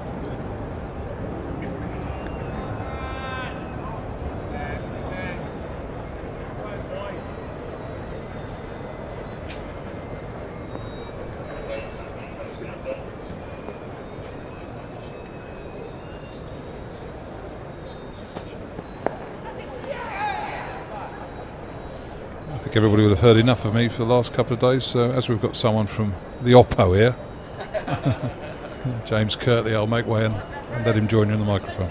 Cheers, Gus. I'll see you in a little while.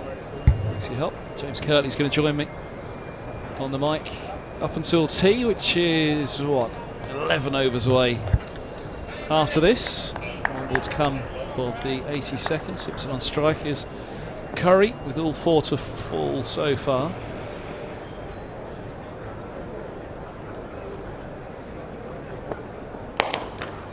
Dugout last ball of the over. Simpson 44, Milan 63. 249 for 4. James Kirtley, assistant coach at Sussex. Thanks very much for joining us up here. Not a bad few days for your boys so far.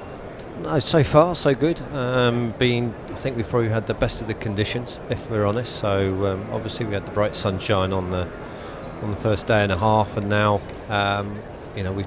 you always know at Lords that when it just clouds over a little bit, the ball can do a little bit more.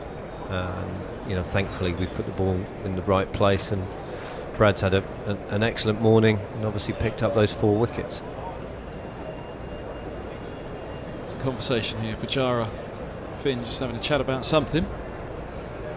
Yeah, it's an important period, isn't it? It's the new ball's just been taken. You've got Simpson and Milan just having got their sort of 100-run partnership, and knowing that the new ball makes a big difference here.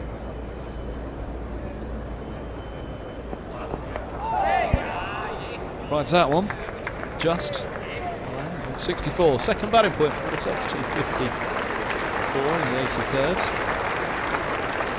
Good toss. What would Sussex have done? We'd have batted. And look, I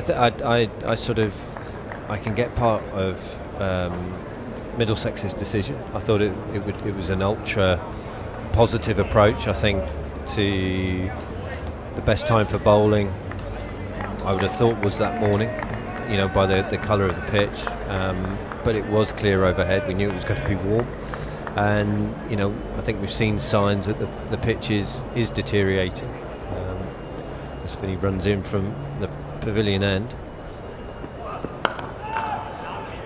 and I say, it was bright sunshine, and now we've got the overheads that are so often talked about here at Lords. So, but I saw I can get it. The best time would have been to bowl, first and last on this pitch, and Middlesex, I would have thought, would have had the attitude that they can out-bat us in this game, and if they rolled us out for 300 or less, batted big, and then bowled last on it, I think that was their recipe to win the game.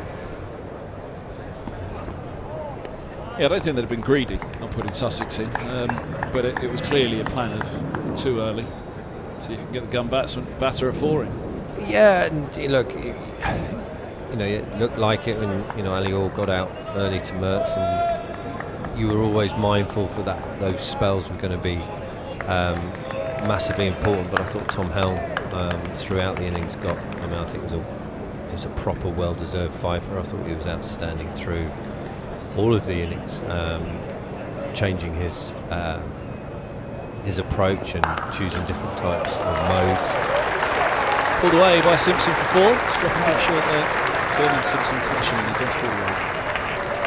I say it on the pitch, it's sort of wickets have come in clusters, hasn't it? And it happened a little bit yesterday for us when we batted at the latter stage of our innings, and obviously we had that sort of 40 minutes this morning with Brad, and you're just looking at, for Sussex side, we're looking if we can get a breakthrough here, that you could get maybe 7 wickets before they get to 300. So you know that you can get it in a batch. It seems quite hard to start, and there is always a ball in there that is keeping you honest with the slight variable bounce that's just starting to see. Oh, it's lovely from Finn.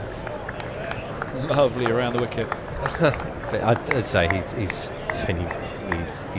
desperate, obviously, to do well here, and everyone will know that. And he's had so many of those deliveries go past the edge so far without just taking with a bit of wood that he's looking for. So he's been brilliant for us. His attitude, the the way that he's looked after. We've got some young bowlers and the way he's looked to nurture and guide them, as well as leading the attack and putting in, you know, some fine physical efforts for us throughout the season. End of the 83rd, 2:54 for 4. Those floodlights have just gone up here at Lord's, so we'll kick into life in a few moments. The switch will be flicked.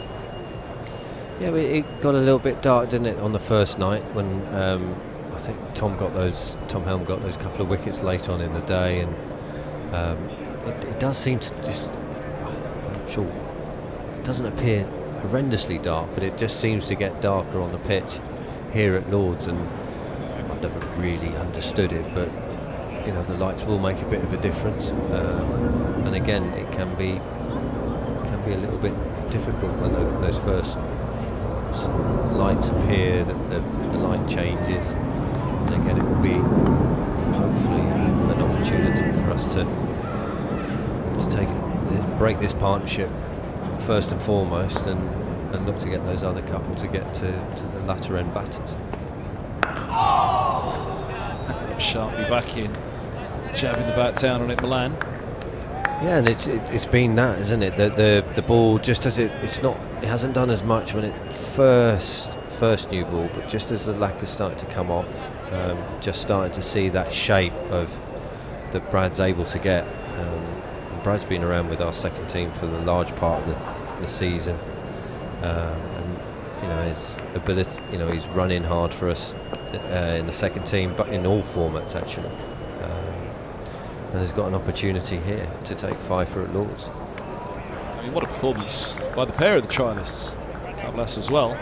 Yeah, and Ari's been around. I mean, Ari was with us pre-season. You know, they've been on our radar. They've played a lot of second team games for us, and it's got to a stage where, unfortunately, Sean Hunt and Henry Crocombe picked up niggles in the game against. Our last game against Leicester, and you know, with the resources we've got, we're able to give Brad and Ari a chance as Brad swings another ball in there to Milan. Milan's been well challenged here, hasn't he, for a guy who's faced 140 deliveries and averages 48 in first-class cricket. Sussex have really kept about both edges. Yeah, and you know, that's what we've talked about. You know, we've looked to really try and home in on that knee roll, and as I say, it just does look like there's a little bit going on with the new ball. You know, the light isn't at its best, as we've seen the floodlights sort of get to full height now. Just straight a little too straight on that one. It's away for 4. By signalled by the umpire. Yep, raises his leg now. So yeah, you know, it's going to be another period, and you know, Middlesex will be keen to get through these next 10 overs to tea time, and if they can get away with it unscathed, they've done a very fine job. But that's where the experience of someone like Milan, you know, recognises the sort of period of the game, the importance of how, you know, these next sort of 45 minutes will unfurl, and I think that's a real sign of quality when you have overseas players, all those experienced batters. They recognise the important periods of play. Actually, that hooped. That really did hoop, didn't it? That was one of the most noticeable of the match, I'd say. Yeah, it's no surprise that there's a replay on this one. You've never seen one go that much through the air in the whole game, would you? No, and I think, looking at it, I think these balls are part of the new batch of Dukes. There's 2 distinct colours, boxes, and I would probably hazard a guess that this is the new batch. There's been lots of talk about the Dukes ball this season, and there's clearly, and I'd be pretty sure that this will be out of the new batch that do seem to have a slightly darker colour about them. They do seem to have slightly better shape, or the shoulders slope a little bit more on the ball, and the ones that we've used and the ones we've had around have certainly swung and held their shape a little bit better than the early batches that I think we saw that everybody experienced in the first part of the season. But we've played on good flat pitches at Hove, and it really has been challenging for bowlers, but we believe that it will help us develop our young bowlers to play on good pitches and develop the skills required to bowl teams out on good pitches. Yeah, that was a drum, no ball called, 260 for 4. That was a drum that Angus Fraser was banging for many years. Say, look, you want to develop cricketers, you've got to develop them on good pitches. Batters and bowlers, batters need to be out there in the middle. They need their techniques well tested over a long period of time. Bowlers simply need to learn how to take wickets on good pitches. I do, and I've been a big advocate. Obviously, played at Hove, and it was relatively, a good flat pitch at Hove, and I think it is anyway. Batting for long periods of time is a skill. Batting time is a skill, and we've got to understand that we want these the new, from what Alistair Cook used to do, for example, that would bat these vast periods of time. We need to find batters that have got this skill to do so. It's Vinny again. Around the wicket to a left-hander at Lords. Favoured line-up approach for him. It is, yeah, and I think certainly with Simpson, we in doing our pre-match, in getting the pre-match information, it's very much a tactic we were looking to exploit, and I think you would have seen that we probably came around the wicket quite early to him. But it's become more and more popular, this around the wicket approach to left-handers. Simpson a little inside out on that one. He turns away quite quickly from Stephen Finn at the end of his follow through. I think Finney had a word for him. He did, and I think you can just sort of get a feel that it's building a little bit here, isn't it? The ball is moving around. I think both teams know that this is their opportunity to sort of wrestle the momentum one way or the other, and it's a proper tussle. It's proper 4-day cricket, and I think so often we miss the lovely vagaries that the 4-day game can offer, and this is a massive period in the game as he goes past the outside. He'll be ever so grumpy when he comes in at 2. Well, he learnt from the best there, didn't he? There was probably an influence, I'm sure, from the previous incumbent of the seat, but no, it's as I say, he's running hard all season for us, Finn, and as I say, I know how desperate he is. He just wants to do well here, and and have I'm sure he's got a little sort of personal point to prove, but I think everyone's seen the skill at which he's bowled and the effort and the energy that he's had. Huge signing for Sussex to complete. That was a fearsome T20 attack this year. Samal Mills. Yeah, and we weren't just quite able to piece it together for long enough in terms of the attack, and Tamal missed. He ended up cutting the knuckle of his toe. Steve did well throughout. Unfortunately, George Garton had still the ill effects of long COVID, which was remarkable of how it affected his heart rate in terms of exercise, and we have to be so careful with it because so little is known about it. So when we did get it together, and with Rashid Khan and Obi McCoy and young Archie, we just weren't able to put that attack out often enough and long enough, really. Quick single, moves into 49, end of the over, he'll keep the strike. 261 for 4, James Kirtley's alongside myself, Kevin Hand on the mic. McCoy was fun to watch this year. Obid, yeah, I mean, crikey, it was good. I mean, we'd had problems with, we'd had overseas, we had a lot of overseas players, and I think it's going to become a challenge for county cricket, and with all the franchises that are going on, with all the leagues going on, all the international cricket, which a lot of it is played, sadly in the around the time of the blast in here, and it doesn't. We thought that we wanted a batter keeper, and we went for Rizwan for obvious reasons. He's best in the world at it, and But then, you know, that series got changed, and then you're looking to get Josh Philippe to cover. And we were led to believe that he was going to be selected for Australia A, then he was selected for Australia A, and then we believed we were going to have Joff playing in the T20, so then we looked at Tim Seifert because we wanted to have consistency, at least in that role, that we thought would create the least amount of upheaval if we kept the same role in the side. But as soon as we realised we weren't quite able to put out the bowling attack we wanted, we were able to sort of leap at Obid, and he arrived in fine style. Blind, what a great skillful bowler, but more importantly the humility and the what he gave the team, and he became ever so popular amongst the team and the fans at Sussex in literally zero time. It was wonderful to watch, actually. I think in the Middlesex T20 down there he took a couple of catches, one of them as nonchalant as you like, which is quite a tough one in the deep, if I remember. It was, and it did, you know, and this is the player of the now, isn't it? And you know, he'd been playing over at Rajasthan Royals in the IPL. You know, we'd seen him, you know, got around the contacts and just checked in to see with Kumar Sangakkara, who was there, and we were asking him about him.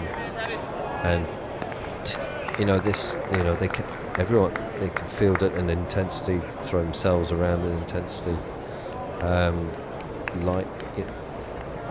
And it is, you just realise the level at which, the skill level at which these guys have who are playing in these leagues, and to see it firsthand, to make some of like you say, a couple of the hardest catches look ever so easy, you know, just shows the athleticism and the ability and the skill to do something like that under pressure.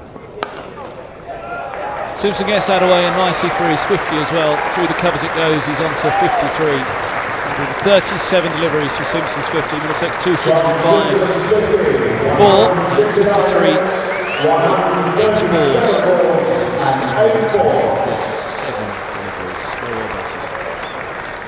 Well, he's done well. He's weathered this, you know, initial. I think there was a bit of spin and turn when he first came in, and he was able to counter that. And now, you know, with the swinging ball, he's just starting to sort of moving better, isn't he, now, Simpson? And Brad's just erred over length there, and Simpson's got into the ball quite comfortably, but Brad giving it every chance by bowling that full length here and trying to exploit as much lateral movement as he can from the conditions.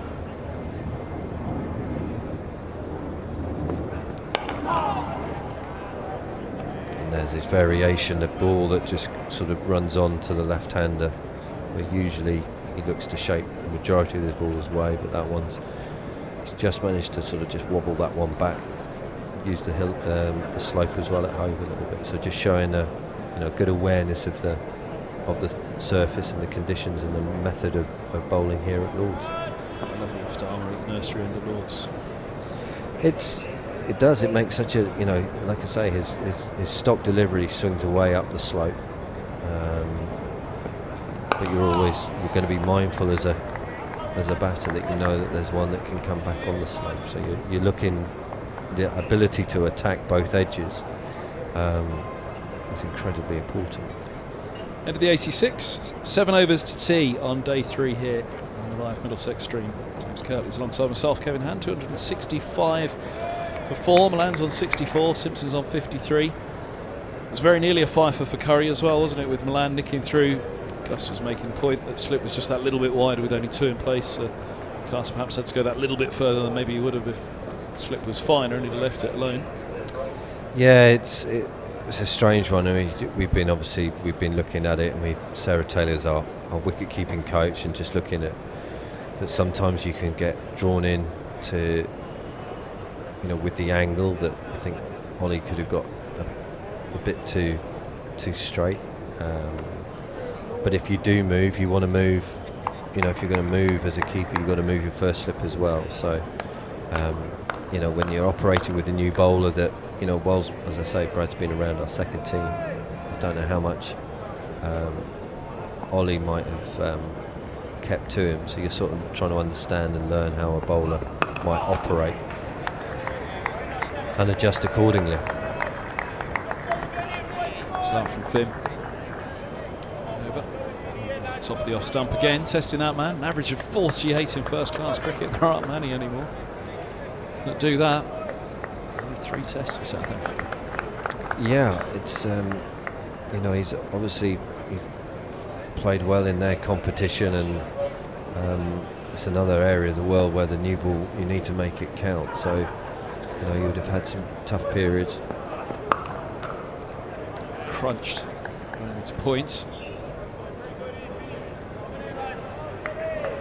But again, you've been watching how he's played and working out his method here, and you know, particularly how he's played spin, seeing that perhaps the LBW is probably the most threatening dismissal for him, and how he's looked to try and manage that. You can see the quality of the player. So yeah, I think from the Sussex point of view, the sooner we see the back of him, the better. And the sooner we see the back of him, the better. But he looks well set at the minute. Just as I say, you're looking for one of these balls, just that variability of bounce, or you know, one to swing considerably in conditions that are conducive to this type of bowling. I mean, there's actually a little bit of time, isn't there, for Sussex? They could get a couple here with the new ball. Could still think about it. Might be enough time not to put them straight back in Middlesex, avoiding it if they were short of the follower. Might just be time for a little bat, just thrash a few runs. Yeah, you've got to look at it, and you look at the time of the day, and you know how much we got before, you know, the bowlers can rest overnight, and there's all sorts of little equations that you sort of try and work out how to do it. You know, we went with quite a aggressive declaration down at Hove against Middlesex, and I think one that, you know, we've got to find our way of winning 4-day cricket. So you've got to create opportunities to do that. No ball called. 267. Ford will tap the shoulder on the umpire. It was played in the one at Southgate years ago. Grizzly Adams versus Scott Styrus at the 2 captains. There was a declaration in that one. Sussex won that game. It would have been circa 2007. Would that have been too early for you?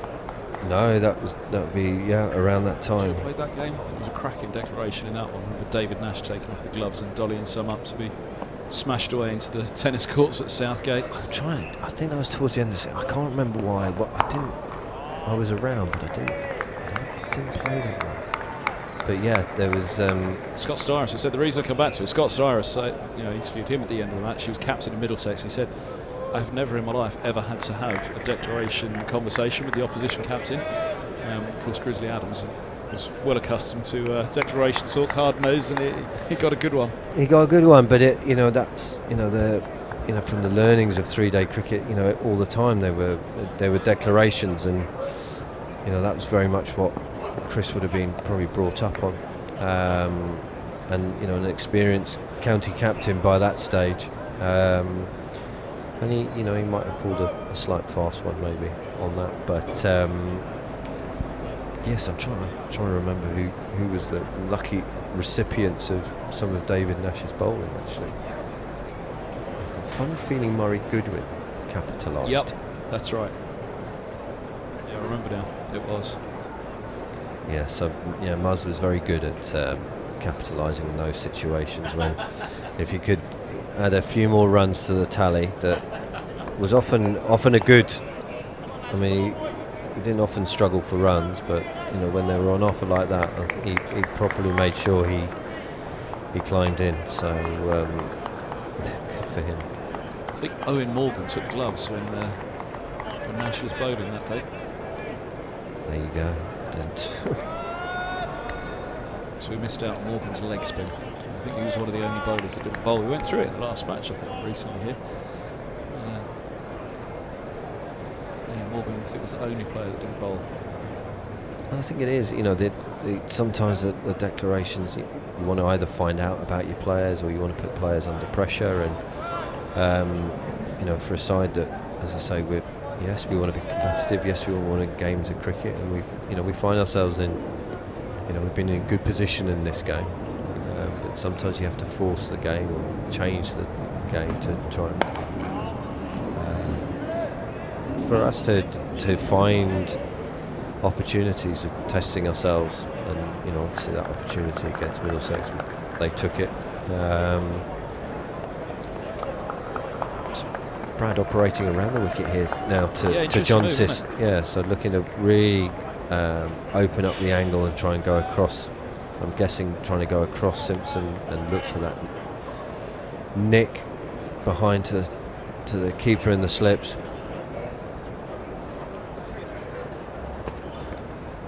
And there it goes. Hoops from around the wicket to the left-hander. Interesting the bounce though. Since this second new ball's been taken, there have been a good number that have been taken on the second bounce by Carter, only into the 8th over of it. Yeah, and it's almost like that.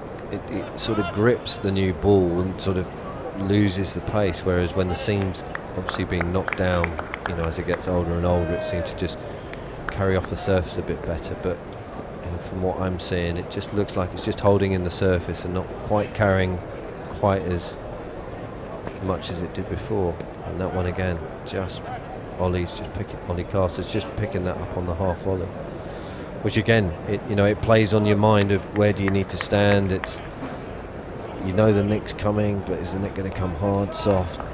How much closer do you need to get? And obviously, the closer you get, the faster you got to react. And it's that bit of decision making that you've got to be able to make on the, and also knowing that this is a key time for a breakthrough.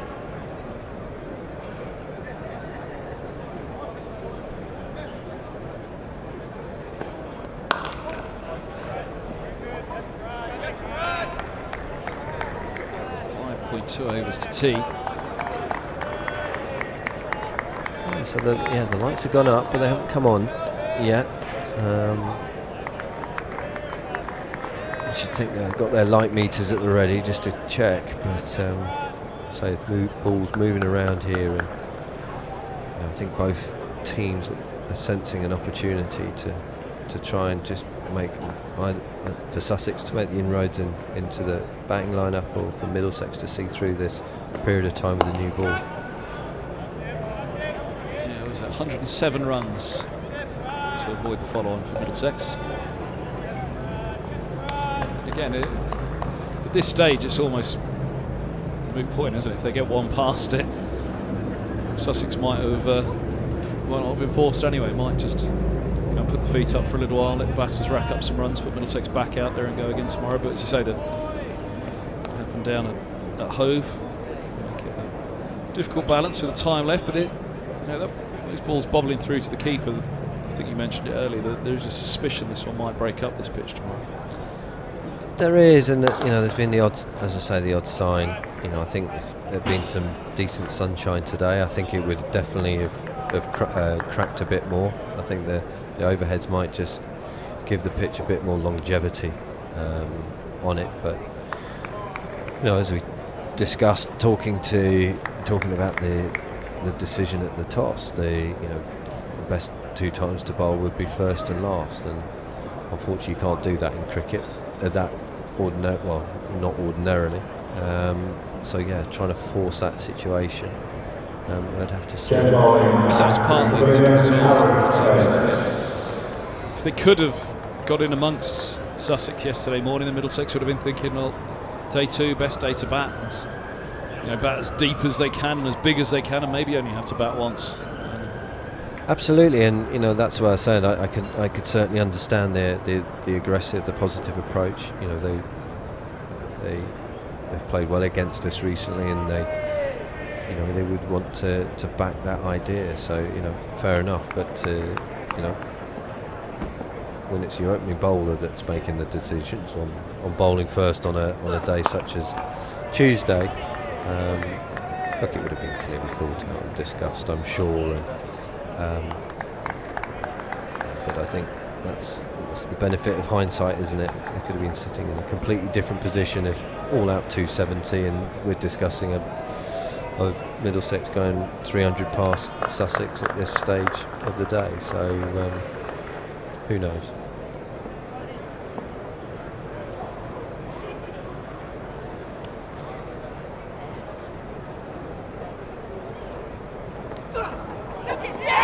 Oh, has he? Has he? Yes, he has.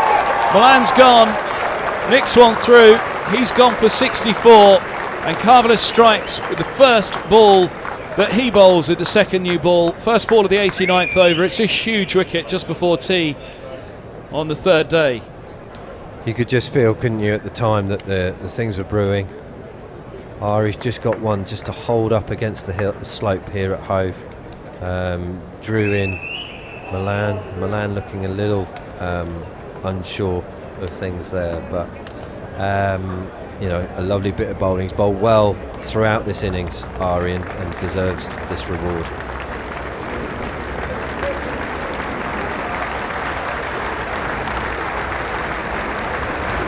And there's the reaction he talks about from Milan. From behind as well. Certainly actually did a nip on that one, extra bit of bounce. See that bottom hand come off from Milan.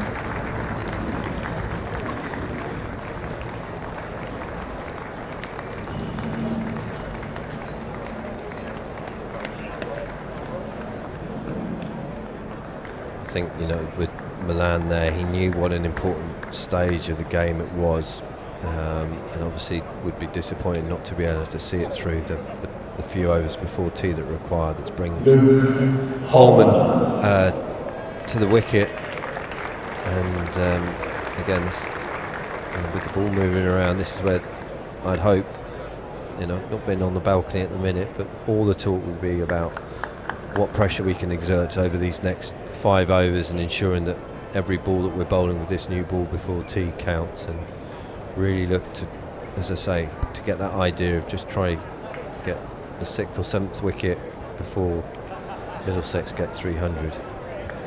These are the two that managed to get things going down at Hove again for Middlesex after a little bit of pressure. That's Holden as well. I think it was the 5, 6 and 7, wasn't it? Just managed to steady things in the first innings for Middlesex. That's right, and you know, they play very well here. And you know, Luke, you know, I'd seen a bit of Luke. I was up at the Super 4s 4 years ago, and saw a bit of Luke, and he was opening the batting there. Actually, I think he smashed it to all parts one of the days I was up there.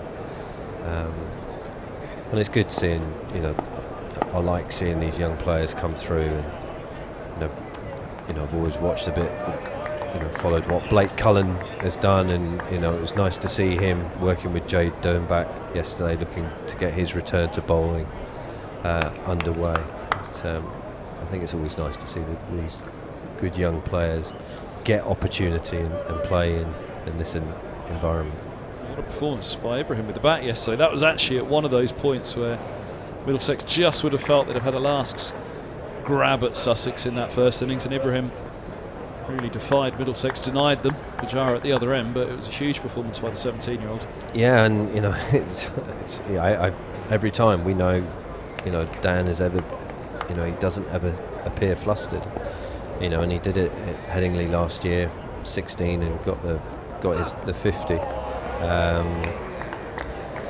You know, yeah, he got 50 on debut, but he was the youngest person to get a 50, and you know, in all the time that he's batted, he's never appeared flustered, and you know, it's beyond his years. So, you know, we're always looking at tracking at how these players are going to mature, when they're going to come into their sort of developing and peak period, and you know, we sometimes think that, you know, the best players don't peak until they're sort of 26. You know, we're sort of 9 years away of the likes of Archie, who turns 18 on the weekend.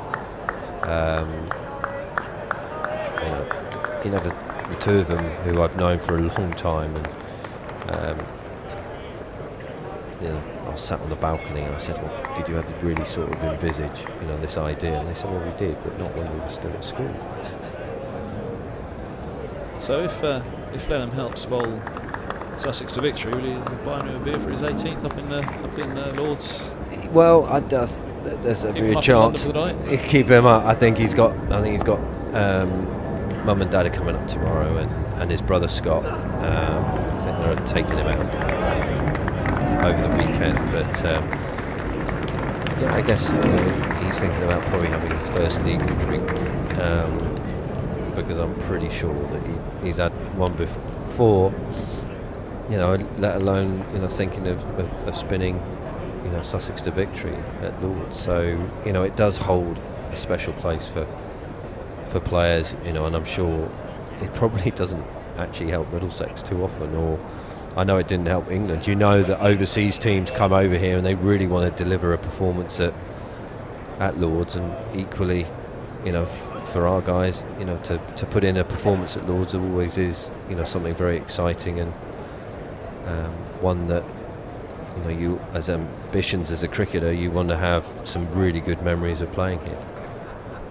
When I first started doing this, John Embry was still the Middlesex coach. I remember him discussing that exact point. I have to paraphrase the way that Ember's put it, I think.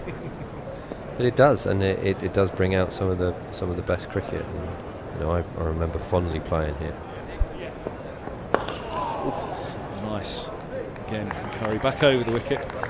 So Simpson looking for a 5 from first-class debut at Lords. Yeah, and you say he'll be playing over that Milan moment as Milan went to 50, but he's managed to keep his head. He's kept his skill level incredibly high, and his ability to control this ball at the moment is something pretty special. There's again the slope from him, natural shape. That's why you see it, just the slope there, falling from right to left. That's why so often you see a left armour coming from the pavilion end, bowling with the slope, their stop ball, which allows batters to set up early, I think. Just watch every time. The loads side bottom over the years. James Franklin, who was captain here, all used to bowl from the pavilion end. Yeah, no, I think if you can create things against the slope here, and whether it's my memories were, I always liked bowling from the nursery end, and yes, your stop ball would always swing away, but always having the ability to run a ball back up the hill and get the LBW was always far more threatening, because I thought right-handed batters could always slightly topple here at Lords. What was your finest day at Lords? Can you remember it? Whether it be a team day or individual day? I've got two really. The C&G final here in 2006. That was a pretty memorable day. That was an occasion. 5 LBWs that day.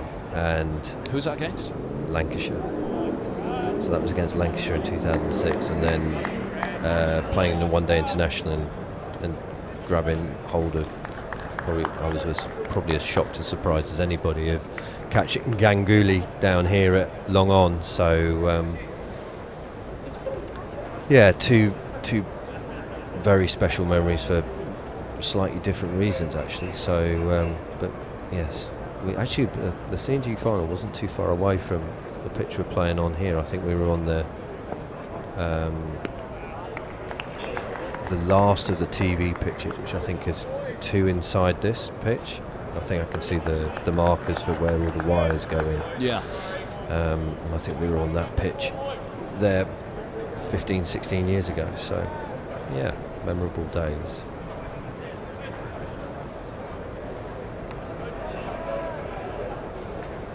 Shout from Pujara for this final ball of the over. 90th of the innings.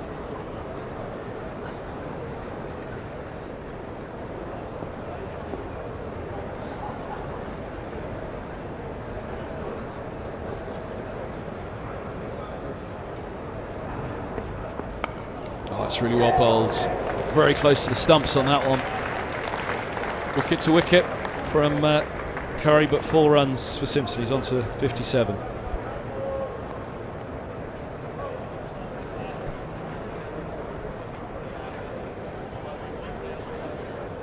Just shows as we were talking about, sometimes the ball not carrying to the keeper, that you start guessing with your your catches of whether you have them wider, closer, nearer, and that one's evaded. That's gone through the two catches behind the wicket there and run off for 4, but Brad, I'm sure, will be pretty frustrated with going for a 4 through the slips, but he's still creating chances, and that will be the main thing that will keep him encouraged. Just played away from the body a bit there, Luke Holman. Encourage Sussex. It's off the mark of the boundary, but thick edge down to the vacant third.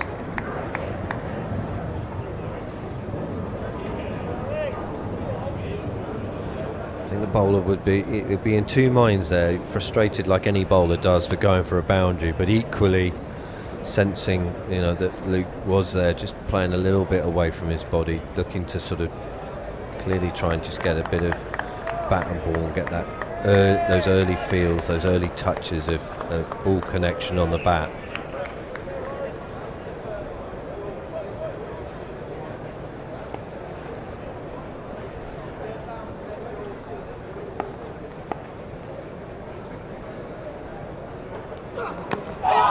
Inside edge onto the back pad, very nearly once again. Marvellous. And that's, and again another example. It's come quite wide of the crease and then managed with the angle to go again against the slope. And when you start in your innings, it's quite, not that I can talk too much from my ability with the bat, but you do, even if you're, Middlesex play here a lot, obviously, but I think you're always, as a batter, you're always being challenged to maintain your balance, and you're doing, as a bowler, as I say, you're doing anything you can to try and upset that. It's pulled away, 4 in front of the deep square, 279 for 5.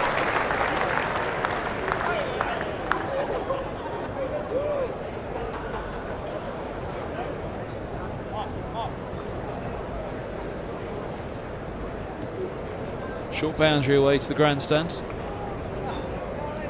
Desperate attempts made out there by Curry to save the boundary. Yeah, and I think to be, you see the effort that the Sussex lads are putting in here, and you hope that you get those efforts. Balls have obviously gone and got struck. What's it done? Taken a chunk. Oh, it's taken a huge chunk out of the ball. Oh, brand new as well. That's 62 quid down the Swanee. Gus will be mustering somewhere right now. Going through the cost of it. Look at that. Wow. The umpires nowadays, they're absolutely, they pick up on these things. I think there's days in the past, and we had a game down here where I think, I'm trying to remember who did, Compton. Yeah, smashed it up into the stands, and then suddenly the ball started to reverse and off we went. But it was, that clearly has taken a serious chunk out of the ball. Should almost come with an R rating, that, shouldn't it? God, look at this. Brutal. But Sussex they'll be a little bit. Obviously that ball was moving, so they'll be looking to,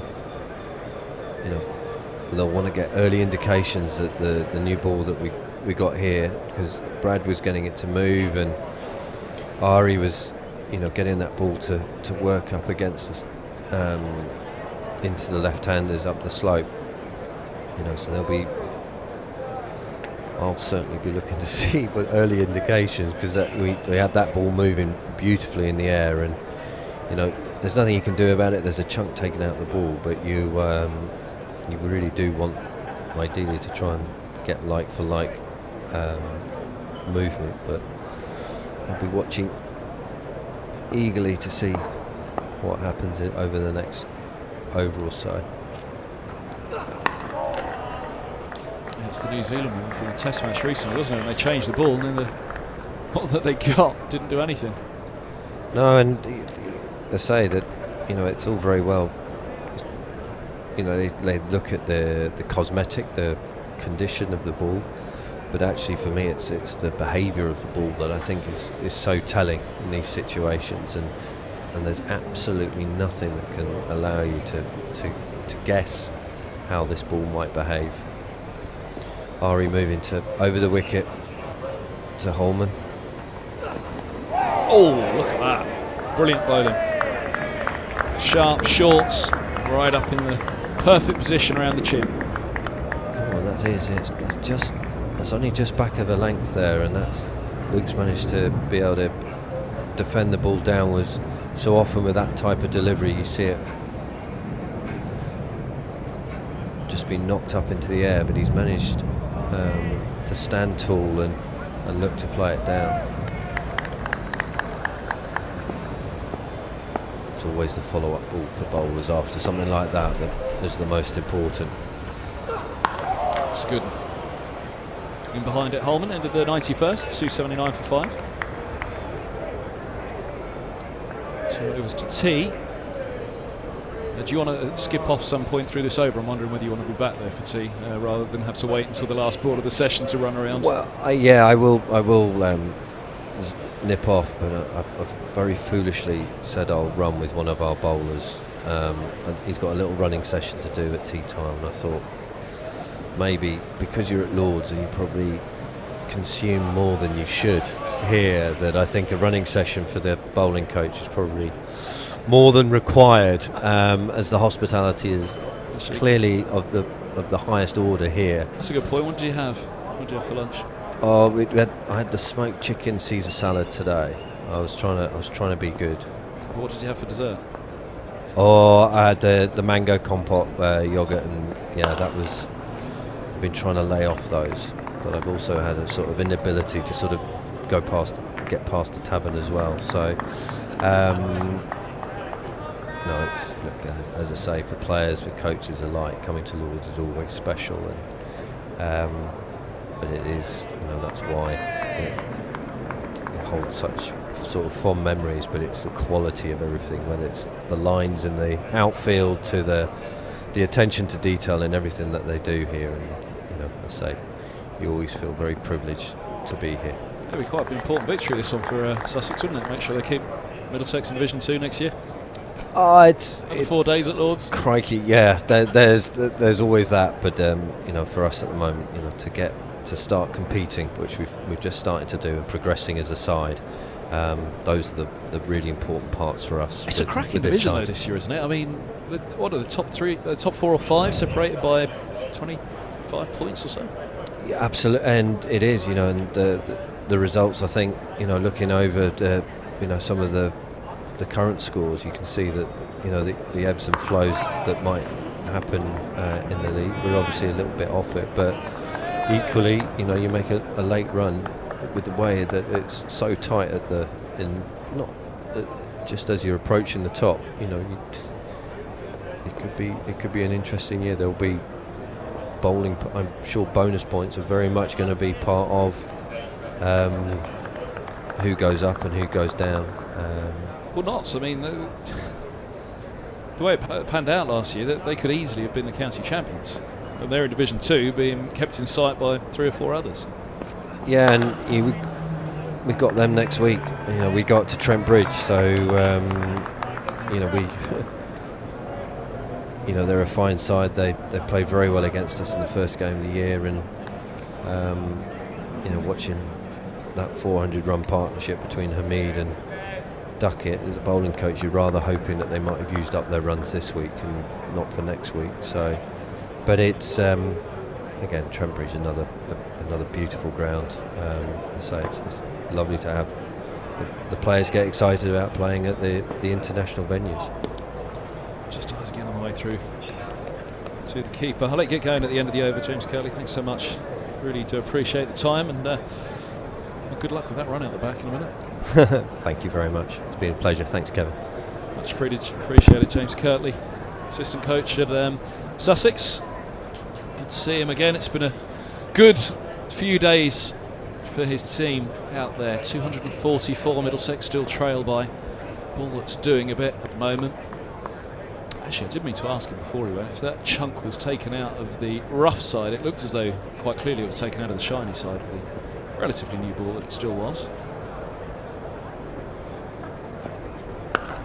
Whether they'd actually have given it another couple of overs just to see if it was the rough side a chunk had come out on. I don't know if the umpires would have grabbed it themselves anyway and said, no, look, that ball's too badly damaged. But who knows? End of the 92nd over of the innings. There's 1 to tee here at Lords on day 3. Now, a quick look at those scores elsewhere. James Kirtley was just touching on them. We'll take you a quick run through in this final over of the session on what's happening around the country.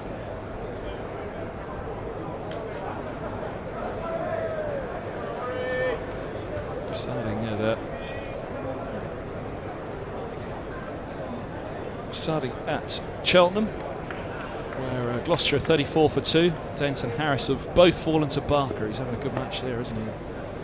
Hit 50 off 38 in the first innings. Gloucester skittled for 201. Barker wicketless actually, but 4 for Dawson, 2 apiece for Holden, James Fuller.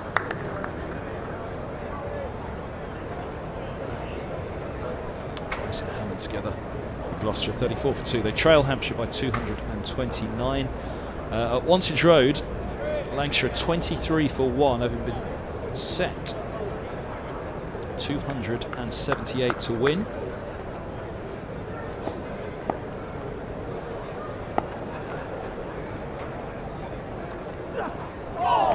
That's nicely. 59 unbeaten for Rickleton for Northamptonshire in their second innings, and quite crucially at number 9 Kerrigan got 43. He was 75 for 7. The partnership got going to deny Lancashire a chance of really reining the back, but I don't think they'll feel they've got a chance there. Williams 5, Bailey 4 for Lancashire at Wantage Road. Somerset are 57 without loss at tea. They lead Yorkshire by 205 runs on day 3 at Taunton.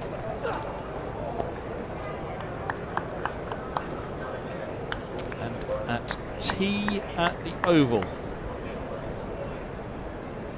Essex 208 all outs. Helm with 38 from 68 at the end, just about holding it together. Surrey have been set 161 to win. 5 for Worrell, 3 for Roach, 2 for Laws. Top score of 37 for Lawrence. Mini collapse thereafter. It's 10 in the match for Worrell as well. Picked up 6 for 56 in the first innings. Performance by Worrell.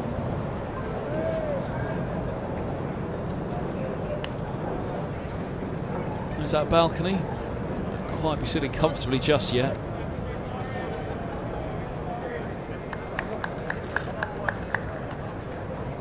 .95 runs to avoid the follow-on.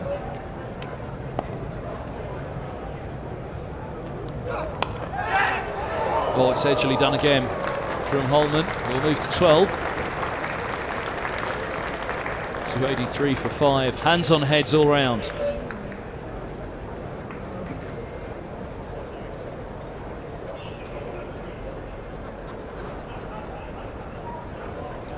Quickly through those others. Kent are 283 for 4. They've really fought back against Warwickshire at Edgbaston. Lead by 223, 120 for Joe Denley. Cox with 71 as well with him at the moment. Division 2, Derbyshire 307 for 9 in reply to Nottinghamshire's 618 for 8.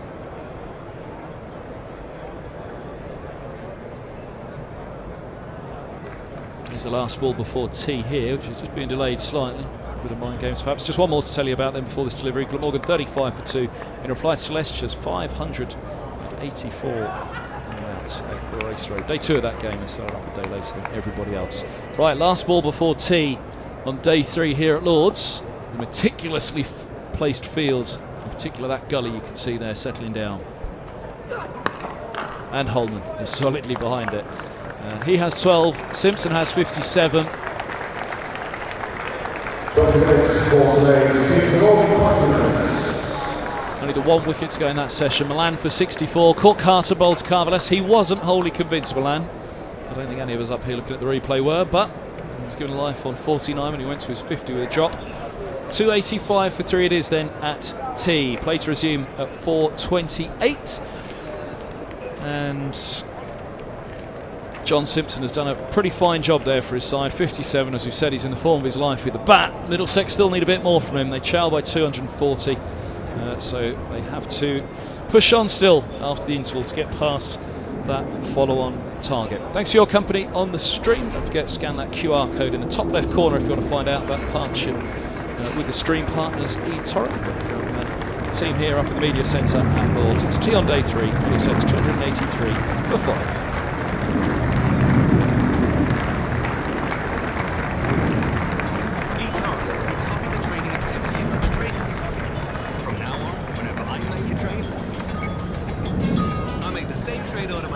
Join over 20 million users and start investing now with eToro.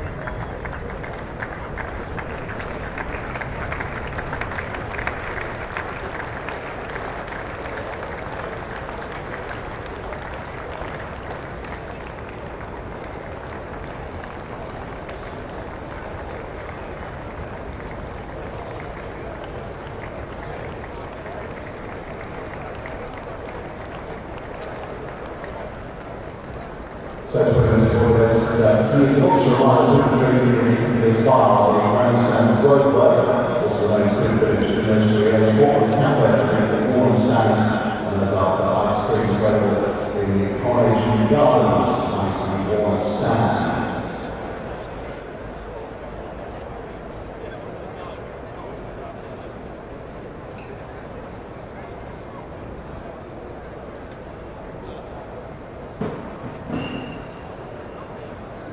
Further reminder that the Common Law stores are once again available to book and join our expert tour guide for a fascinating look around Helm Cricket, which we do to visit the Great Simpson Pavilion, world famous long room, players' dressing rooms and museum over the Ashes Urn.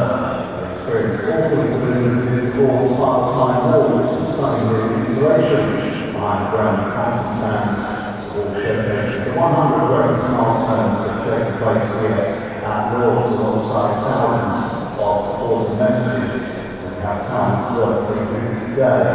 You visit the Lords website for future tour dates, more information on the tour online, lords.org/tours, or by visiting the tour reception area just behind the main pavilion.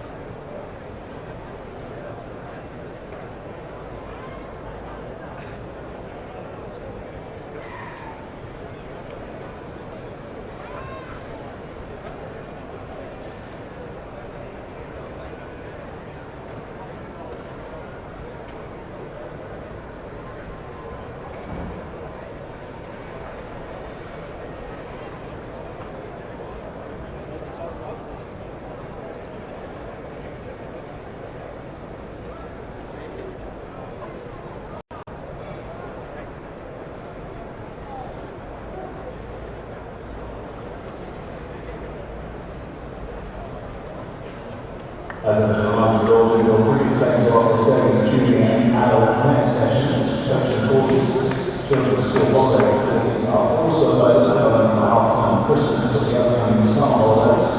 Centres also available to plan for children's birthday parties and other social events, as well as one-to-one coaching sessions for both adults and children. Find out more by visiting your cricket centre or by going to the Lords website.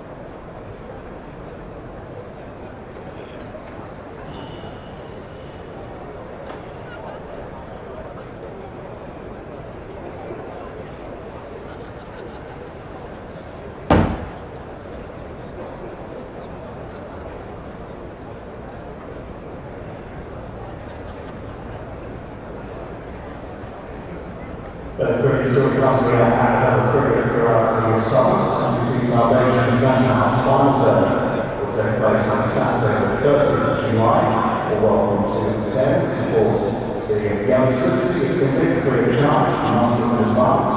So the details are available from the Lord's website. The next health insurance test match will see England take on South Africa starting on the 17th of August. There are still limited tickets available for that match. Talking international cricket, the World Winning Series between England and India will conclude on Saturday the 24th of September here at Lord's. Get tickets available by going through Lord's website. And for Middlesex, one round game here at Lord's in the county championship, that's against Morgan, and will start on Monday, 12th of September.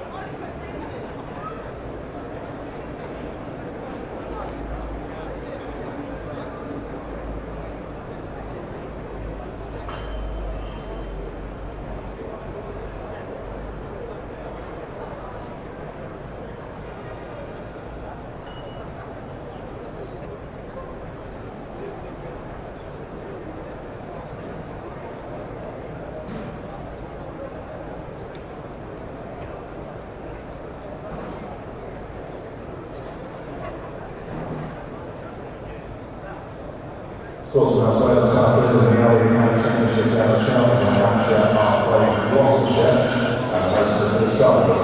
Hampshire made 457. Gloucestershire all out for 201 for wickets in Dawson.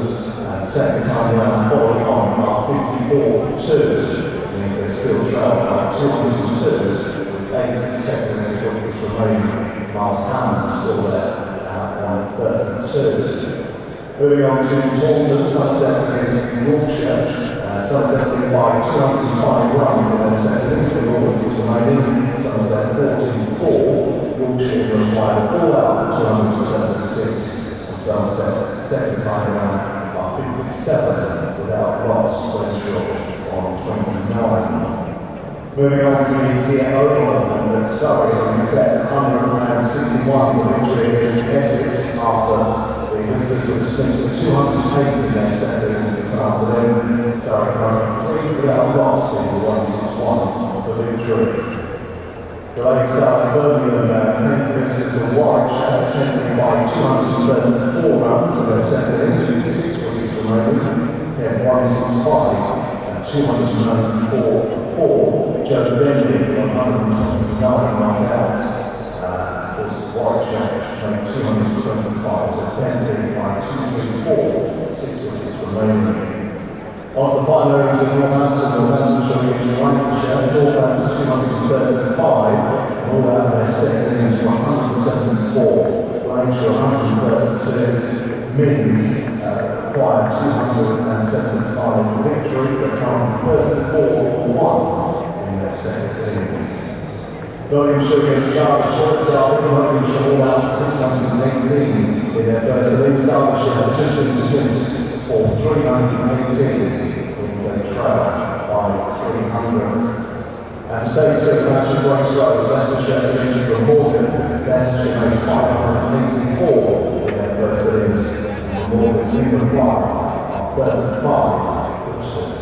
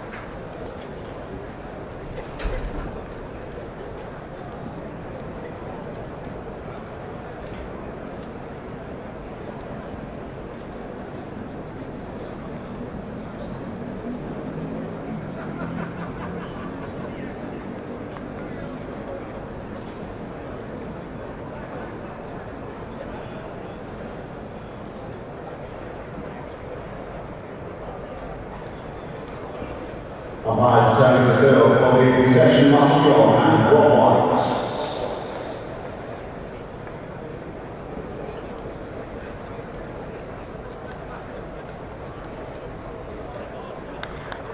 Checkers line Jarvis on Sussex.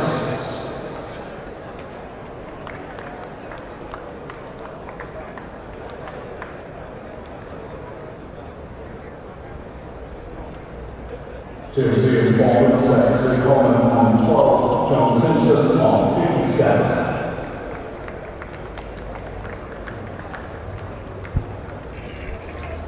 Well, good evening, everybody. Welcome back to Lords. The Sussex huddle, as they have done before each session, and each session started pretty well today for them. 4 wickets in 10 overs this morning, blowing this game alive, really. But just one in the afternoon session, that of Peter Malam, gone for 50. John Simpson still there on another half century this summer on 57, and Luke Holman, who's been in very good nick this year as well. Partnership's only 16, but Middlesex still trailing by 240 runs, which is 91 more to avoid the follow-on. Took a moment's pause myself to think of that one. But 283 for 5. The floodlights on will be a little bit more of a test. James Kirtley with us quite kindly, giving us the Oppo's take on things before tea, and saying that they fancy it was just doing a little bit more under cloudier skies. Overcast at all, but just enough, which I think was pretty much, Angus Fraser, what we were saying, just enough, and sometimes that's all you need at Lords. You do it, and it has to move an inch and a half, and suddenly it's missing the middle and getting somewhere near the edge. It's like this surreal feel about it. I mean, I haven't been outside it's for all of a sudden September. Yeah, well, it's not like that, but you know, it's so none of the players have got a jumper on, so it's warm out there, but it is quite dark. You're seeing the 4 shadows on the players, as you get when you've got 4 floodlights, powerful floodlights as they are here at Lords. Ibrahim with the ball after tea, and Simpson with another boundary, moves to 61. Make that 87 to avoid the follow-on now. Yeah, I'd say, I mean, the one thing of Sussex is good cricket today in a number of ways. Obviously taken 5 important wickets, largely through the bowling of Brad Curry, but also kept on top of the run rate there, which is just 3 and over. It just sort of reduces the run rate, certainly reducing Middlesex' chance of getting in the game. You're running out of time, and you sort of, when you run out of time, there's one side that can win it, and that side is Sussex. That's another good shot there by Simpson. 83 minutes to avoid the follow. But yeah, an important little period for Middlesex that, I say, you suddenly get bowled out in the next, well, I say 5 minutes, 5 wickets, sorry. You'd like to think there's going to be another hour, but Sussex could then go hard for 3 hours, get 200 runs ahead. All of a sudden you've got a nervous 2 sessions on a pitch that maybe is getting a bit uneven, a new ball. So you put yourself under pressure. So the longer Middlesex can bat now, the closer they get to Sussex, the pressure moves, and suddenly Middlesex, what if we bowled them out in 30 overs or something like 35? I know it seems ridiculous in the game. So if a few wickets have fallen, what are we now? 6, 8 sessions. Only 15 wickets have fallen. But the sort of pressure and impetus can change quite quickly, just depending on how an hour's cricket goes. But for Middlesex, it's getting through this next hour. It's funny, isn't it? 'Cause James Kirtley was sat here a little while ago, and obviously the big thought on their top. One of the things that Sussex will be thinking about is what happened at Hove. Set him through 70, and Middlesex chased it.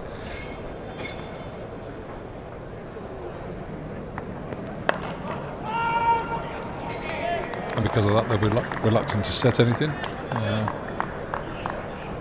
Once you've been burnt by these things, and I suppose it's like all this. I mean, look at England in Test cricket and the way they've played, and they've gone out this sort of brazen, brave world, and it's come off. But once they get burnt and it doesn't come off, you're a bit, a little bit more tentative. And the moment you're a little bit more tentative, you're less likely to complete what you did previously, aren't you?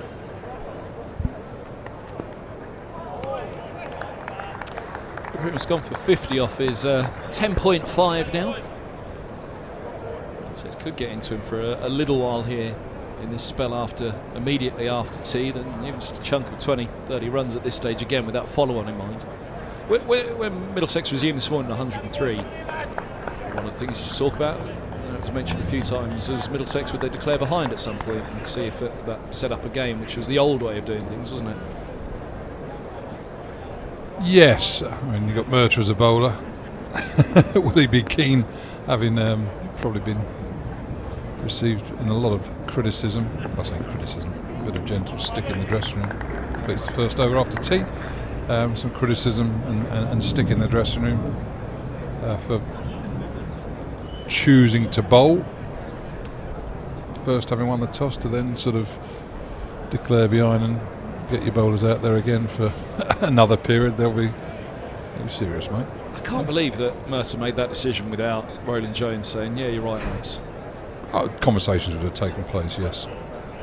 So you're saying this in terms of the infamous one here was James Franklin telling the story of the Essex game in 2017 when he had 5 batters and 5 bowlers telling him to do 2 different things, and there was him sat in the middle like, who do I at least want to upset him, the bowlers or the batters?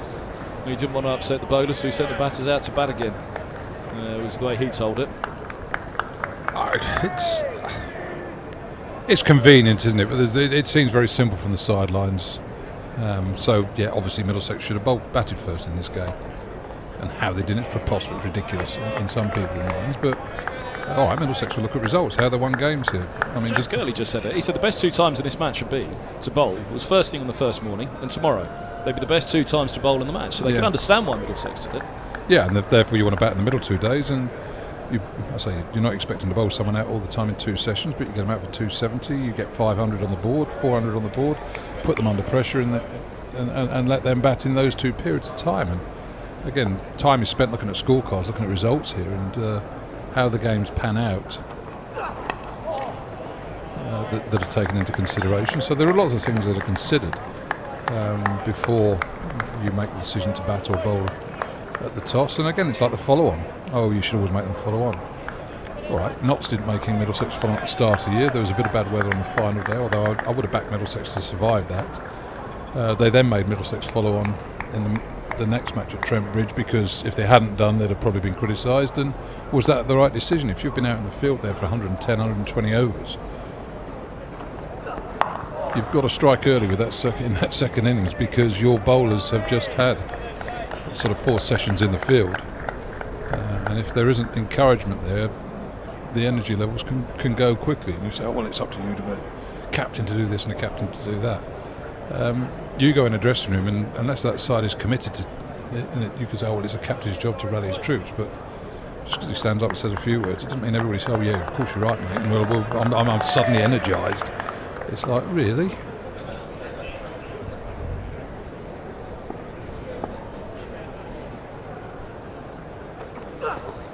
I wish they did fly on the wall documentaries when Gat was your skipper, guess. I'd have loved to have seen a few of those exchanges. Well, they'd have been a bleeper. I mean, it wasn't. I mean, whilst obviously a lot of the time it was a harmonious dressing room because we were playing good cricket and we're winning. But obviously there are moments, and people. I mean, I had my disagreement. Should have heard John Embry with Mike Gatty, and he was his vice captain. So.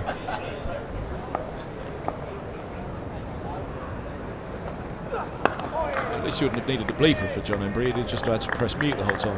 That's true. I know. I heard him commentating. Well, I say there was a commentator commentating in Australia. And I sat there for about 10 minutes, a number of years ago, and think, who's that? I couldn't get it. And it was Embers. And Embers. I've never heard him go that long without swearing. It just didn't sound the same without the odd expletive here and there. But he obviously knows when to behave himself. We had a wonderful email years ago, back when emails were a thing. Do you remember them? And it was playing on. It was somebody who was having trouble at home. Let's get the plumber in. The toilet was broken. And they emailed in the famous Embers line. I'll have to say this slowly now. The flushing flushers flushed.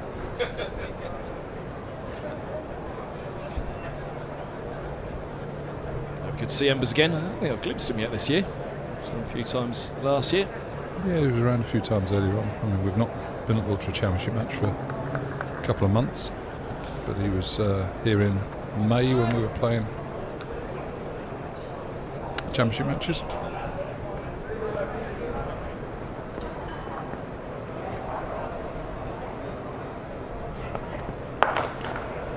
Lovely drive by Simpson. Pajara comes around, but the sweeper from cover, Ali Orr, gets there first. Simpson on to 66.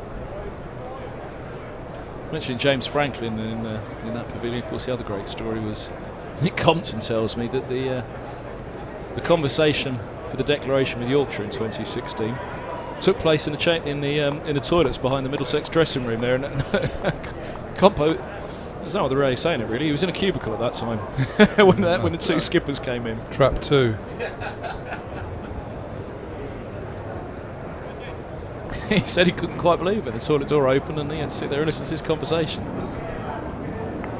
Middlesex couldn't quite believe it, and Yorkshire said they'd chased quite so many. Middlesex would have set a fair few less, was what I was told of that day. Where were you when the conversation was happening for Trap 1? Sat in the tavern stand nervously watching one of the boxes. When the conversation happened about right corn, then how many? When Franklin came together with, who was the skipper? Was it Gale? It must have been. Yes, it would have been. Well, nothing to do with me. I mean, it's interesting. That's what I mean, though. Where were you sat? Yeah, well, no, I was sat in the tavern stand, minding my own business. The dressing room's not my domain. You don't go banging on the door and say, "What on earth's going on here?" You let the players. I mean, you must have known that the captains were coming together at that point. Somebody must have. By the way, here they come. No, I was just sat there on my own. I'm not a very good company. Well, I wasn't very good company in my previous position. People might say I'm not. People might say I'm not very good company now, but I'm certainly a bit more relaxed than I was as MD of cricket. But equally, flashed away to Gully and gone. Catch. Brilliant catch indeed. 292 for 6. Holden falls for 12. Clark with the catch. Ibrahim with his first wicket. Well, that looks like a stunning catch to me. It was a full bloody cut shot by Luke Holman. Whether it found the middle or not, maybe just top edge. Hit him really, almost self-defence. He's very close there. But you cut it in the air. You can't complain if you find a fielder. The idea is to get it up and above him, or down to the ground. But actually didn't quite middle that as much as I thought. Still an excellent catch there. Middlesex lose their 6th wicket. With the follow-on still 80 runs away, more than 80 runs away. Yeah, credit to Sussex as well, that fielding position, that advanced gully is something they've had in for quite a while. And Clark holds on. Sharp position where he's been placed. I know you've been paying credit to their fielding positions all the way through. Here's Toby Rowland-Jones out at 8. Today, well down at home with his highest first-class score of 82. Simpson needs support on 66. 292 for 6. A few runs away from a third batting point, but a long way away still from that follow-on, as you said. Yeah, just looking at Luke Holman's innings, he's flashed a few times outside off stump before tee. A couple of thick outside edges down to the third man region. And on this occasion he didn't find the gap, he found the fielder. So yes, Toby Rowland-Jones. So through, I suppose you'd argue, the more recognised batsman now, and into the lower order. Toby, a good player, capable of scoring useful runs. It's a mixed bag. Sometimes you can get him early though. If he gets in, he can be quite destructive and a nuisance to the opposition. He's a bit susceptible early on, maybe to an LBW, something like that. So I'd imagine Sussex have looked at or analysed dismissals, and they'll be having a plan. And again, the 5-4 field is set straight away, so 3 on the leg side, 3 saving 1 on the leg side, which suggests they're looking to bowl straight at him once again.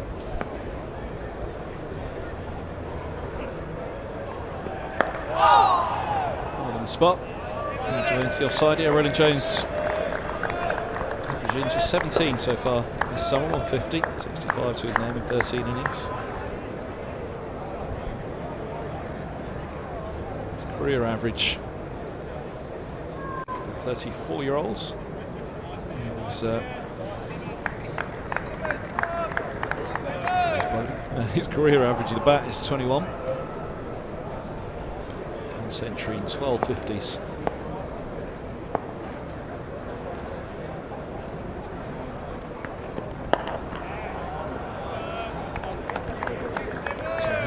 unbeaten 50 last week. His second first-class 50, wasn't it, for Helm? Pushing Roland Jones. Well, yeah, I mean, again, you're looking for... You accept that the average of your... Well, that's why they're batting in the order. The number 11 tends to have the lowest average of the lot. But if your 8 and 9s are averaging mid-20s, certainly more than 20, that's what you want. Obviously, mid to high 20s, you think they're probably going to score.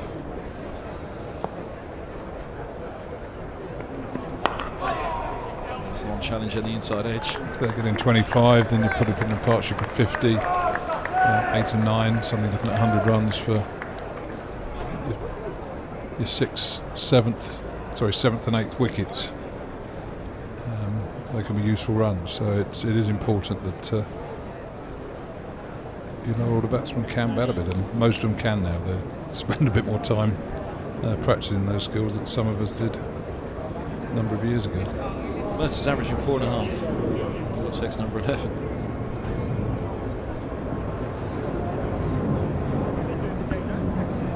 Yes, when he comes out, well, sometimes they used to say when he walked out that the roller warmed up, or the roller engine started. I think when Mertz is there, he almost can start feeling a fine leg. I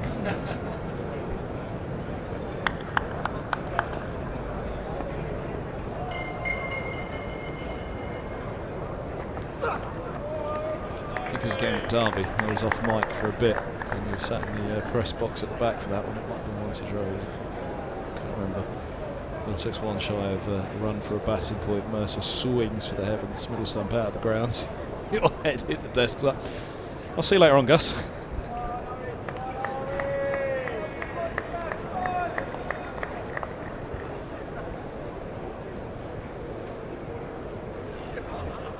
He was actually batting quite sensibly at the end of last season when he was captain. As he is again now. Oh, Simpson well beaten by that one from Carglass. Pace it up.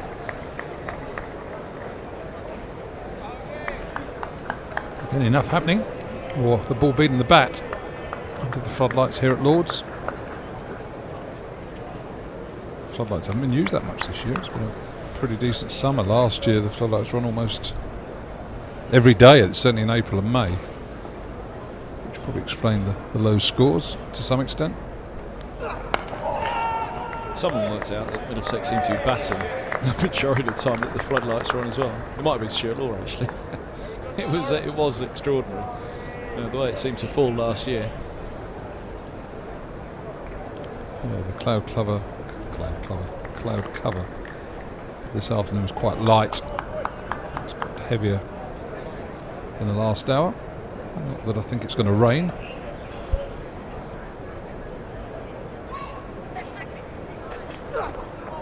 Yeah, it's rather set in as well, isn't it? The wind's died down. It's just hung around for a fair while. The darker skies over Lords. It does feel, you can see it on the pictures, and it's not an exaggeration. It's the same as I was looking down from the media centre. It almost feels like the early part of a day-nighter here at Lords. So I was saying September, I know what your point was about the heat out there. It looks dark and cold, but it's actually quite warm. The September feel was that kind of 5 o'clock, 4:30 in the evening.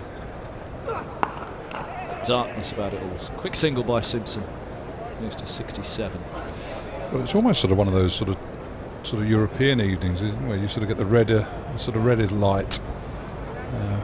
The light here is being created by the floodlights, but sort of warm, sultry evenings that you get on the Mediterranean. Not that I spent much time on the Mediterranean during summer. Cricket's taking care of that, as my wife keeps telling me.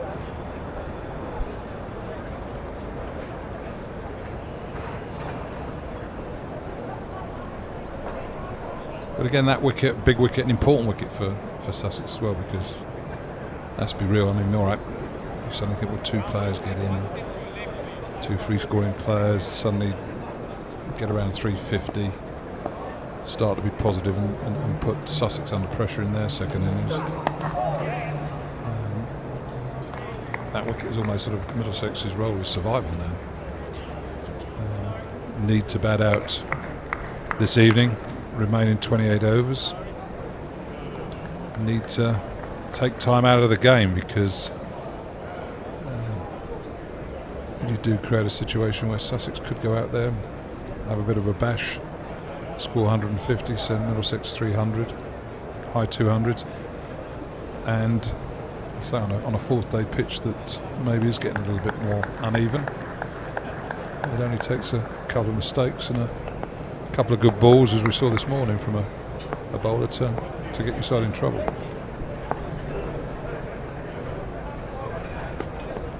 Oh, that's a straight old line. He's taken that one from him. Pick up 4 though. Middlesex at 298 for 6. Yes, that's a replay of that, and probably see when Roland Jones gets bat on, it's 4, but you can probably see why he gets that LBW a few times. Maybe doing a bit disservice, and that was going down the leg side. Actually, it was going down the leg side. My bad. But equally, you don't quite get the line right and play that shot and miss it. It goes thudding into your front pad, as I know. It's a regular dismissal for myself, LBW. Oh, now that was a late decision to play at that from Roland Jones. Looked as though he was happily leaving it all the way and then just threw the bat at it.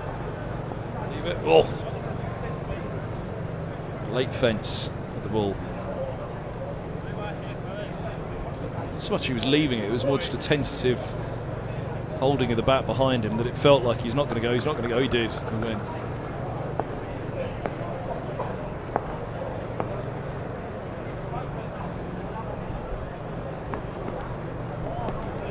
Yeah, 28 to go tonight. Middlesex through and over will have only just nudged past the follow-on if they're still there at stumps. So it's still, best part of 140, 150 runs behind. It's a long, long way to go, and first and foremost to the next 76 runs for Middlesex. But if they could get it down to double figures, it just put that third innings nerves, which Middlesex knew all about last year, didn't they? The third day, the third innings wobble.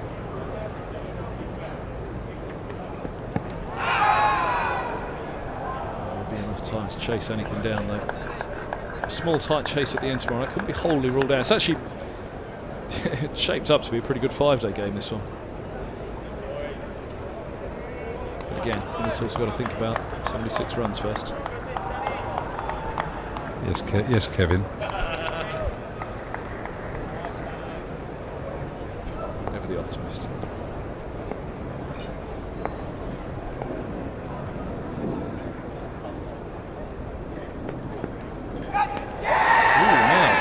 The strangle, nothing from the umpire on this one. A big appeal there by Sussex. Did it catch a boot? It was pad. Yes, probably clipped Roland Jones's pad.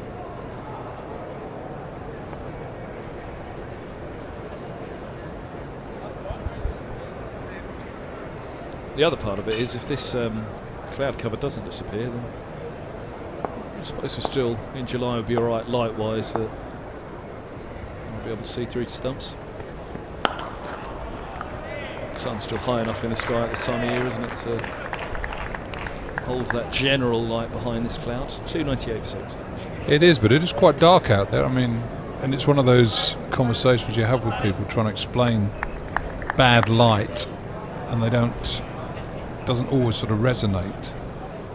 And you sort of say, well, the stronger the shadows, the worse the light. And they say, well, yeah, hang on, that's not the case. That means the lights are having more effect.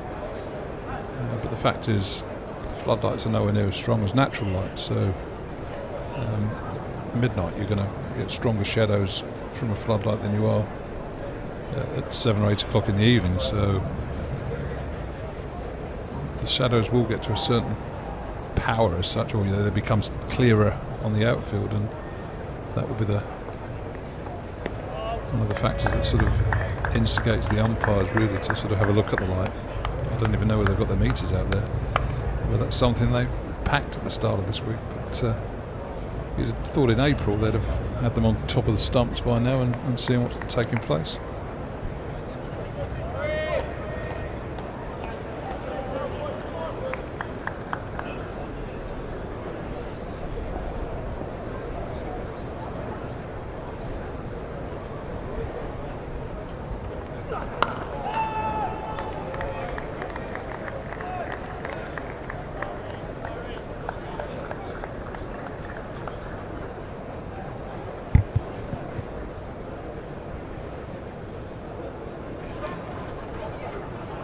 imagine a few umpires that would have had a fair few chats about the light at this stage, but yeah, maybe it's July. It's just saving them, keeping them out there at this time of year. A few red lights on the taller buildings in the distance. Saw that last night as well. Was it last night? It was evening, first evening. When the cloud cover came over and it was just a bit more for Helm than you'd have. Yeah, that's that first evening. If that catch had have just been a little bit lower for Robson at second slip off Pajara, could have been a different game, but all those ifs and buts.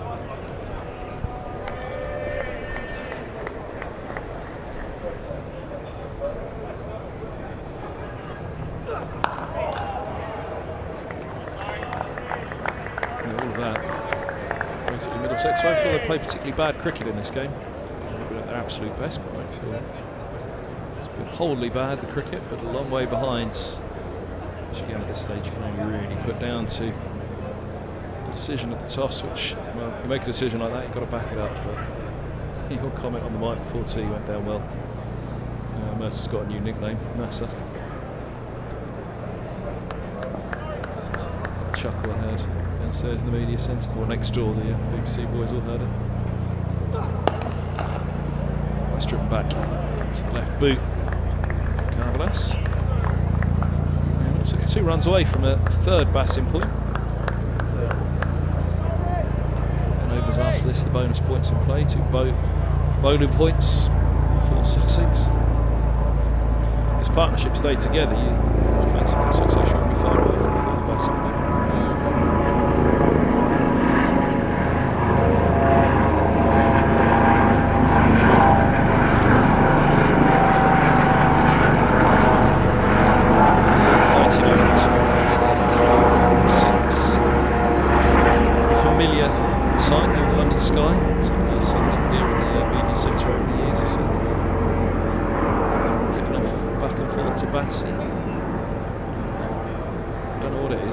Said it looks quite an important one. Pointy-nosed helicopter. So you don't know, where do you know it goes to Battersea? That's the direction it's going. You can always see it's going back and forth to the helipads in Battersea. Oh, is there one there? Yeah. Oh, okay. Sorry, I see your point. Yeah, that's the famous one. Is Battersea? That's where the right. Okay. That's where they're always in and out of. I actually have to drive past it on the way in each day, so you often see it descending or ascending out of Battersea.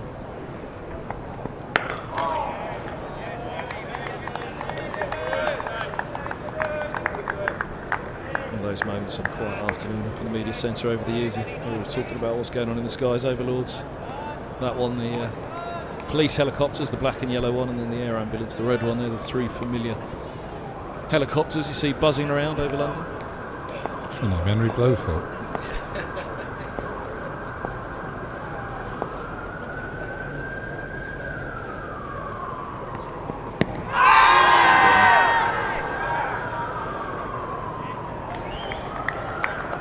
See the buses inside Lords. Can you do that out there? Who can't? Let's go for the helicopters up here. Harleybury Road, is it Harleybury Road? I've said enough times next to Henry, listening to talk about buses, pigeons, things that are taking place outside the ground. Had a bit of colour to it.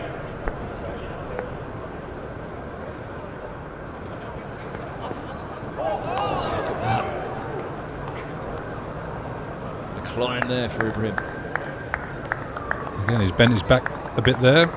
Not particularly short, but it's bounced. It just shows the pitch is wearing. So, again, another sign that Middlesex need to extend this innings as long as they can. Chances of deliveries like that occurring will only increase in the remaining 120 overs of this match.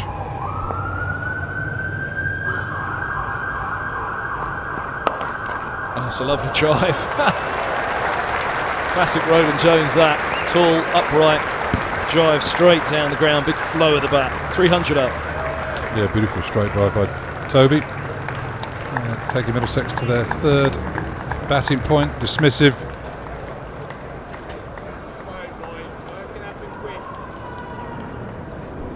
Rolling back the years, the Sunbury shotgun. It's a classical shot there. Coaching book. Good picture. Opening bat, wasn't he? Sunbury all those years. Yeah, when he was in he was in Middlesex youth system as a batsman to begin with. Then drifted away. Axed.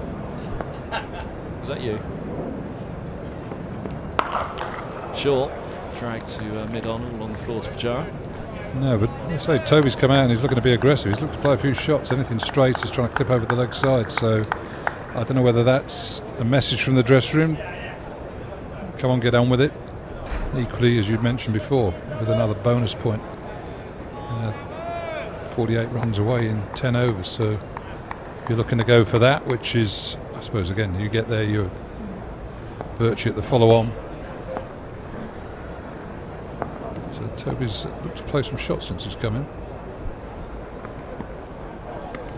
End of the 100th over, 10 with the bonus points in play, 302 for 6. I remember before Richard Johnson headed off to Surrey, there's a lot of talk about Roland Jones at 9, scored all those runs. Should he go up the order? And chatting to Jono back then, the talk of him batting at 8, so you take a little bit away from his natural game, that freedom of the aggression that he has come out with here. He's batting generally coming out at 7 with or at 8, sorry, with a number 6, number 5, number 4. He's got a bit of responsibility. You're coming out at 9, a couple of wickets left after. You've got a bit more freedom, is what Jono was saying, because there was always this call, he's got to go up the order. He's no good leaving him down at 9, scores all the runs. Yeah, I mean, you look at, as I said earlier on, I mean, Simpson at 6.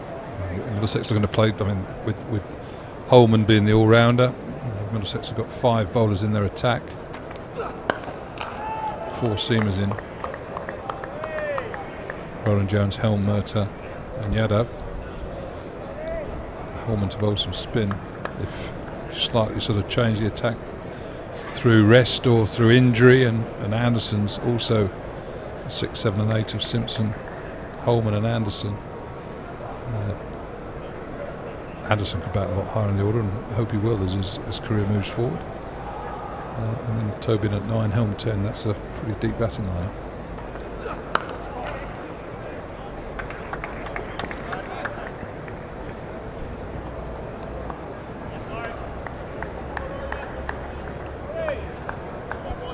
Favourite blower's story was actually when he was doing newspapers, the Surrey-Essex match. Had to be at the theatre that night. Filed his copy as Surrey came out to bat. Or Essex came out to bat. No, I think he sent it back, and at the closer plays Surrey, so late on in the day, wasn't it? And he departed at the start. That's right, he'd gone out into London to theatre or something like that. And just sort of said, and so by the close Surrey were --4 to finish his copy, and asked the sub-editors to fill in the gaps. Got to the theatre, called the sub-editors. Did he get it all right? What was the final score? 14 for 10. Oh, story had changed a bit.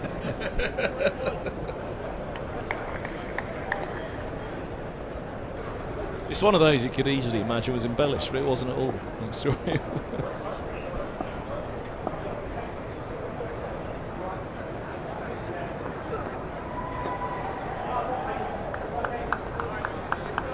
I sort of had to slightly manage Blowfelt when I was a cricket correspondent with the Independent, so you'd sort of, and it was like sort of herding cats to some extent. He did what he wanted to do. But you had a conversation, what you're writing about today, Blowers, sort of a bit of colour to go around the match report. And Stephen Brentley was doing the news sort of quotes area of it. And often got the editor on the phone and said, Blowers has filed his copy. Sort of mid-afternoon, and there was a game England played South Africa at the Oval. So it was a famous game actually, because South Africa got a lot of runs, like 320, 380, 370 in the first day, 6 or 7.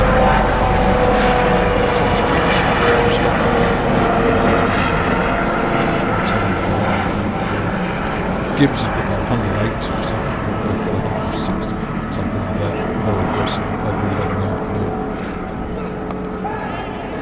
Where's that gone? Big edge down to Deep backward points. 4 more. Well, it just shows that it's difficult for us to see it at this moment in time, isn't it? It is quite dark out there. But yeah, Herschel Gibbs have got 160 or something like that in the day. And Henry Blofeld had written his piece on how well he left the ball in the morning. The editor said, I think he should change that. Will you go and have a word with him? And I did, and I don't know whether we got anywhere eventually or not. It was great fun, Henry. CMJ was more a man after my own heart. Forever late. Missed the start of every single commentary spell. Poor old Ollie at the back of the box, he'd have despaired. He was always late. I mean, wonderful man, great man, cricket. And his sort of passing was extremely sad. I think, well, it was Mike Selby. Sort of cricket's lost one of its greatest fans or greatest presences when Christopher died. County cricket's greatest champion. Yeah, a real love, genuine love of the game that came through in every way that he covered it. But it was amazing. You sort of think, well, how has this bloke sort of occupied 3 of the most responsible and biggest positions in cricket? He was correspondent for the BBC, correspondent for the Times, and correspondent for the Telegraph. And he was just so disorganised and all over the place, and laptops going bang every now and then. I mean, it was just chaos at times. But it used to thousands of words that he wrote every week. Let's hope for Vegas.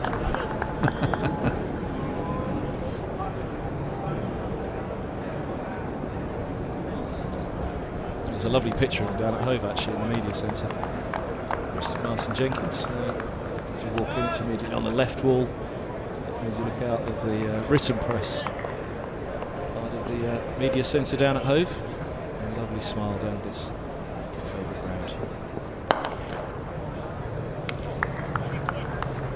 And his son Robin, obviously a really good cricketer for Sussex too.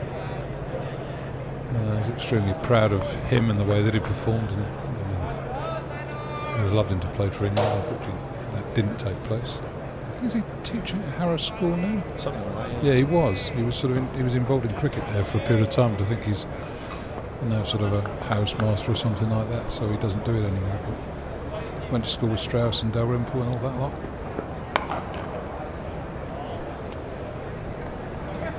Mark Church.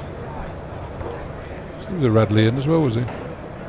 Where it was, might have been Durham actually, maybe. University.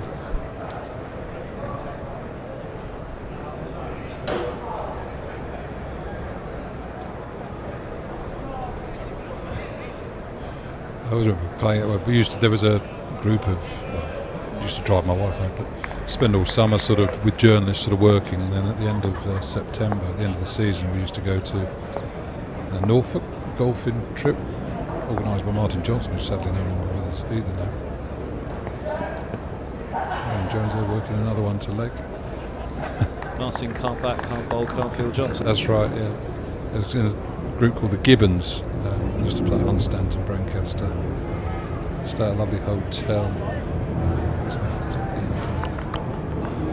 Anyway, just out Snettisham, I think, which is around there. And playing golf with CMJ, I mean, most of us sort of swear audibly after a bad shot, but he was like, oh, fiddlesticks. and buttercups and all this sort of stuff when he'd hack one into the rough or topped one or something like that. Beautiful drive there by Tom Simpson again. When he plays that shot, it's as good as anything you'll see. Taking Middlesex up to 313. Darvin Milan always had a great cover drive for Middlesex, and Ed Joyce before him. Yeah, Darvin Milan's was almost like he had extendable arms, wasn't it? They sort of just, beautiful drive. Joyce is just. And again, look at that. I mean, if you're coaching there, look how still they are.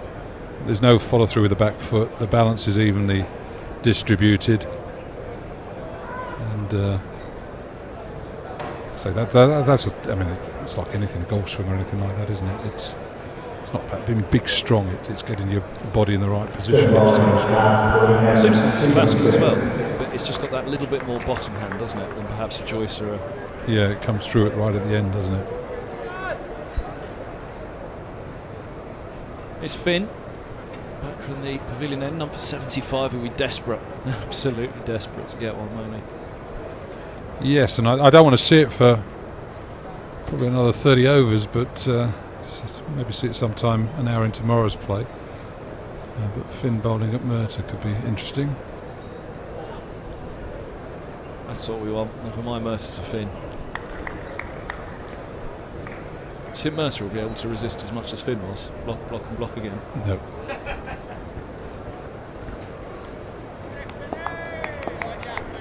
Right, they'll be on the cut strip.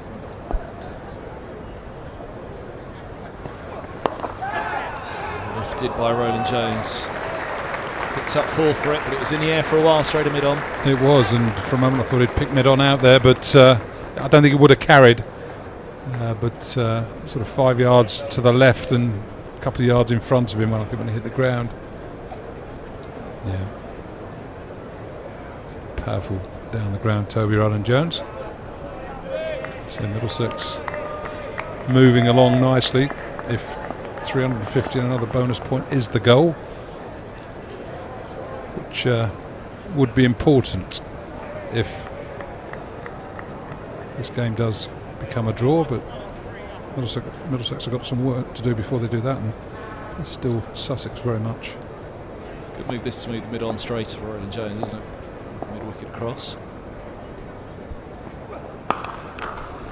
And puts one outside off for him to punch away. Roland Jones on to 21, Middlesex 321 for 6. Finn won't be enjoying this as he walks back to his mark. It's a good shot again by Toby Roland Jones. Got a deep square leg out as well, so I'm just wondering when the bump will come along. It's funny actually, isn't it? 'Cause you think of Roland Jones and Mercer, you think of Finn and Mercer, you don't think of Roland Jones and Finn, even all those years they played together, mainly because they bowled at the same end, I guess.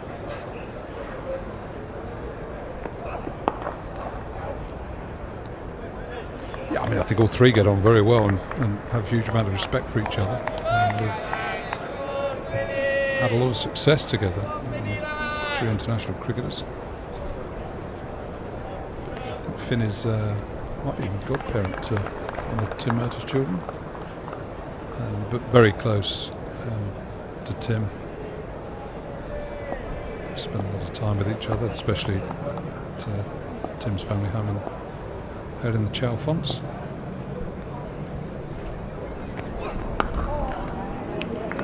Bowled or played.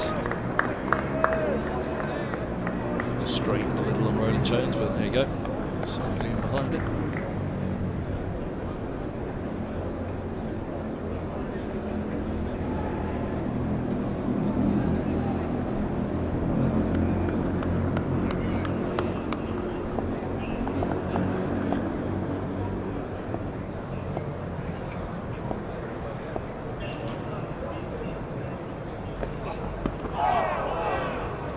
Back down the slope, sets him up.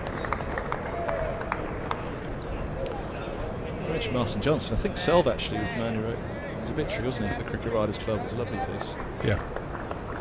Well, Martin Johnson was a great man, great writer too.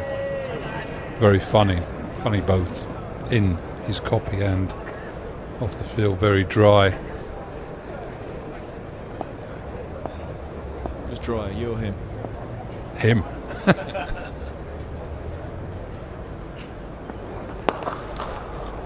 Resisted by Roland Jones. Looks like he's going to go for a big clip into the onside. Into the over 321 for 6. Yeah, Martin Johnson, superb writer, wasn't he? There was always someone, again, it's sort of something I use in my after dinner speeches every now and then, maybe too often. Listen to some of them. Well, you're not going to give him that one again, are you? When you do a bit of speaking, but there was always someone who sort of copped the brunt of one little sort of aside in his copy, and it's coming towards the end of my career. It was a particularly productive day, sort of, I don't know, for 70 of 22 overs or something like that. And it was again, in those days they were sort of copying the Telegraph, who he was writing for. He had written in his copy that Fraser ran into bowl yesterday as though he'd caught his braces in the sight screen,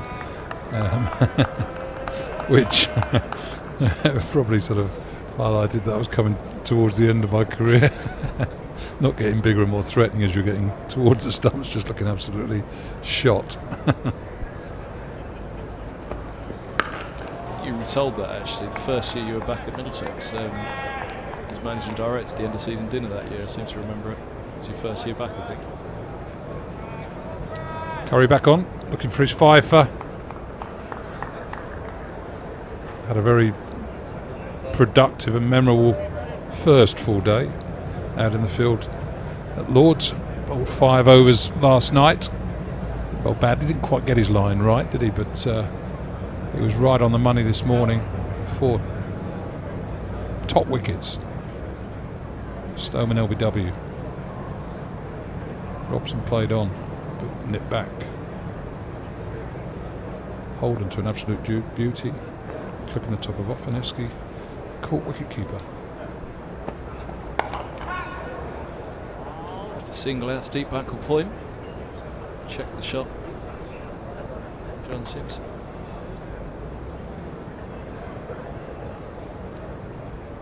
This could be interesting.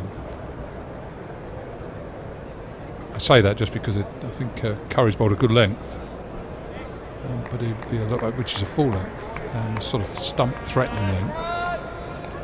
And Toby's not someone who's going to defend that. He might look to be positive. Oh, he's coming around the wicket.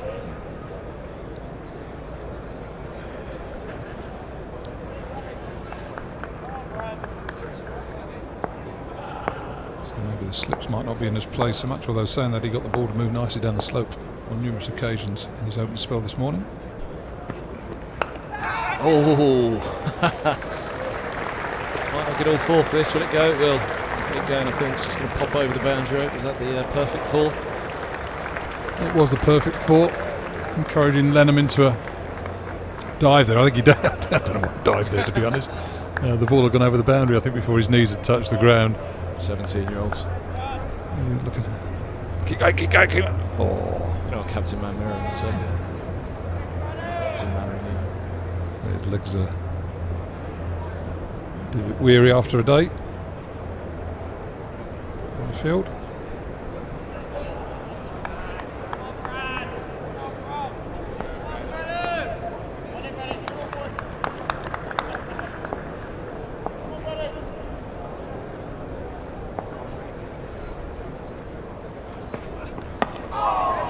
Comes sharply back in from around the wicket to the right-hander.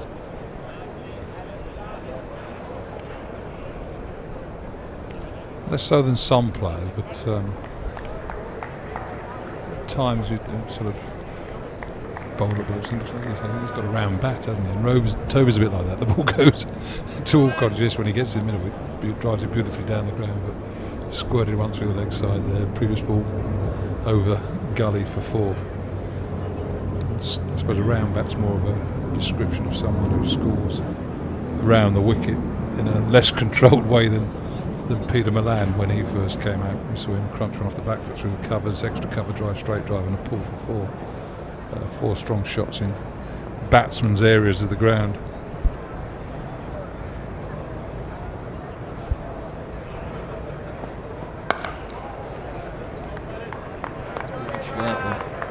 Shape of the hand. Yeah, James Curley was up here when that second new ball was taken. It was hooping for a bit, wasn't it, for Curry? And Luke Holman smashed one into the grandstand, took a huge gash out of the ball and had to replace it. Did you manage to pick that up? Are you watching? No, I've made it my computer. They I was doing some of the work I should be doing. Yeah, the 2 of us sat here and looked at it on the screen, never seen anything like it, the gash out of the ball, and Holman pulled it. It's the advertising boards. 55 quid down the drain. Yeah, it's exactly what he said. Use that in the nets. Yeah, the wonder was he was then sat there, obviously trepidation as to whether the next ball would swing as much, because that one was hooping. It really was, especially for Curry. A huge amount. He went around the wicket as well to Simpson, didn't he? He was looking to swing it across was swinging it across the left-hander up the slope. Around the wicket, which is an interesting move because he was getting an awful amount of swing from left arm over to the left hander up the slope. 327 for 6, 6 overs left with bonus points in play. Yeah, Middlesex needing 23, so going along nicely this pair. Toby Rowland Jones 26 of 29 balls. So He's pressed the accelerator. 7 to avoid the follow-on, isn't it? Here goes another one. Won't get it all the way. Ibrahim comes around a deep mid-wicket, holding him to 2, but safe enough, up in the air, clipped away. It's one of those ones where he plays the shot and you think, well, where's that gone? It could go over mid-wicket, it could go over third man.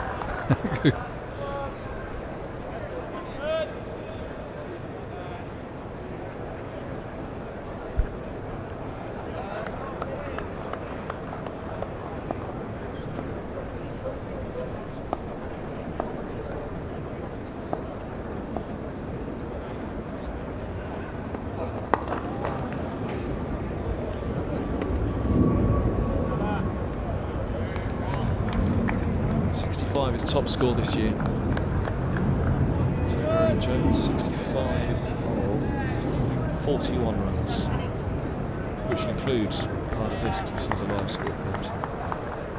11th innings. No, it doesn't. Is it not? No, those were the figures when I last looked at it. I think that just means he's playing in the game. It's asterisks. Oh, climbs on him.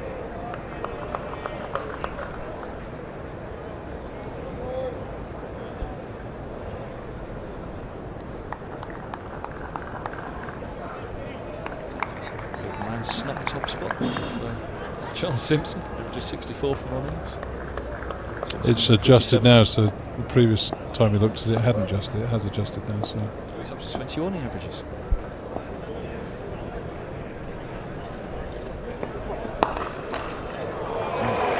Back down the ground again. Past his old mate Finn for 4 more. Bowler's bar there. 333 for 6. Second time. 333 for 3 times 2. 222 is the Australian, is it? 333 is more the South African. Who would that have been?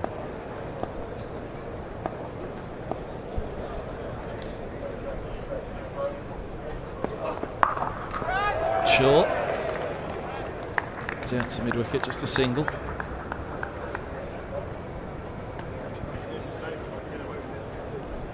Yeah, Manthorpe, Haseman. Manthorpe did it for TMS, and he'd be the TMS South Africa commentator, but he wasn't. Was he South Africa, Manthorpe? Because he was club call for years, wasn't he? Cricket call. Well, you're rolling back the club there, wasn't it? Rolling back the clock there. Yeah, just a bit. Well, with Simon Mann. Your mate Dave Townsend. Was inspiring them then. Oh, he must have pestered you back then. Middlesex commentator. Probably. Can't remember. It was at Sussex. You won the title one year, wasn't it? I think he tells the story of you. And Tuffers being the last men standing one night, went celebrating winning the title at Sussex. Yeah, 1993. Was it 1990? Won the title once in 93 at Hove, and then here against, it might have been against Lancashire. So, well, it was 90 or 93, one of those two anyway. So he's more your mate than my mate.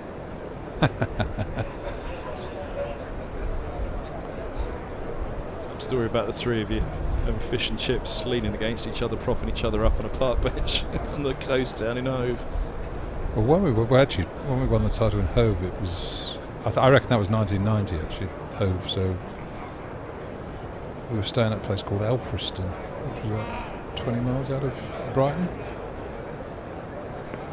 And getting back there was a bit interesting. On the bench, putting off the taxi ride back with the fish and chips.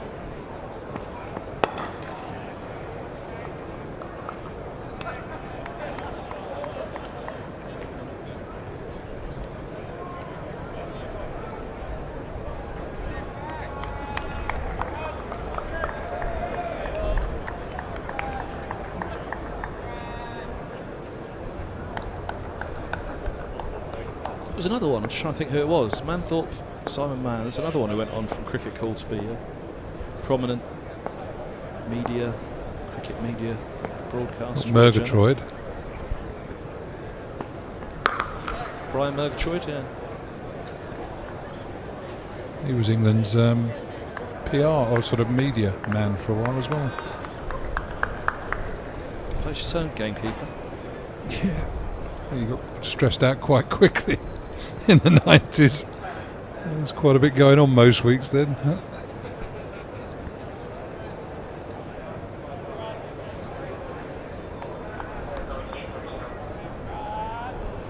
It's an extraordinary era for cricket. We were talking about it. You were saying it earlier, you know, you enjoyed playing in those days. You had the great Australian side, the back end of the great West Indies side, the rising South African side.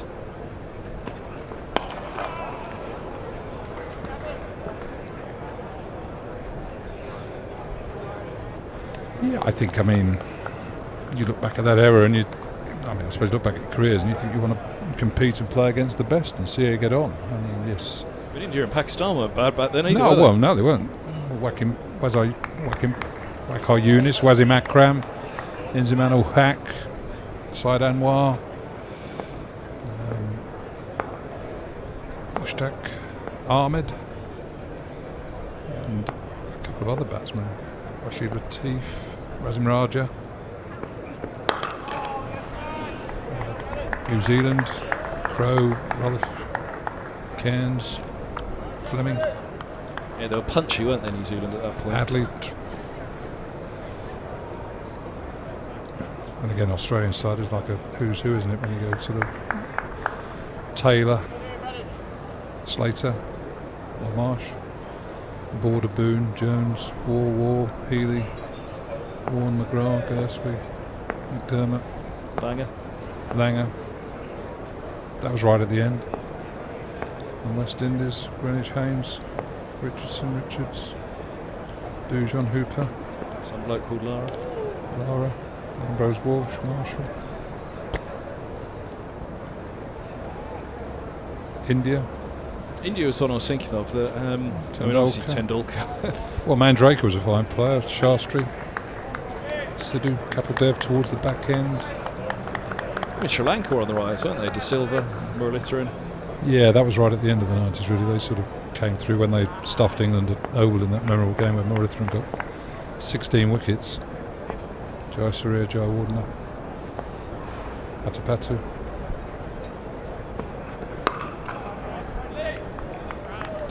Aravinda De Silva, he was a player. I guess it was the last great decade of Test cricket across the world, wasn't it? In terms of, I mean, all of those teams. Obviously, Australia by far and above. You know, incredible.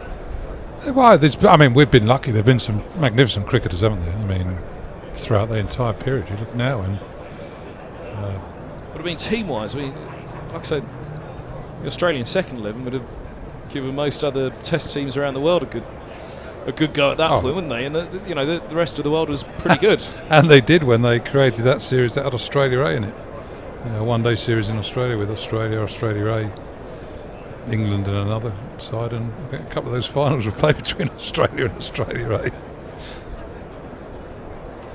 Yeah, they quickly sort of died out because it wasn't perhaps what the punters really wanted to see, even though it allowed them to give us Poms a lot of stick. Change of bowling, Stephen Finn. Short spell there with a second new ball. Second spell with a second new ball. Toby Rowland Jones not showing him a great deal of respect. And, Rawlins on to bowl his left arm spin from the pavilion end. Saving him from Mercer, right? It'll be interesting to see what John Simpson does here. It's 14 runs required in 4 overs to get Middlesex to their 4th batting point. Short leg side boundary, ball spinning in there. Willie attempted to hoik one over that. Was it 55-yard boundary, 50-yard boundary probably? One fielder out on the deep square leg fence. If he drops it short, I think it will go over there, that's for sure. He's danced in the middle, hasn't he? push them through quite quickly, Rawlins. One to go through the gate at Simpson earlier. Pretty much just missed a full ball. Had a bit of bounce on it. Yeah, pushes it through, doesn't he? I mean, it's variations in pace. That is how he's looking to catch a batsman out. Reversal. Hits outside the line of off. No problem there in terms of that appeal. Perhaps wasn't in the best position to play the shot though. Awkward in the end. Yeah, it's not one of John Simpson's natural shots, that one, for me.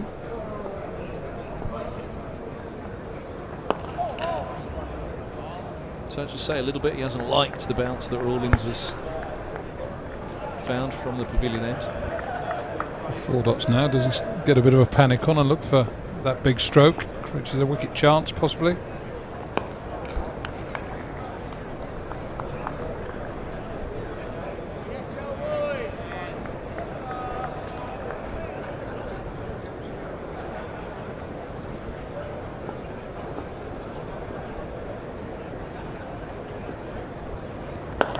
Oh, down the ground he goes.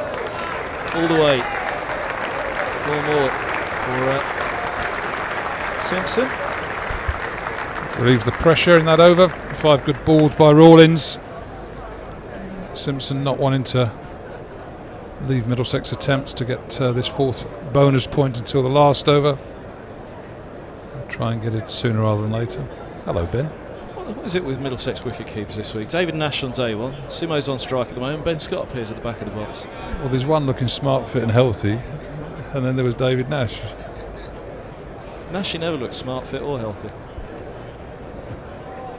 Yeah, tough paper round, didn't he? And Chairman of the Nursery and Archie Bennett. 340 for 6.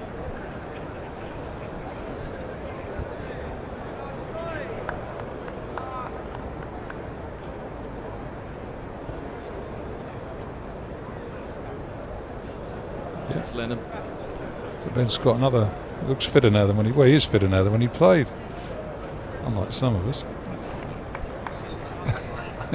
He's taller. Been on the rack.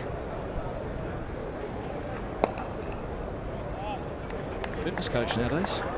I know, I'd get his emails. What do you do with them? Delete.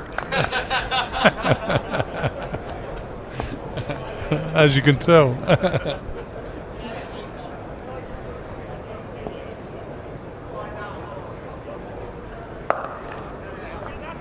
Cut away to deep cover for a single.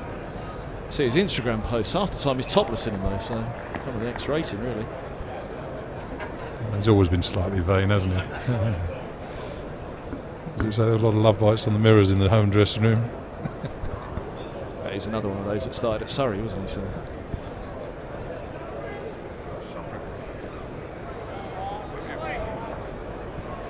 Yeah, Wickham House boy. I was there the other week. Went to Wickham House. Lovely ground actually. Looks in good shape.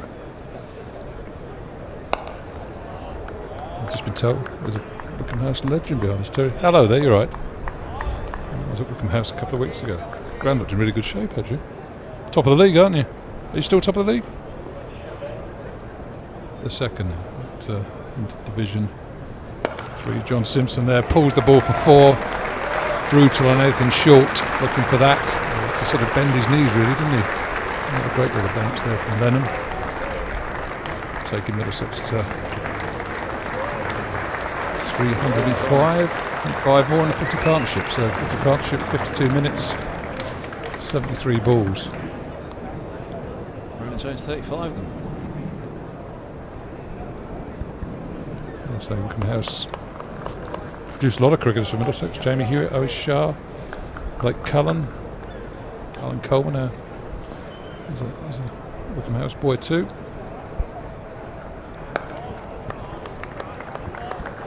Just saying, I mean, the bad news this morning about sort of fire at Osterley. Fire at Osterley Cricket Club, which is close to Wickham House. Sort of burnt down the pavilion, so fortunately no one hurt, but So desperately news for the club.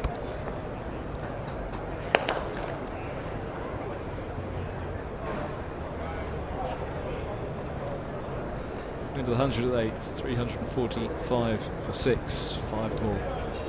And the batting point, 29 more to avoid the follow.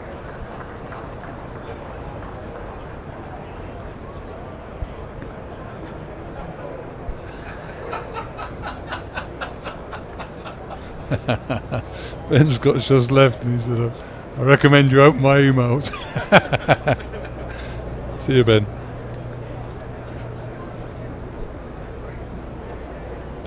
Yeah, good cricketer for Middlesex. Played in the 2020 winning side. So one of the revelations with them was him with his ability standing up to the stumps, wasn't it? To medium pace, not just the spinners, and how that sort of transformed Middlesex's approach to T20 cricket that year. Well, poor old Nashi out of the side, didn't he? Out of all the sides at that point, that was my first year. There was no sign of Nashi for a couple of years. It was all Ben Scott. Tyrone Henderson still up to him. Maybe not Nanny's. Nanny's was a bit quick.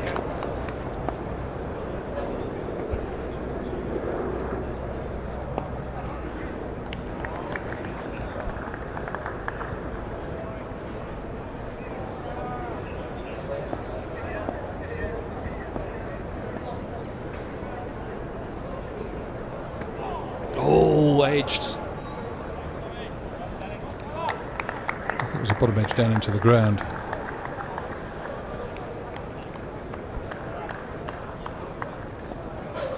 Oh, maybe it wasn't an edge. Or if it was, just out of the gloves. Good bite again. Spun. Saw John Simpson come down the pitch. Last ball of the previous over from Rawlins to hit him over his head for 4. I don't recommend Toby does that with the ball just turning. But he's nicked it there. Top edge. Dragged it down. Middlesex running quick between the wickets. Simpson nearly lapping Roland Jones, but 3 important runs takes Middlesex to 348. 2 more required. It was just nervy, the ball before that, wasn't it?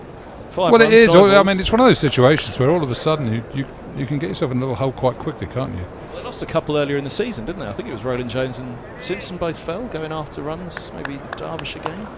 We managed to get there, didn't we, I think? But Helm it was, Helm came in and struck a lusty blow or two.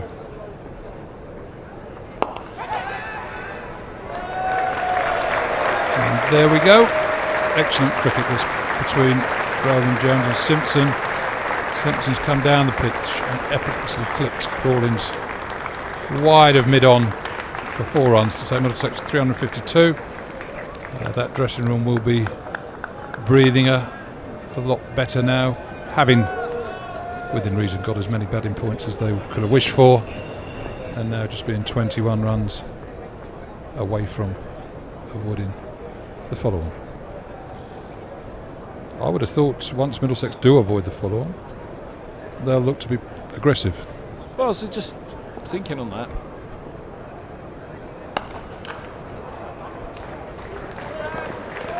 Pick up 2 here. To 89, Simpson. 103 without loss this morning. Could have said to anybody at Middlesex. 352 for 6 in the 109th. Did he take it? Shy of the follow-on, but I think he would have done. I mean, 350 is a lot of runs. As you say, 6 wickets.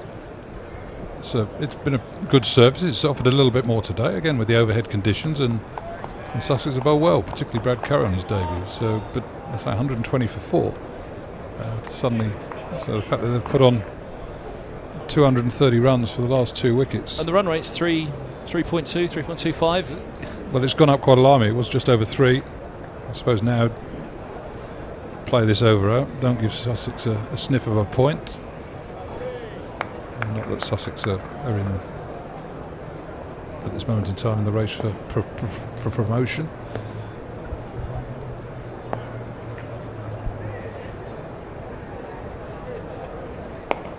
That's the lovely thing about having both sides of it. You know, James Kirtley's up here and obviously talking about a side needing to learn how to win. Only 1 win all season. So that's in their minds going into the final day and into this final session this evening.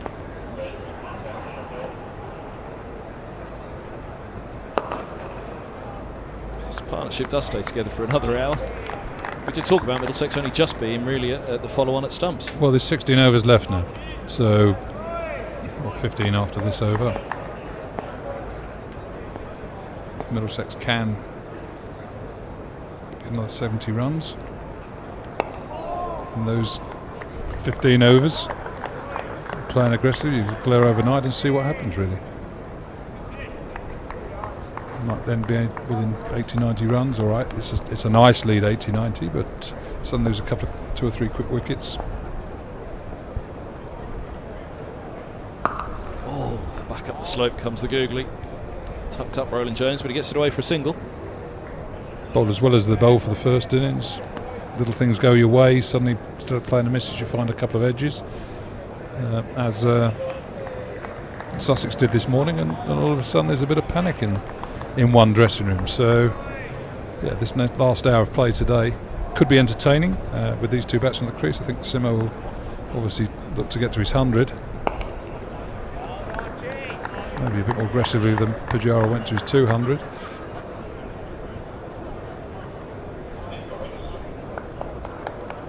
That's why this one would have been beautifully poised as a 5-day game, wouldn't it? It would really be thinking this is set up nicely.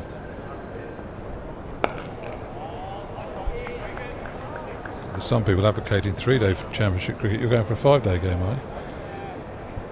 3-day, honestly. Well, people on 4-day test matches, aren't they? Actually, Bazball takes off. End of the 110th, 355 for 6. But Bazball wouldn't have happened in 3 occasions in a 4-day test. Yeah, I can't understand the thinking for 4-day. Test cricket. Likewise 3-day championship. Actually, I had argued it the other way when this was debated on stream sometime at the start of the season. They were talking about coming down to 10 games a season. So if you do that, then you've almost got to be 10 5-day games.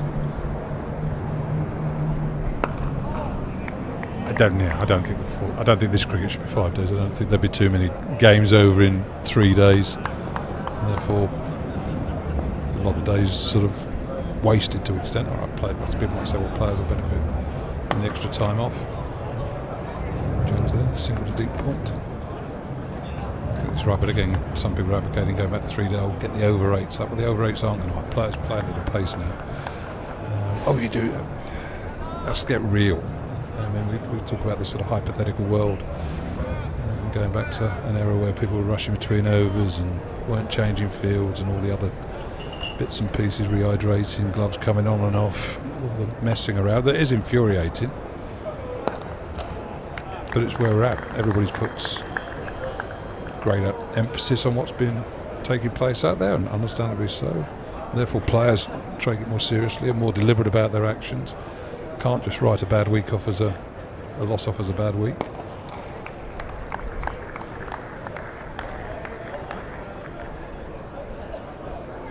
Explanations are required. So 3-day cricket's not going to happen in my book.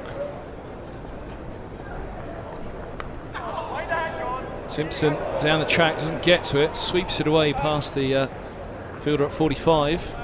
Thick bottom edge there. Dived over it. It's Ibrahim at short fine leg or 45. Simo looking for that short boundary there. Into the 90s, into 91. But again, I think if you looked at the number of 3-day games that were played historically, they'd better contact on that. That could be 4.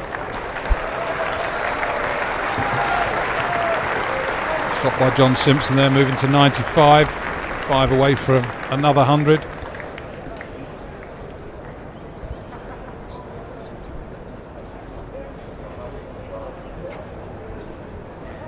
Feeling if and when John Simpson does get to 3 figures, we might be looking at that short boundary quite a bit. So 800s he's got so far in his career. This will be his 9th. And again, that first class average moving up.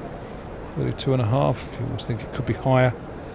Maybe that's one of the reasons why he's not pushed for England as strong as some wicketkeepers. Again, as a gloveman, there's few better, if any better, in the country, but those that have got the gloves have been those that have been averaging high 30s, around the 40 area, sort of 6 or 7 runs more than John has. This average has gone up a bit, one and a bit in the last couple of years because he's had a couple of good seasons.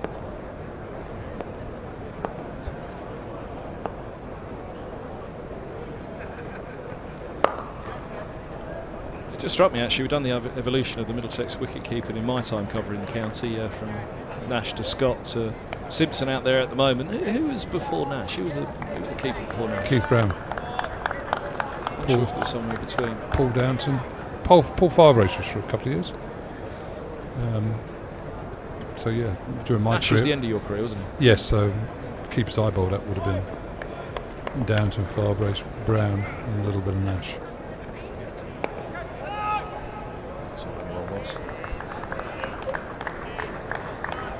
Keith Brown, he was a good cricketer as well. I mean, some of Middlesex members and supporters of that era would have loved the way that he played the game. Tough, no nonsense, Mr. Reliable. Got the club out of so many sticky situations. Bad at 5 or 6. 85 not out. Loved a red inker, Brownie.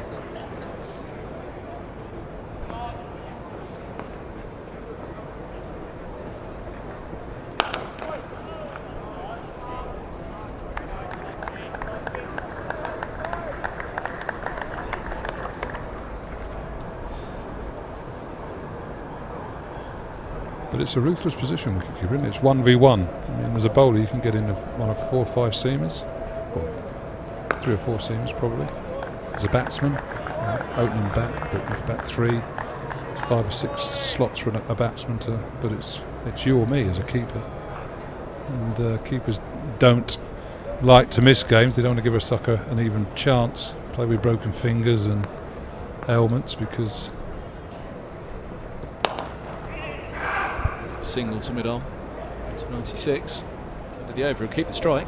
So he'll face Rawlins again. I think I was sort of saying at Merchant Taylor School last week, and looking at all the Middlesex players of recent times that have played for the club for a number of years, and again that's one of the joys of sort of looking at what happened in the last 12 or 13 years is, I mean, there's some good cricketers of Robson, Milan, Roland Jones, Finn, Simpson. These fellas have scored lots of runs for Middlesex, played a lot of cricket, but the one that's going to finish highest up the all-time list will be John Simpson. I think we worked out he's 4th or 5th now, and probably end up 3rd or 4th behind. I should remember him, but I can't. Get over 10,000 runs for the club, so 10,000 runs and lots of snaffles. Runs this one away. He'll look for 2. Back he'll come. He's on to 98. 212 deliveries. Came to the crease this morning. Middlesex in a fair bit of bother. We were 4 down pretty quickly from what was a decent overnight position.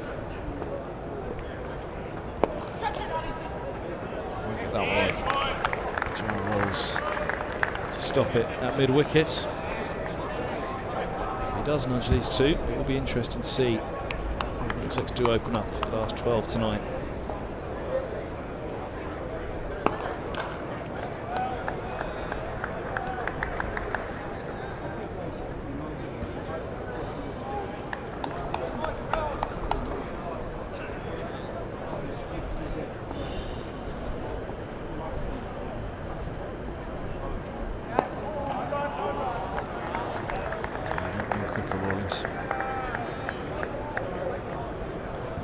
Rushed against Rawlins. He'll know that Rawlins has given him a little bit of bother.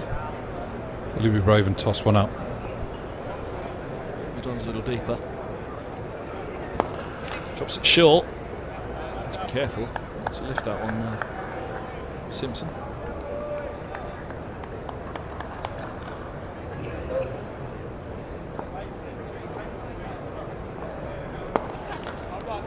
run again. Top ball to in the over. 366 for 6.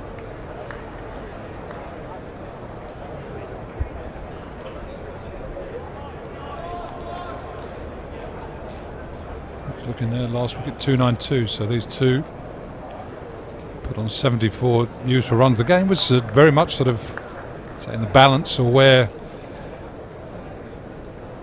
momentum was with. Well, it was most certainly with Sussex when Luke Helm was excellent. They held it. I suppose fourth slip quite close, really, wasn't it? Cutting at one of Ibrahim. But these two have guided Middlesex to within 8 runs of the follow-on.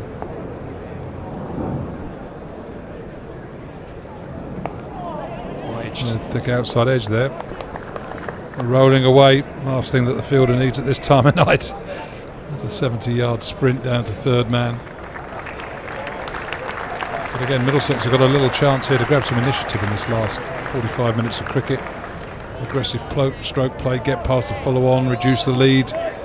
Maybe to 70-80 runs. What do you do in the morning? Do you declare behind, or equally do you say, well, let's get as close as we can? I always remember a game at Cardiff when we won the championship in 1993.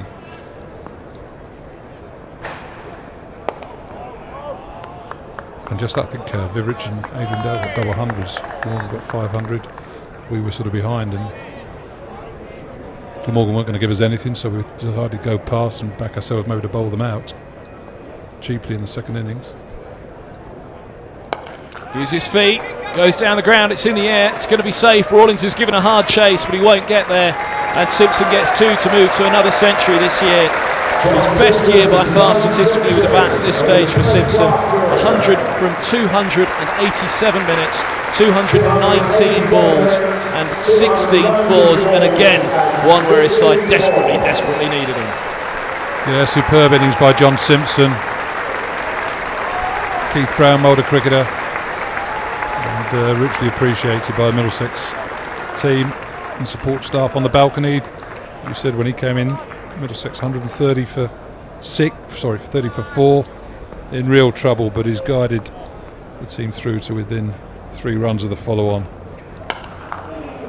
Actually, 2 runs of the follow-on. I thought that was going to go past it there, the way he struck it. Watching short leg take evasive action. But just going back to that game in Glamorgan, not sort of taken away from John Simpson, he's obviously batted beautifully. But Philip Tufnell, I think, got 8 wickets in the second innings. Well, Glamorgan out for 120, and then knocked him off in 15 overs, something like that. So things can happen quickly on the last day of a match. Was this the match where you'll tell the story of Viv Richards chasing Tufnell around Sophia Gardens? I can't remember the reason why though. Whatever Tufnell had done to him to upset him. I'll go after this delivery. It was retold. It's nothing that can't be broadcast. It was retold on the dressing room reunions. So it's out there. I should have just gone back and listened to it, shouldn't I? But 373 for 6, end of the over. No, the story of that is Middlesex, I think we ended up going about 20 past them, something like that. John Emery got 100. I think Keith Brown got 100 too. So they got 500, we got 500 and a bit more. Vivrich got double 100 in the first innings. Tuffers bowled into Vivrich's first ball, sort of stopped in his run up once and messed around with the field, and Viv was a bit agitated and said something, and Tuffers probably grunted something back, and then first ball bounced a bit, gloved it, caught short leg. Tuffers sort of celebrating. Fantastic dismissals for him. Middlesex won the game, and at the end of the match, Viv Richards knocked on the door, came in the dressing room and said, "Where's Tufnell?" I mean, Tufnell had taken 8 wickets in the second innings to dismiss Glamorgan bowled magnificently. And he said, "Where's Tufnell?" and walked over to Tufnell in the dressing room. Tuffers thought he was going to grab him by the throat. He just sat next to him and shook his hand and said, "Well bowled."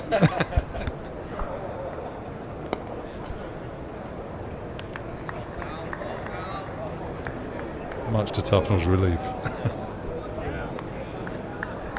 Best painting in the pavilion at the moment, isn't it?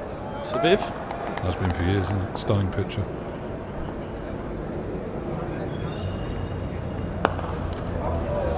He's pulled away for 4 more. He's on to 105. Middlesex are 378. for 6. So follow-on's done. How far can they go?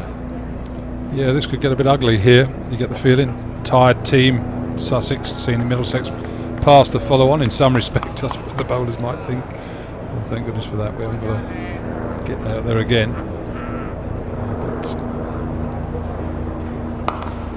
Oh, now a low full toss. Simpson gets hold of that up towards the Warner. 4 more.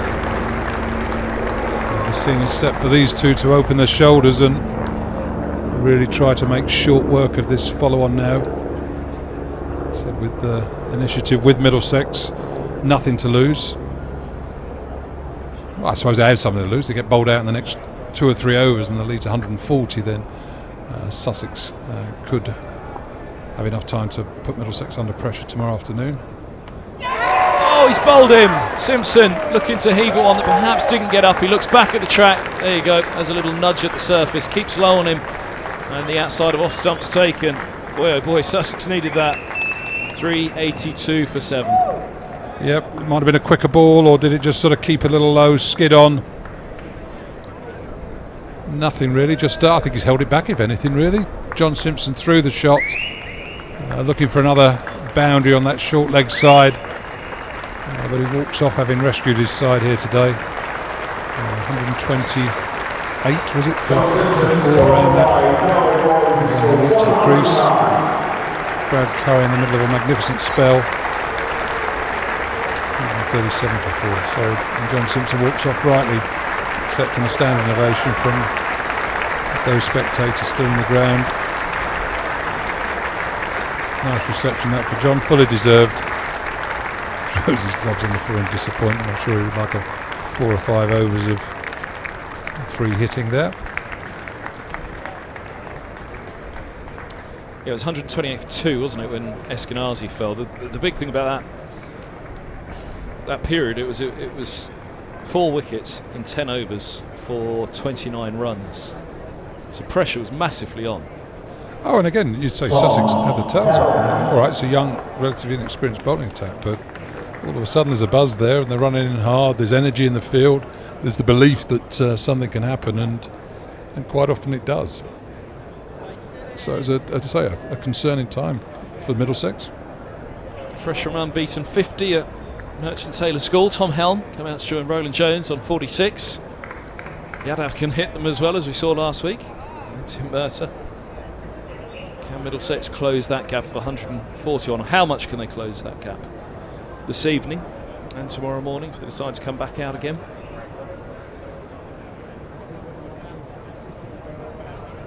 It's just about building pressure, isn't it, really? Get as close as you can. And yeah, I mean, Tom Helm is a bit more classical. He's not as free scoring as Toby. He can play and plays nice strokes, but I don't think he's going to be as destructive as the partnership that we just witnessed could have been in these last 10 overs and 1 ball. So yeah, from a Middlesex perspective, a shame there that John Simpson departed, but equally got to be thankful that he's played as well as he hasn't taken Middlesex into a far more comfortable position than they were at 12:30 this morning. Forward to getting a quicker one from Rawlins. End of the over. 382 for 7. That's the portraits and feeling. That's the one. Something Middlesex don't really have here at Lords. Can't have portrait. We can't. The Lords Pavilion is a celebration of cricket, isn't it? English cricket, of course, but cricket as well. Viv Richards, cricketers from all over the world, but not so much the Middlesex cricketers, which is a shame. There are. I can't remember what the pitches are called, where there are groups in it. There's a sort of an 80s and 90s sort of. It was the England captains one, isn't there? So there's Mike Brearley, Mike Gatting, John Embry and Phil Edmonds. Yeah. John Embry and Phil Edmonds on one of the sort of pitches, long room pitches. There's Andrew Strauss. There's a Dennis Compton picture as well. So there are a few. Yeah, I mean the MCC. I mean they do it exceptionally well actually. They've got quite a lot of No ball there from Lenham. Quite a lot of more modern pitches up in the long room this year, but all the pitches on the staircases going up and down behind the visitors' dressing room are overseas players, and all the pitches behind the going up and down the staircases behind the home dressing room of England cricketers. In the long room this year, there's McGrath, Muralitharan, Lara, Jayawardene, Sangakkara, Atherton, Stewart, Saka, Kapadev. No, is it Kapadev? Or Bishambedia. There were 3 Indian cricketers, weren't there?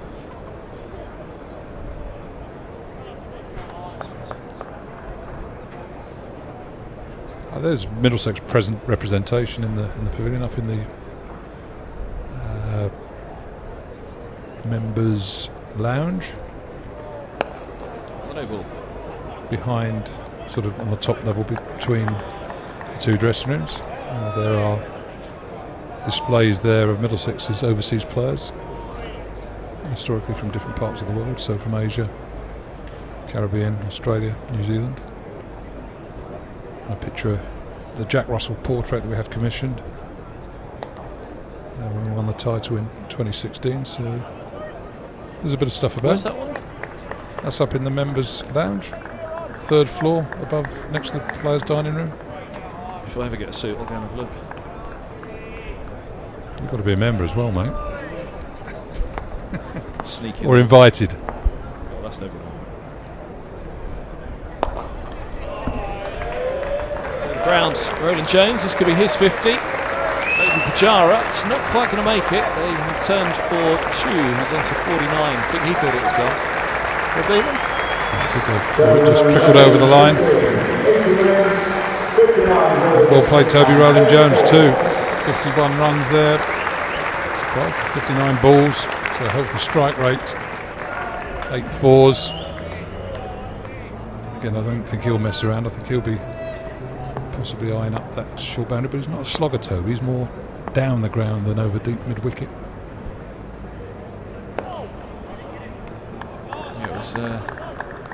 It was against Derbyshire on this track, wasn't it, that Helm hit the one to deep mid-wicket for 6. I think he went for 6, didn't it, to bring up the maximum batting points. I mean, the scoring rate for Middlesex, that they got to the 350, just inside the 110, and now in the 116th, and they're nearly at the 400.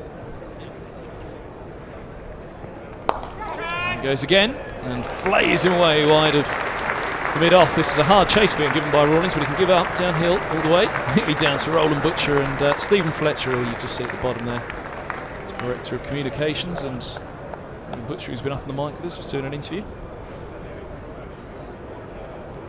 So Roland Jones isn't going to mess about, calling for some gloves, having a little drink.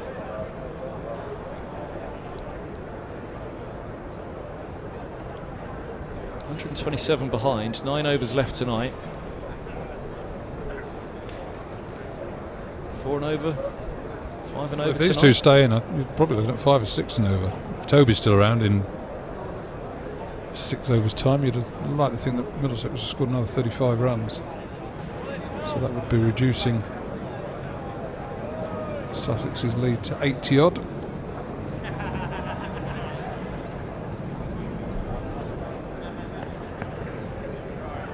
These sort of games within the games, they're fascinating at times, aren't they? And how you just sort of sense pressure shifts in quite short periods of time sometimes. And again, it's shifted here since tea time, certainly since.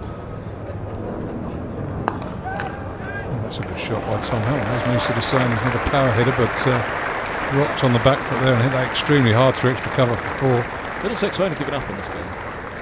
No, they won't. They won't. It's just how do we? So how do we? Independent nutrition. How do they create a situation that puts Sussex under the most pressure? Really, that's what you're trying to do. Is it declaring behind? Is it getting close to them?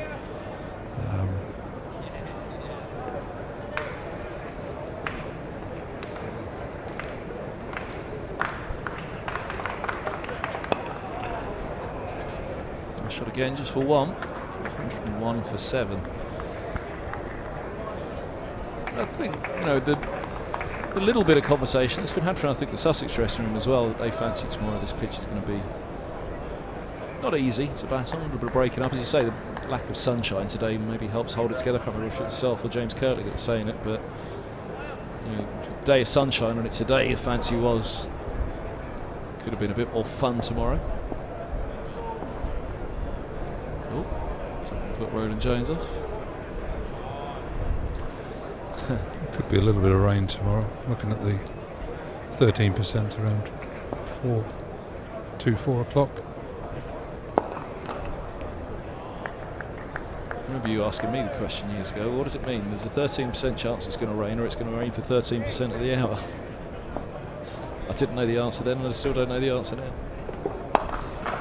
Just push back, Roland Jones. Did you ever find out the answer yourself? I think in these sort of environments, 13% of the time it's going to rain. I think it's something like that. Probably we get corrected by a meteorologist or whatever they're called. It is meteorologist, isn't it?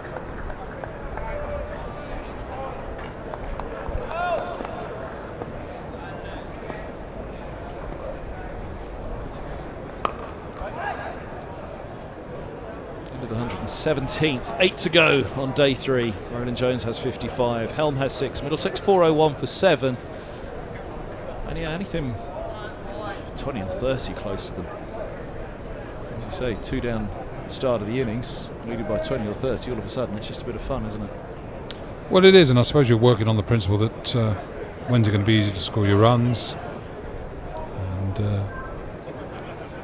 you're putting your eggs in a basket that you might bowl the opposition out in 40 overs, aren't you? Which, looking at what's taken place on the first 3 days, we've seen 17 wickets fall in the thick end of 270 overs, 280 overs. Well, we'll all look up again in the morning as well, won't we? Because you fancy it, we need a little bit of the overheads as well as breaking up underneath. I might look to sweep here to the leg side. Swinging against the spin, but short boundary.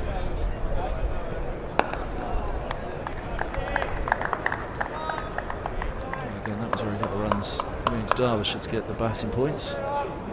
Looks like there's a bit of rain over the back of the pavilion this evening. Should be okay. Half an hour, 8 overs left.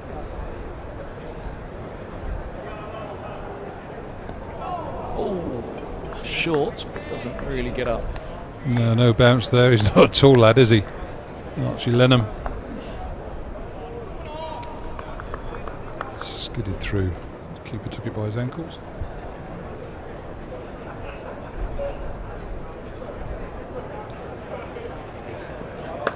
There you go. Slog sweep all the way into the grandstand for 6. Mind your heads, mind your beers. Another ball back.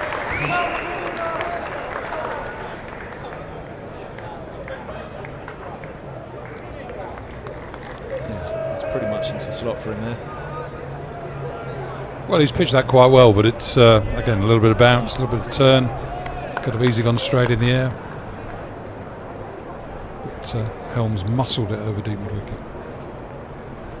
Just waiting on that one. Turns it into the short leg.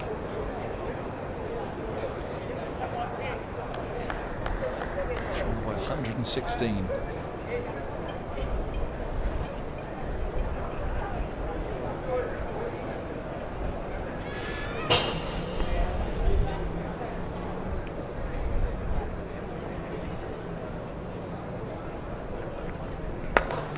Goes again, this time lofted, it's gone all the way again. Mid-wicket set back, that's Stephen Finn there, so you have to make sure you've got a good sizable chunk of it. Good indeed, 6 more, 413 for 7. I hope Helm doesn't hear my comments when he came out to bat about being a bit more subdued and not quite easy. 18 off 10 balls he's got. 10 Middlesex trail by.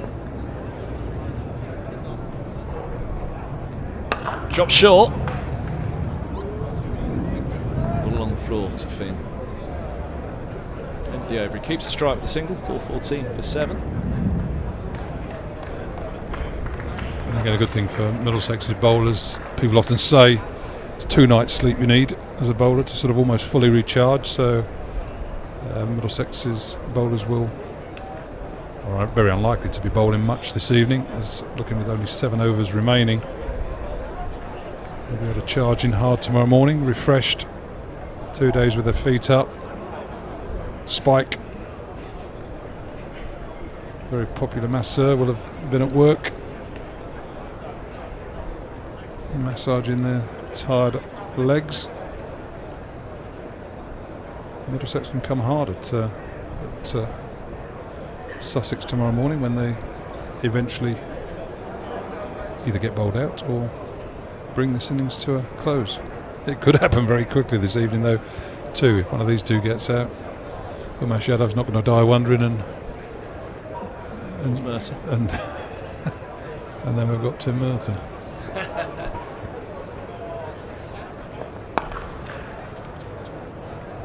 Only as far as the skipper Pujara. One old chat there was by the Brains Trust of Sussex before the start of this over.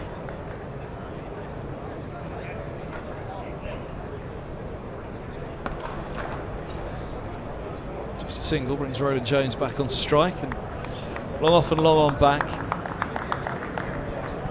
As you say, he's not quite a slog sweeper, is he, Roland Jones? But a big expanse between long on and deep square, mid wickets up. Oh. Have I ever seen Roland Jones play that shot before? I'm not sure I have. A little paddle scoop, ducking his head, over his shoulder it goes, and they pick up 3. Good running, Tom Helm. It had to be run hard, that.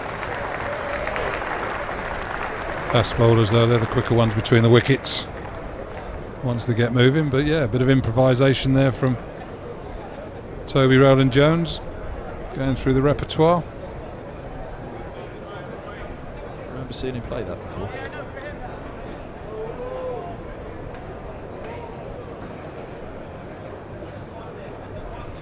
There's a fair bit of space on the onside for him, isn't there? When you think just avoid the deep square. Again, hitting across the line. Pads going down.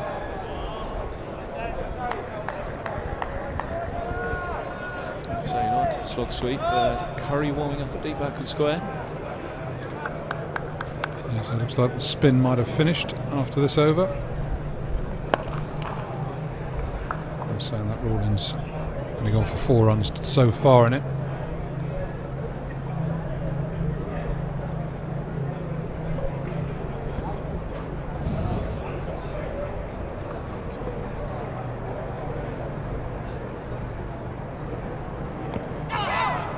So go down once more.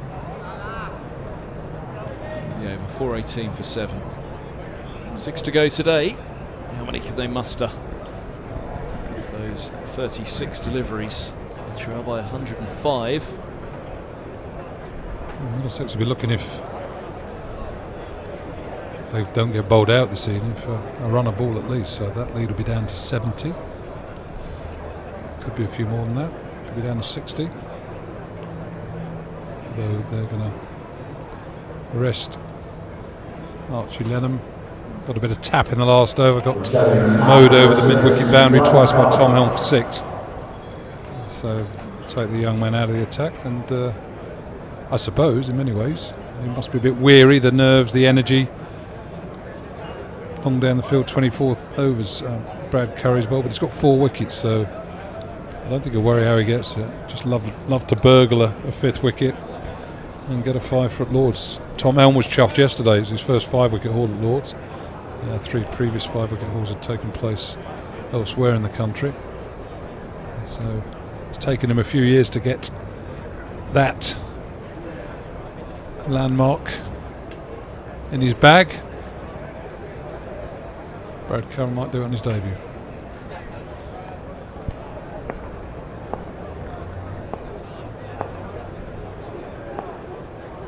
Curry might do it before he's got a number on his back.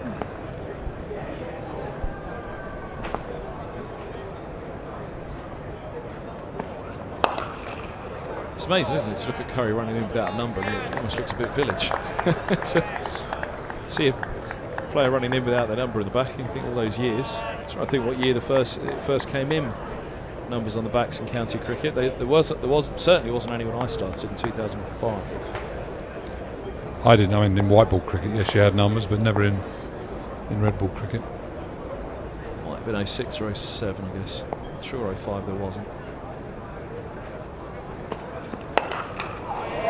Dragged away through mid-wicket for 4 more. Roland Jones is on to 62, not one of his bigger scoring areas, as he said, but they might think about putting someone back. You just get the feeling that the angle of the ball here coming into the right-hander, Toby earlier on looked to flick a lot of balls, some of them a bit straighter than others, through the leg side, and maybe he's helping the seamer on his way. So Brad Curry here might be better off coming over the wicket. It's going to be a little bit like Murtagh last year around the wicket to Barker. When he was bowling from the nursery end with the pitch down at the lower end, Barker just kept picking him up into the mound. That's right.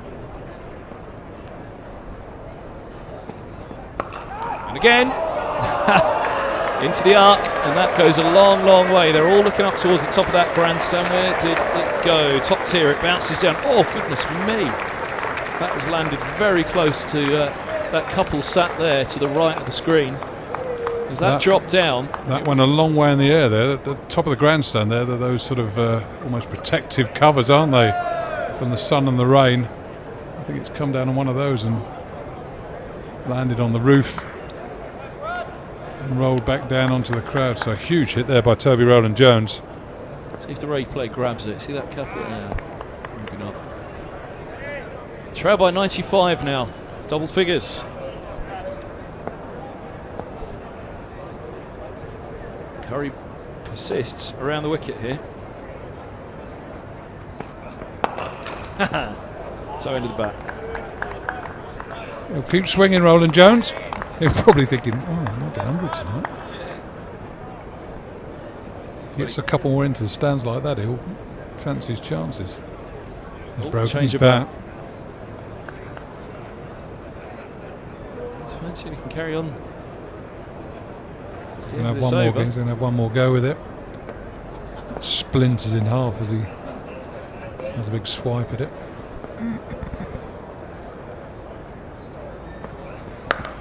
Outside off and flayed down to deep backward point for a single.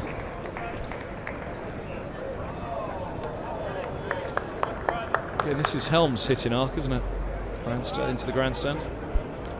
Yeah, it seems more down the ground, I'd suggest, but he might say fancy that short leg side boundary in the same way that Roland Jones has. And again, I suppose the hitting here now would make Sussex very wary about a run chase or anything like that at the end of the game when you've got a 55-yard boundary and you've seen how quickly runs can be scored when a side's sort of free of its shackles, really.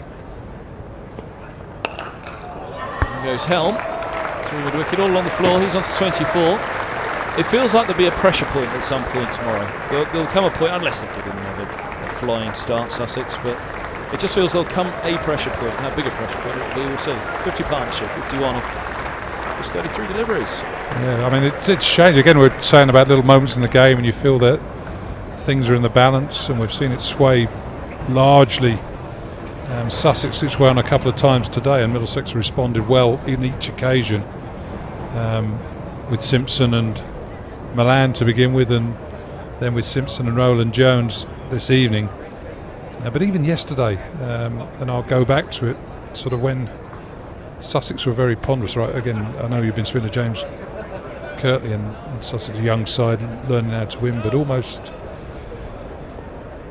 created the situation where the 100 partnership last night, Middlesex batting positively by almost them showing indecision and wasting a few overs and handing back a little bit of initiative to Middlesex. And as you say, if Middlesex can finish off these last 5 overs positively,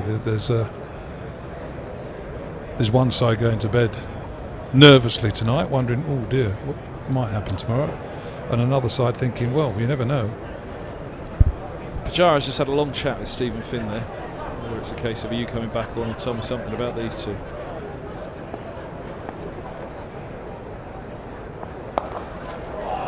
There's that space in the onside that we were talking about. Roland Jones accesses that one, and 4 more, he's on to 73.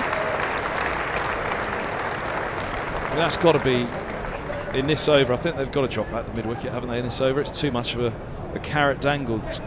It's such a vast expanse, as you can see there to the onside, and there's only deep square to protect it.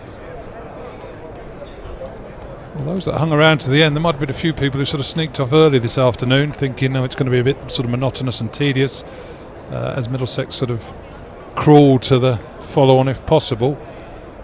They've missed a wonderful hour and a bit of cricket here, led really by Roland Jones. He's sort of lit the touch fire, hasn't he? Oh, big swing, missed through to the keeper. Deep mid-wicket's gone back, slips come out and gone into an orthodox mid-wicket. Down the ground, over extra cover. Over extra cover, probably. Also. That was where I was looking to go there. Quicker, straighter from Rollins. Saying it's Roland Butchie, it's very rare now that games really peter without just one little pressure point that they peter out. Usually comes some little point in a 4-day game now. So it's just capable of so much more, much like that. And look at that go for 6. Huge over mid-wicket. They drop the fielder back. And 6 more. Roland Jones is on to 79. 443 for 7. Well, that's a big hit. That's a huge hit. I mean, we saw him hit a monster 6 the last over that went high into the grandstand. That's got to be an 80-yard boundary there, and it's gone 7 or 8 yards over. Huge hit there by Roland Jones. Showing that time in the gym lifting them weights is worthwhile. He's actually slimmed down a bit, hasn't he? Roland Jones last year or two after the injuries, I think. Cricketers are lean men now. They're fit men. You see them walk around and they're slim, they're strong, good athletes.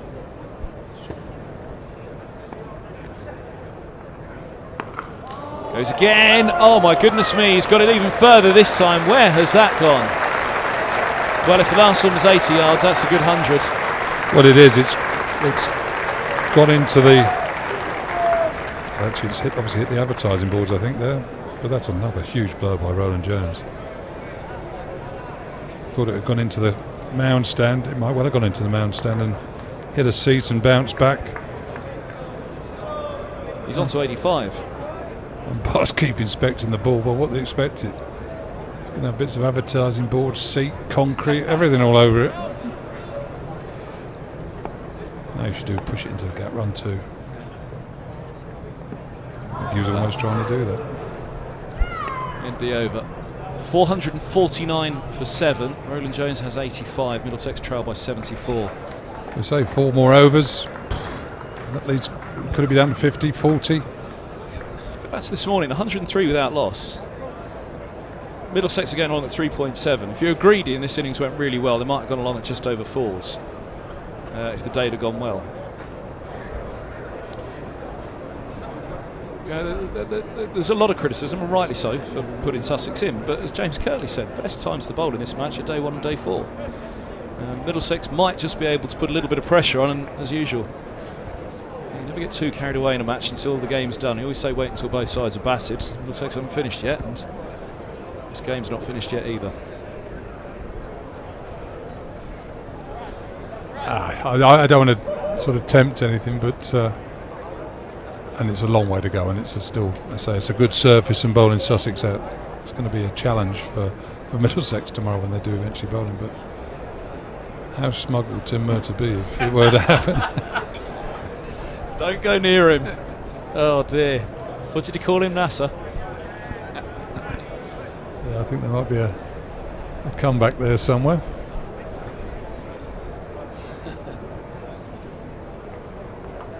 This makes more sense here from Curry, coming over the wicket, removing that angle to the left, to the leg side. It's more of a fetch, but again, Tom Helm may look at the offside now to be strong. For a single to mid-off. So there's 24 balls left of day 3. Middlesex trail by 74 at this rate.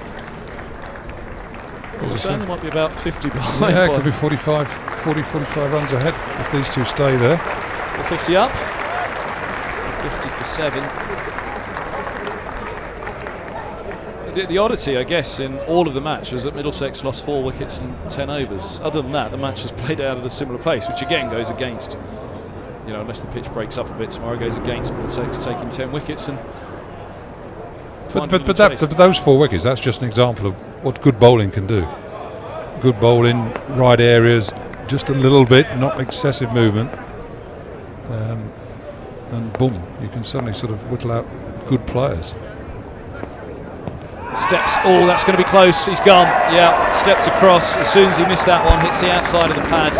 And he steps a long way across. Roland Jones has gone for a brilliant 85 from his 78th ball. He falls LBW, and Curry has his 5 for 78. And it's a game of cricket that feels alive on this third evening for many reasons, especially for that young man. Yeah, huge smile on his face, and understandably so. A great moment for him. For his family. It's pretty straight, that again, just come up slope slightly.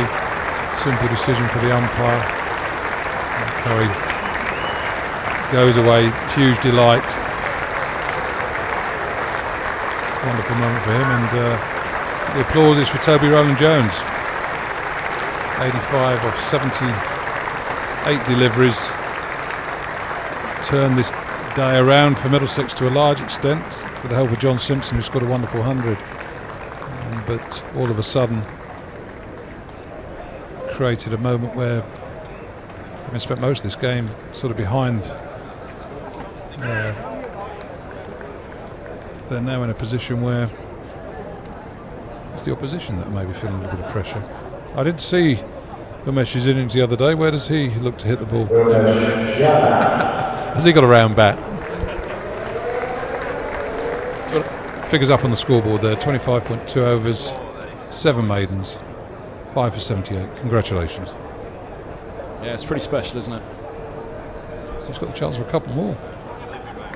Could end up with a 7th. Oh, they'll be trying to hit him, all right. They won't stop. To maximise these 3.4 overs remaining today. 22 deliveries. So Sussex's batsmen are thinking, well, yeah, get the wickets, but not in the next 4 balls.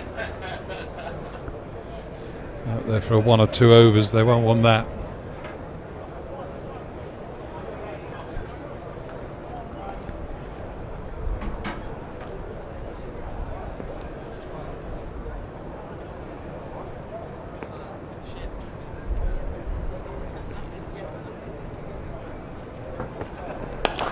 Doesn't wait to have a look. There he goes. Huge into the Compton. Absolutely massive. Down below the new scoreboard it is.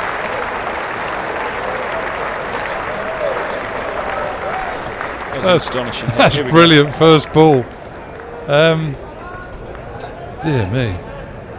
Modern day cricketer, eh? There it goes. It's just landing. There you see it. Oh, goodness me. Just below the new scoreboard in the Compton. He wouldn't have been far off smashing that new board, would he? Probably at the scoreboard, isn't it? I think it landed just below. The fella in the seats, sort of 4 down from the scoreboard. I was having another look at the ball. It's got a bit of plastic on it now as well. I was thinking 4 sixes and declare, but I thought I'm not going to say it because he'll just clip me around the ear. It's the first ball for 6. There's not much time to celebrate that 5 for, has he? Boom, reality back. But equally, chance for a 6 for. Pujara's drop in the field here. Yadav.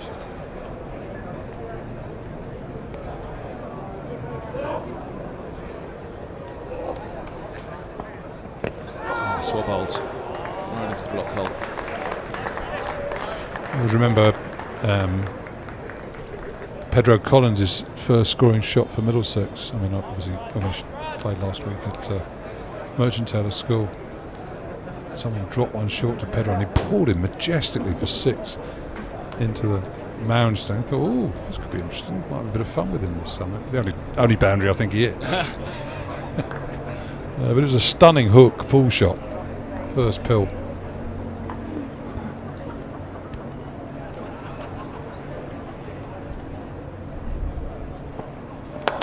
Swings again, down the ground. Oh, it's gone. 6 more. Over long on. He was interested for a moment there. But Yadav has another 6. Goodness me. Middlesex closing in quickly on this Sussex first innings total. It's a no ball 2. It's gone for 8. And that was almost a Yorker, wasn't it? It's a remarkable hit. I think when we arrived here, you wouldn't have thought Yadav would have hit more sixes than taken wickets, but that's where we are at this moment in time. He had a couple of Merchant Taylors, didn't he? So lead down to 59 runs now. It looked as though he'd nailed it at Merchant Taylors, put the game well out of sight on Worcestershire, and back they came, but this is certainly going to heap pressure on the start of the Sussex innings, whenever that may come.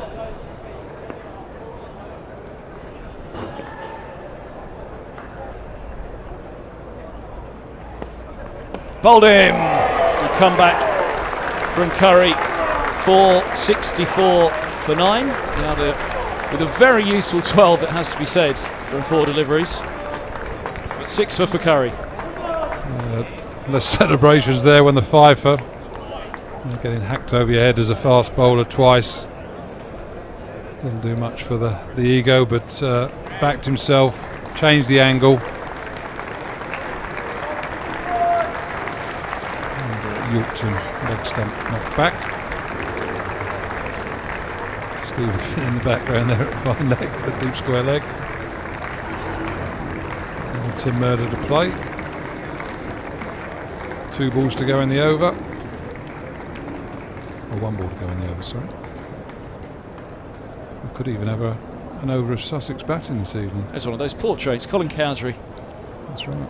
MCC. I think that's Rachel Hayho Flint above. It is. And there's Tim Merton. Captain Fantastic, here he comes.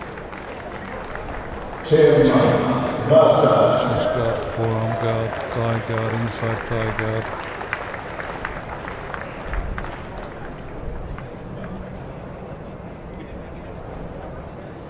It's going to be full of your stumps, Mertz. They're going to push it back and give Helm a chance. Yes, surely. I think there's a part of Tim will be thinking, just play this one out because I don't really want to bowl tonight.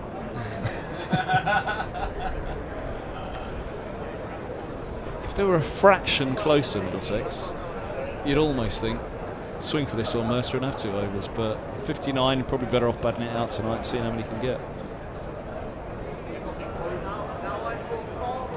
Who bowled the over? Probably good at Roland Jones. It'd be nice and loose. Roland Jones from the pavilion end, Yadav from the, well, mind you, Helm has a 5.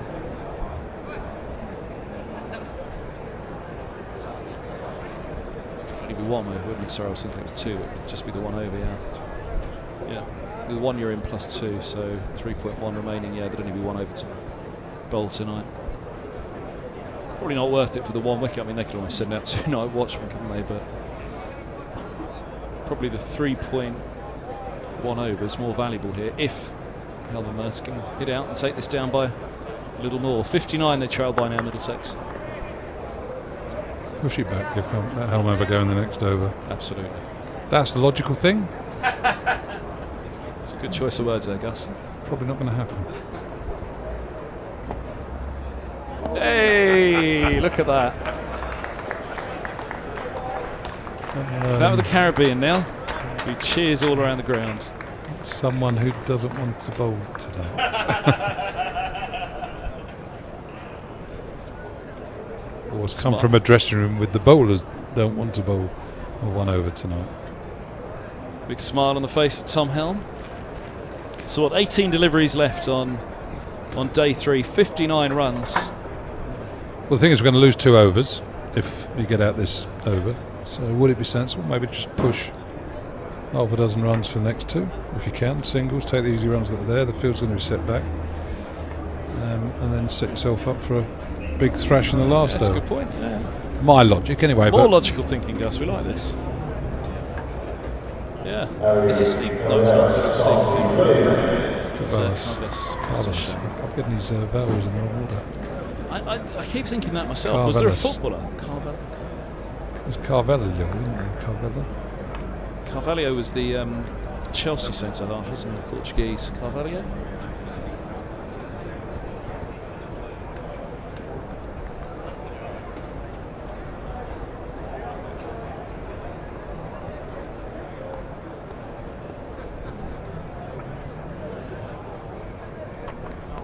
Helm backs away, swings hard into the onside, and that's good fielding. They will not get back for 2. Yes, they will. It's a big boundary, so they always should have, and they did. Good run in there.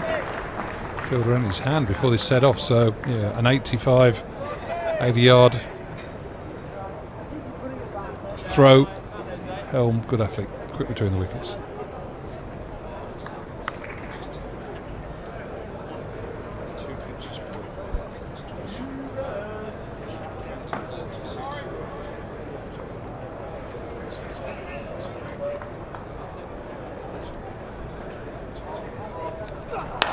Backs away, block hole delivery, just a single out to deep mid wicket. Merta has strike.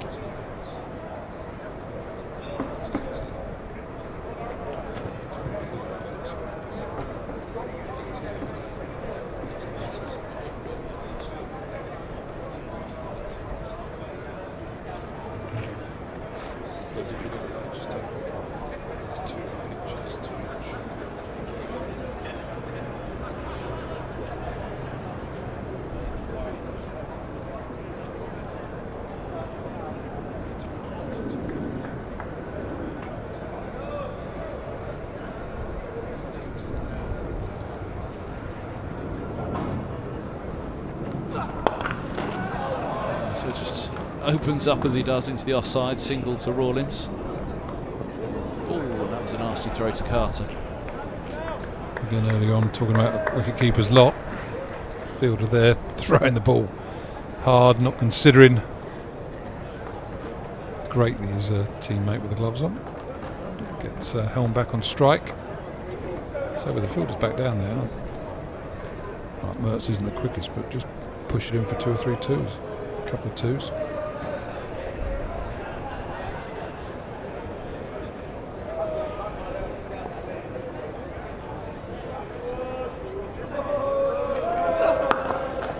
Backing away and swinging again, and swinging well. Oh goodness me, was that one bounce full? It was mightily close, wasn't it? That's a beautiful shot there by Tom Helm, giving himself a little bit of room. Unless that was the second bounce, that came very close. It was second bounce, yeah. He's hit it hard. Beat those 2 fielders there, 4 fielders on the leg side. A huge amount of space between them.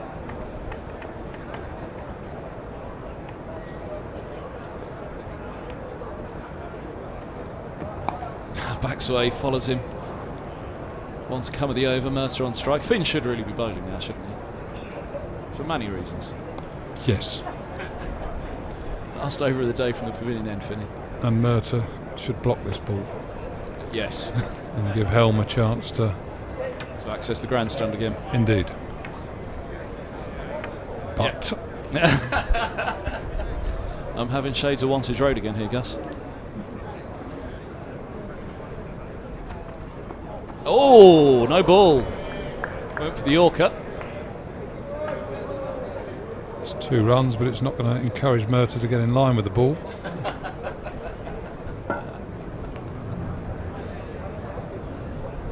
Been a lot of extras in this game. Middlesex conceded 48, high 40s. There's our 2 men, Mercer and Finn. Desperately want to see him doubled up again in this game.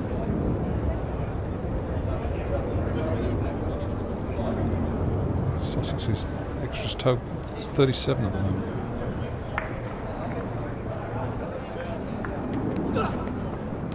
Good leave.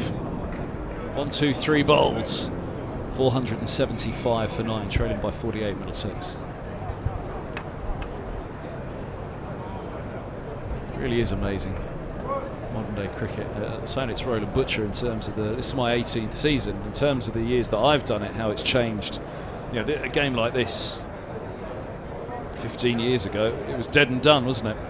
The kind of hitting that so many are capable. There's always 1 or 2, wasn't there, that could bring a game to life, but there's so many down the order now that are able to hit out consistently and powerfully. But equally so many up the order as well who can chase 200 after tea on a final day.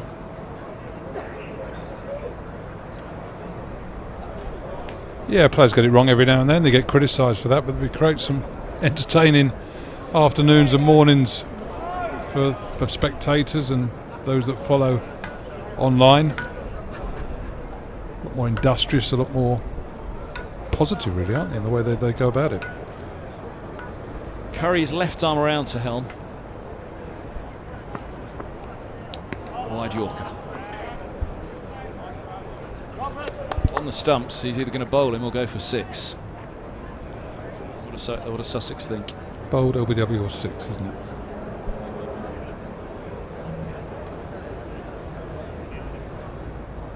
Six for 92 from 26. Yardov, Merlin Jones and Helm have made a bit of a mess of his figures. You won't mind that. The main column for him's the last one.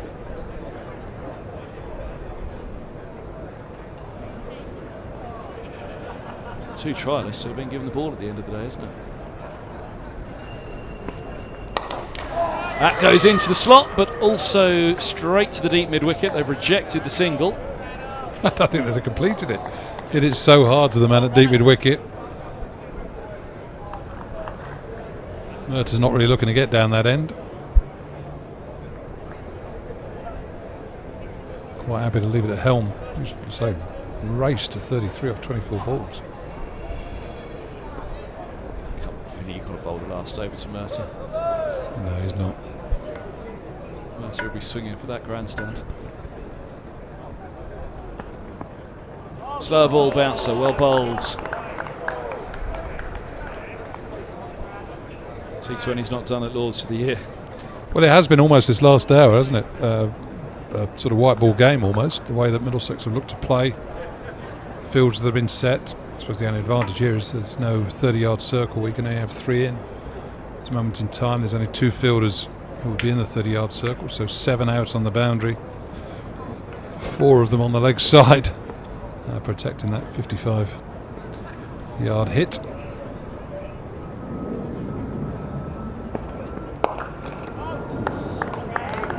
Again. So Middlesex brought up the 350 in the 110th over. Was it brought up in the 109th? I think it was brought up in the 109th, wasn't it? But then they played out the 110th over. I don't think they particularly hit out. So in 14 overs, they've gone from circa 350 to 475. 125 runs in 14 overs.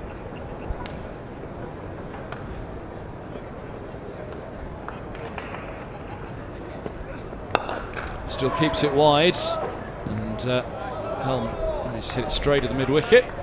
Mercer will have strike for the last ball of the over. Again, dot ball, please. Curry can get this on the stumps.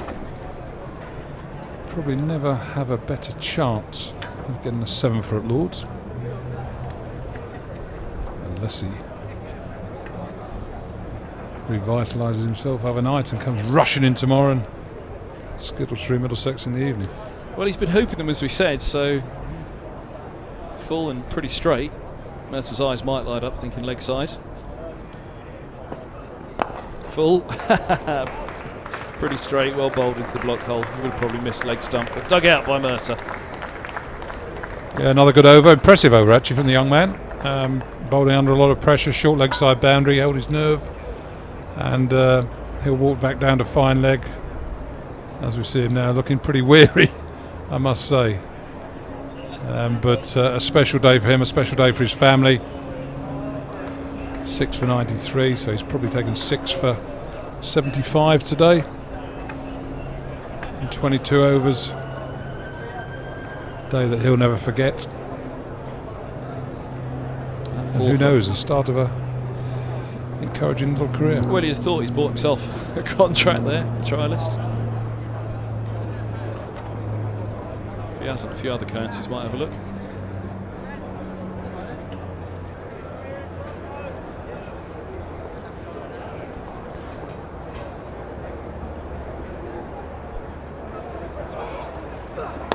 Backing away, oh, hit straight back over the bowler's head. Got fingertips to it, they're going to come back for the second. Go on, Mercer, they are, well run.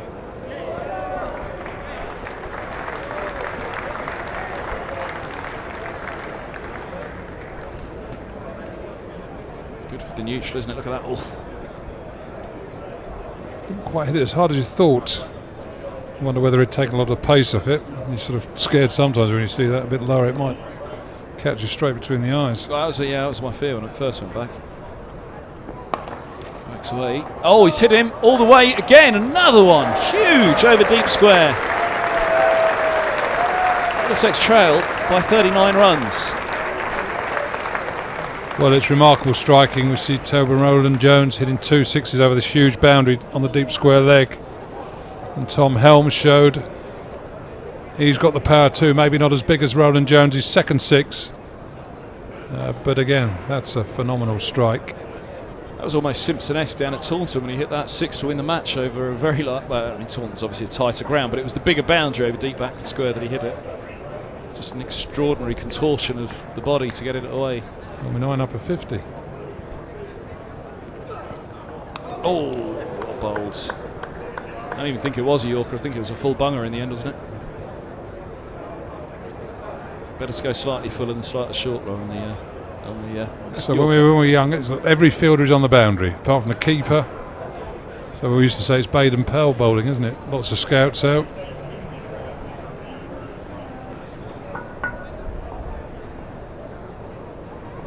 Yeah, onside extraordinary, isn't it? Helm will back away again, you'd imagine. Slow ball, hit down the ground. Long off comes around, and it's just going to be single. Oh, that throw. Well, I tell you what, Mercer got. Oh, yes, Mercer was going to go back for the second. I don't quite know what happened on the first there. Mercer didn't really run the first, and then started to charge back for the second when the throw wasn't great from Lennon down on the boundary. He wanted a piece of it, didn't he?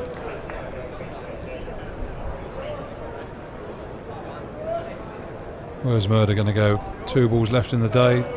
Helm's probably blown his chance of getting a 50. Finn and Pajara come together again, and now Pajara's going to tell Carvalho where to bowl. He's just had a long chat from Finn. Well, don't bowl it straight, because he might hoik that over the mid-wicket boundary.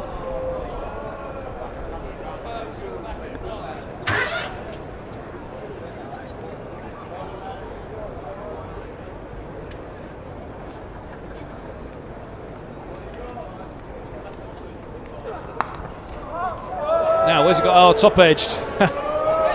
And caught by Carter. Middlesex trail by 38 runs. They're all out for 485. 2 balls left today. Well, 1 indeed. As that one goes up in the air. Access that grandstand where it's seen the 89 thumping the ball for so long. Not to be for Captain Mercer, but for his side. They've hit themselves into a position just to set up something interesting on the final day. It'll be an interesting start to the Sussex innings, leading by 38 tomorrow morning. It will be a fantastic session for Middlesex there. Forgive Tim Mercer for that shot. 2 balls left in the day. Quite right to try and clear the boundary.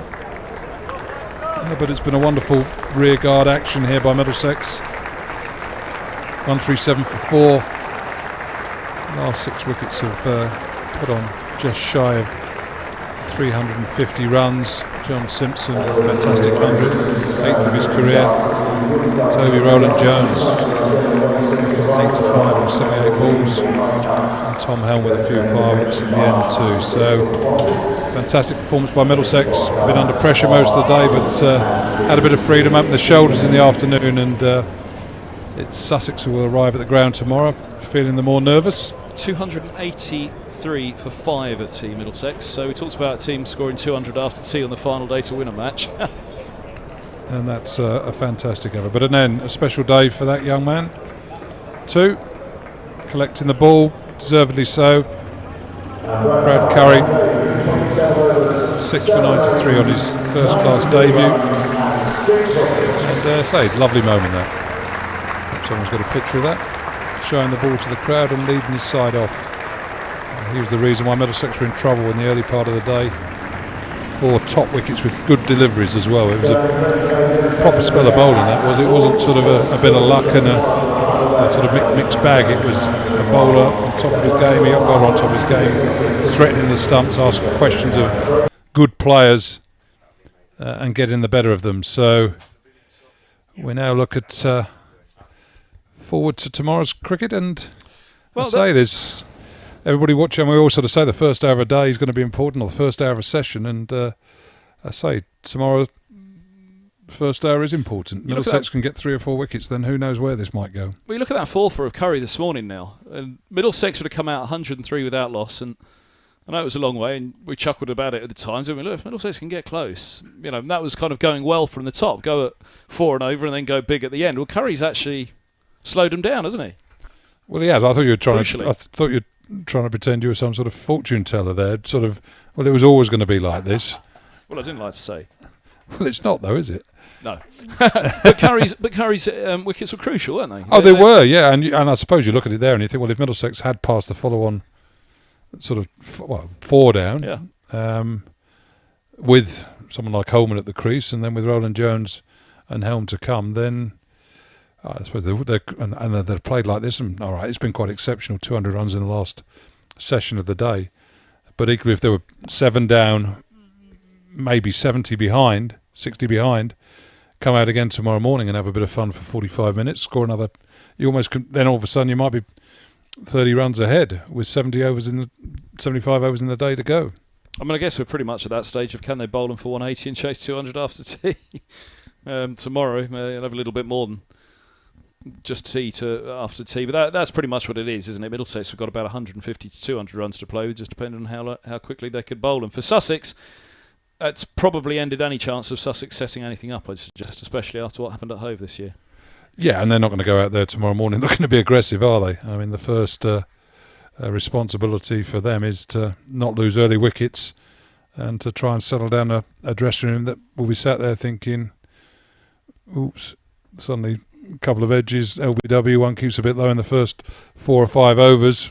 If we're 30 for 3, it's a nervous afternoon, and I say they're not got naturally attacking batsmen, so they're probably not going to score quickly with the mindset that they've got. So they're never suddenly going to get 180 ahead in 40 overs or something like that.